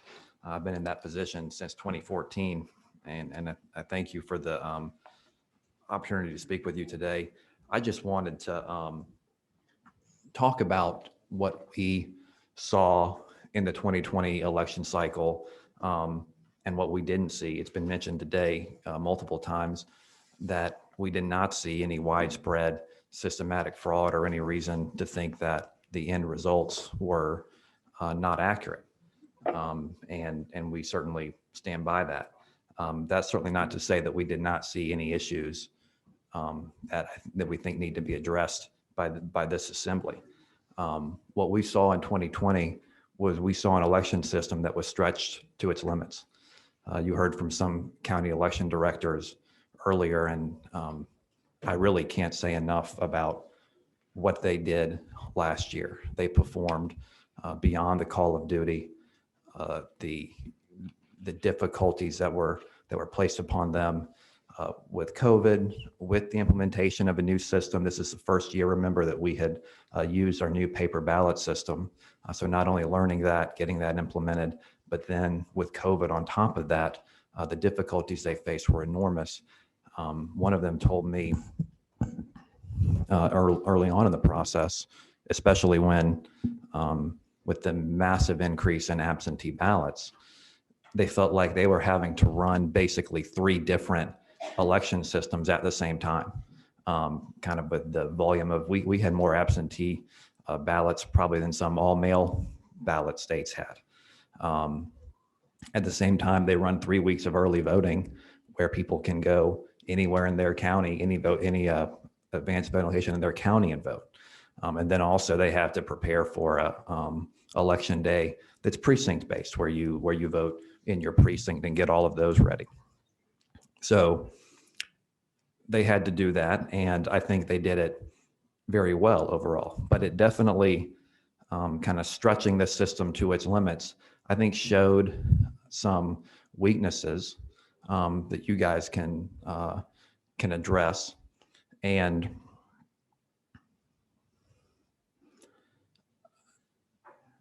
what we also saw, the election directors, I should say, not only did they perform admirably during the election process, there's also a lot that they have to do in the post-election process. And that could be even more difficult because, like we've seen in the past 2 election cycles, we've had the losing party attack the system after both election cycles. Unfortunately, I don't think that's a tactic that's going to go away. So I think we need to be prepared in future elections to have a system and processes that can provide confidence to the entire electorate, not just the people who prefer the party that prevailed. It also looks like we're going to continue to have very close statewide elections in Georgia. It's always been the case that there can be elections around the state that have been decided by a handful of votes. But when it's statewide elections that are really close, it's a level of scrutiny that in states where they don't have that dynamic, they don't have that same scrutiny. So that's not where we are. And I think we need to keep in mind, what are we asking our election officials to do from a process perspective? If we were asking them to do too much, like we did this past year and like they did really because of COVID, we put some of them in a position to fail because we asked them to do too much. And that doesn't induce confidence in the results. So I think we need to think about, what are we asking them to do? What help can we give them? And what can we do to provide confidence in the results of future elections to the entire electorate? I appreciate Chairman Fleming gave us the opportunity to look at this bill and to help from the perspective of county election officials to kind of make sure that what's in here would work. I know one thing that I think they said they appreciate, and I have heard the same thing, is moving from a subjective signature match process to a more objective process. I'm concerned if we stay with signature match with that level of subjectivity that it brings in a state with close and competitive elections, election officials could become a target. And we started to see that post 2020 election. And that's something I know they want to avoid, and I think we want to avoid as well. They want to be just neutral arbiters, counting votes, doing things that are objective, not subjective. And I think it's really important from the perspective of thinking about what we ask them to do. The idea that it's a number match and not a piece of paper that's required, I think is really good. So I appreciate that from the committee. That's all I had. I'm happy to, if there are any questions about the bill from the workability perspective, I'm happy to address those as well. Ms. Germany, we appreciate you being here today, but it looks like we don't have any questions for you. Very good. Thank you so much for coming. All right, Ms. Gibson. Ms. Gibson, where have you been? We have been looking for you all day. Do you know why we have been looking for you all day? Why is that? You are the last witness. Woo-hoo. And we appreciate you. Very But good. in all seriousness, we're certainly happy to have you. Representative Alexander asked that we allow you. The chairman was going to close the list, but we're going to put you in and let you be our last speaker. Okay. Thank you for coming. Tell us where you live and who you're with, and we'll be happy to hear from you. Very good, and I'll keep it short and sweet. I'm Yes, ma'am. Sadiqa Gibson. I reside in Stockbridge, Georgia, and I am not here representing any group or organization. I'm here representing the average everyday person. And there are a few elements in your legislation that concerns me. One, of course, is rolling back the hours to vote. I remember when I had a young child and I worked in Gwinnett County. I lived in Stockbridge. After work, I had to pick my son up from daycare and head home. So when you talk about, even if it's inclement weather on a date of elections, this is going to be difficult for the working families. Someone spoke earlier about voter responsibility. Voters have a lot of responsibilities. Voters have responsibilities to their family. And to vote is a right. We don't want to roll back. We don't want to make it punitive for people to vote. And I believe that this element actually does that. If someone had the opportunity to have a 7 to 7, why roll it back and make that period shorter when we're talking about families? The other thing is Saturday and Sunday. That falls in the same category. People who work need additional time. So we don't want to make these things punitive. We want to give people what they are supposed to have. Everyone has a right to vote. We don't want to place limitations. So please consider this. Thank you very much. Thank you, ma'am. We appreciate you being here today. I will ask Mr. Germany to come back. We have a member that is participating virtually, and Representative Shaw Blackman, Chairman Blackman, and I think there might be a slight delay, and we didn't receive his request for a question. So Chairman Shaw, can you hear us? Blackman, can you hear us? Yeah, I can hear you. Can you hear me, Yes, Chairman? sir, and I apologize for missing you. You go ahead. Mr. Germany is back there for your question. Well, I'll be brief. Mr. Germany, I know you've been before governmental and talked about a few things. The secretary appeared and mentioned that there were, I think, 3 suggested proposals, and I wondered if those were still at the top of your list, or maybe you could share what is, if not.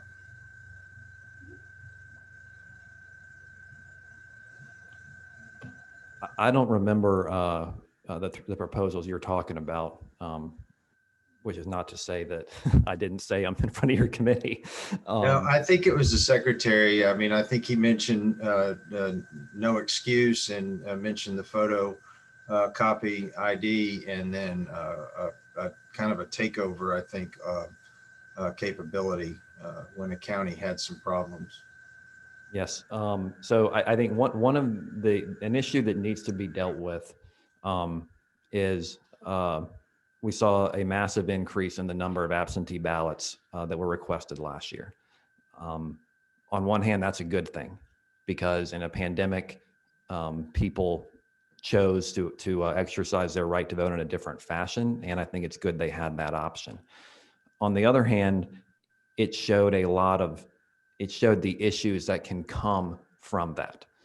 We had over 500,000 people in the election cycle request an absentee ballot and then show up to vote in person. And there's a process that allows them to do that, but it takes time. It takes time from the poll workers. It slows down the rest of the people voting. And if it's not done correctly, it can increase the chance that voter might inadvertently vote twice, by mail and in person. And we saw those numbers increase this year, particularly in the primary, before we put in some additional protections. So the secretary has stated he prefers going back to an excuse requirement. I think that whatever the solution is, the issue of, okay, if this amount of absentee ballots can cause issues. We've seen some of them, and so what are the responses to that going to be? We get a lot of questions. We got a lot of questions post-election about how do you know this? How do you know this? How do you know this is accurate? As Chairman Fleming pointed out earlier, as I was watching the hearing, we have a really good response to that for in-person voting. We can say, here's exactly how we know that these are eligible voters, that this count is exactly accurate. Here's how we know. For absentee voting, it's harder because it doesn't take place under the auspices of election officials. There's more that has to be done. There's more that election officials have to do and get right with each step to make sure an absentee ballot is recorded accurately.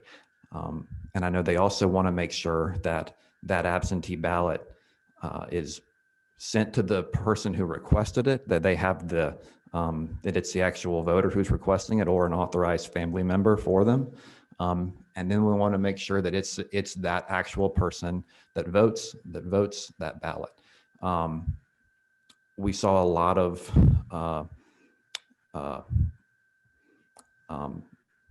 negative criticism of the signature verification process.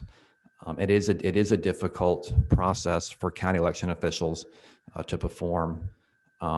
As some of them pointed out earlier, I think going to an objective process that really, that driver's license number or state ID number. I don't know if this has come up in the committee. We looked at it. 97% of voters in the voter registration database have a driver's license number associated with their record. So for that 97%, it's going to be just as easy. Then if they don't have it on the application, they can include a picture of their HAVA ID. And then on the ballot itself, what this legislation proposes is either a driver's license number and date of birth, or a last four social and date of birth, using those to verify instead of a signature. 99.9% of people in the voter registration database have a driver's license number or social security number associated with their record. So when you turn in your ballot, which you cannot submit electronically, unlike your application, that catches basically, almost everybody in the voter registration database to make sure that they can fill that out easily and still send it in. To the final one, and this is not in this bill, but I think it is something that needs to be addressed.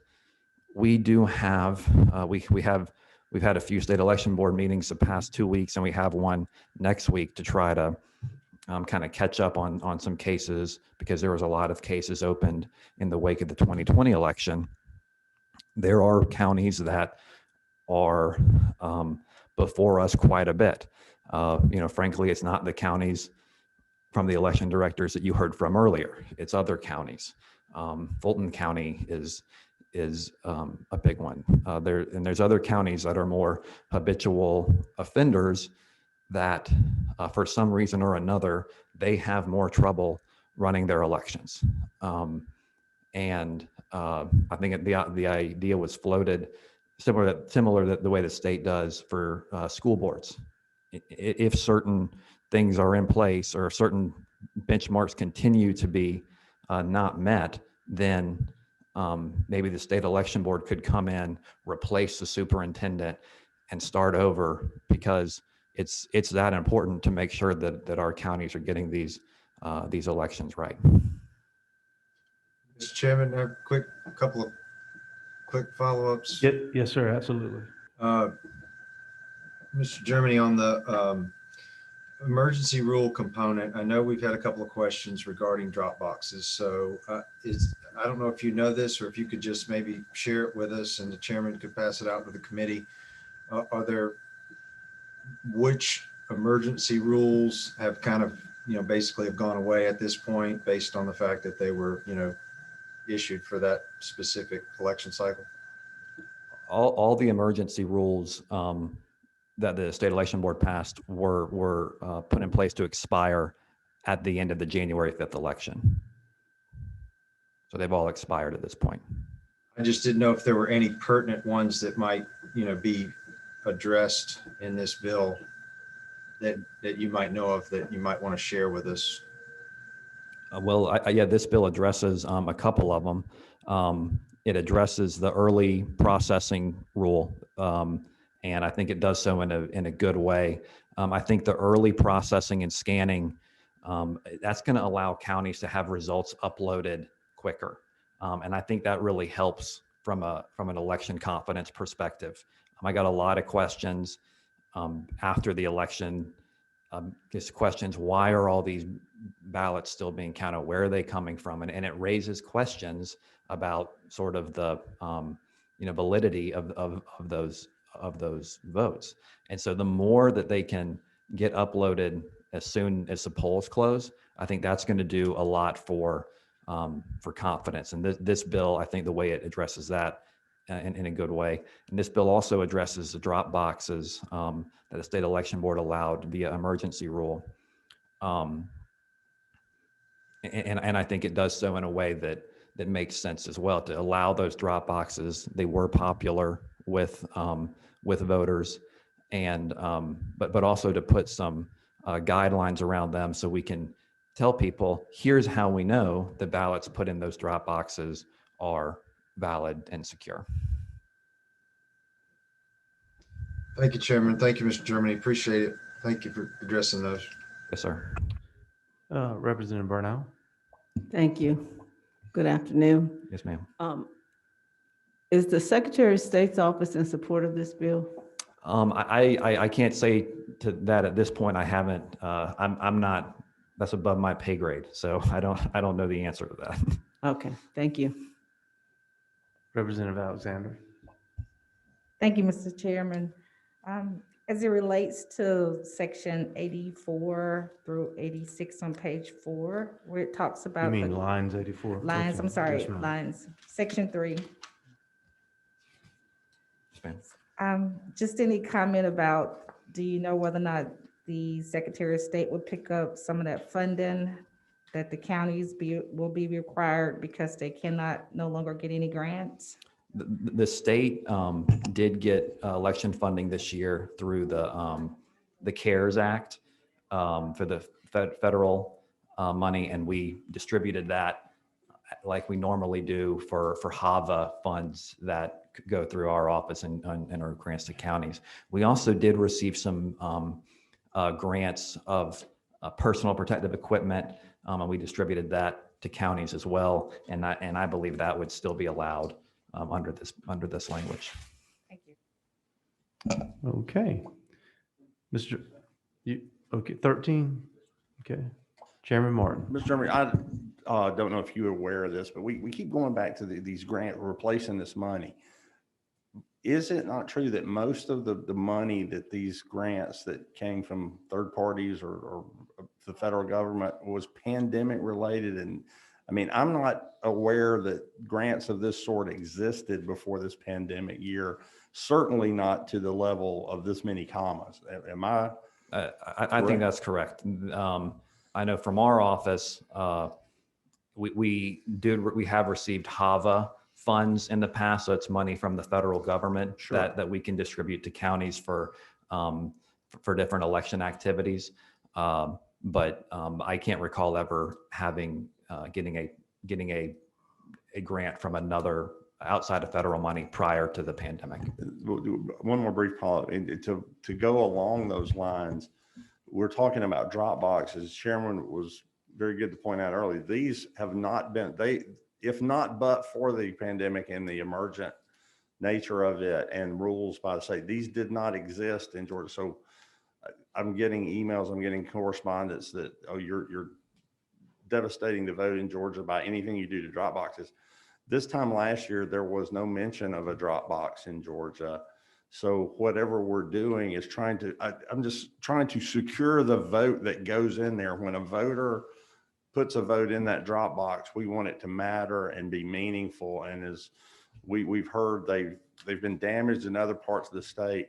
And is it not true that if something happens to there, we have no way of knowing what voters' votes were in that drop box if there were some sort of damage to happen in there? That's correct. Drop boxes are, I think, kind of a target-rich environment for people that would want to mess with ballots. And the emergency rules have all expired. State Election Board viewed emergency rules as something that should certainly not extend past when they are needed due to the nature of an emergency rule. And so, yes, I would agree that basically the drop boxes that are in this bill is an expansion from where we currently stand today in terms of accessibility. Thank you, Mr. Chairman. Representative Burnell. Thank you. We know that a lot of these things happen because of the pandemic, but sometimes when you have a tragedy, it helps you to improve. And so while the drop boxes were not a part because it was pre-pandemic, because they came about as the pandemic, but with the problems with the U.S. Postal Service not delivering mail on time, I think that it is safe to say that the drop boxes allowed people that would not have the opportunity to vote. It did give them opportunities, and it gave them more choices. From the feedback that we have heard on drop boxes, I'll mention kind of one, the positive is, I think they were popular with voters from both parties. The two, I guess, kind of negative things that we heard about Dropbox is one, in some counties, it took a long time for when the ballot was dropped in that Dropbox for then it to show up on the MVP page as your ballot has been accepted. In some counties, it was very quick. In some counties, it took a long time, and that is not confidence inducing. So I think this bill, requiring emptying them every day, I think would help with that. The other thing that we heard kind of negative is kind of on the activist side, people were requesting the video surveillance of the drop boxes, and they are an open record. And I know how this is because we're in the same boat as counties. When you get a lot of open records requests, people do not always get their documents as quickly as they would like them. And so when people were requesting those records from counties, it takes a while, and that makes them, I think, feel like, oh, there's no oversight or there's something to hide there. This bill kind of does away with that by requiring there to be human supervision of the drop boxes. And I had one other thing I wanted to say, but I can't remember what it was about drop boxes, but that's what we've heard about. Okay, I just have one more question. So are you all, the Secretary of State's office, you all have a budget that will pay for a person to sit there and guard all of these drop boxes? So the way it's set up, it can be a elections official. I talked to somebody, election official today, and they have someone, a poll worker who is in kind of the line management poll worker. She says that would just be one of their duties. So that's going to be a little bit different depending on the setup. It can be an election official, especially if it's kind of viewable based on the advanced voting location. Some of these places, a lot of the government buildings have security that are already there. And so that kind of allows them to sort of be the people who are in charge of that if it's within kind of the viewpoint of maybe the front door or something like that. So the ones I've talked to, I think, believe that it's doable. And some of them, I think, got overwhelmed by the open records requests for the video. So there might be some preference for it on that side. Thank you. Representative Alexander. Thank you, Mr. Chairman. So I know we keep talking about the drop boxes. Does the Secretary of State know of any issues, fraud that may have occurred as it relates to the drop boxes? The complaints that we heard on drop boxes were what I mentioned earlier. This is what I'm going to say earlier. The only thing, and I wish we had thought about this at the state election board, but we frankly didn't, is by allowing the drop boxes to stay open until 7 p.m., that required county election officials to have to be bringing in ballots sometimes many hours later than that. And that didn't look good from people who were saying, hey, these are late ballots, you shouldn't count them. So I think we should have thought about that as a way, let's make sure that the ballots are back at the county headquarters, by 7 p.m. There was some instances in January where the people who were who were in charge of picking up drop boxes felt kind of targeted because they were being followed by partisan monitors. And that's not a good situation either. Thank you. Okay, Ms. German, we appreciate you being here today, and we promise not to call you back again. Thanks, sir. Today, anyway. Okay. All right, committee members, I appreciate your patience. We have literally been here all day, but the chair intended to since we were not in session today, that we would stay here until everyone who had come and asked to testify be heard. You will note, and some of you did remind me on both sides of the aisle, that we did not set any time limits today.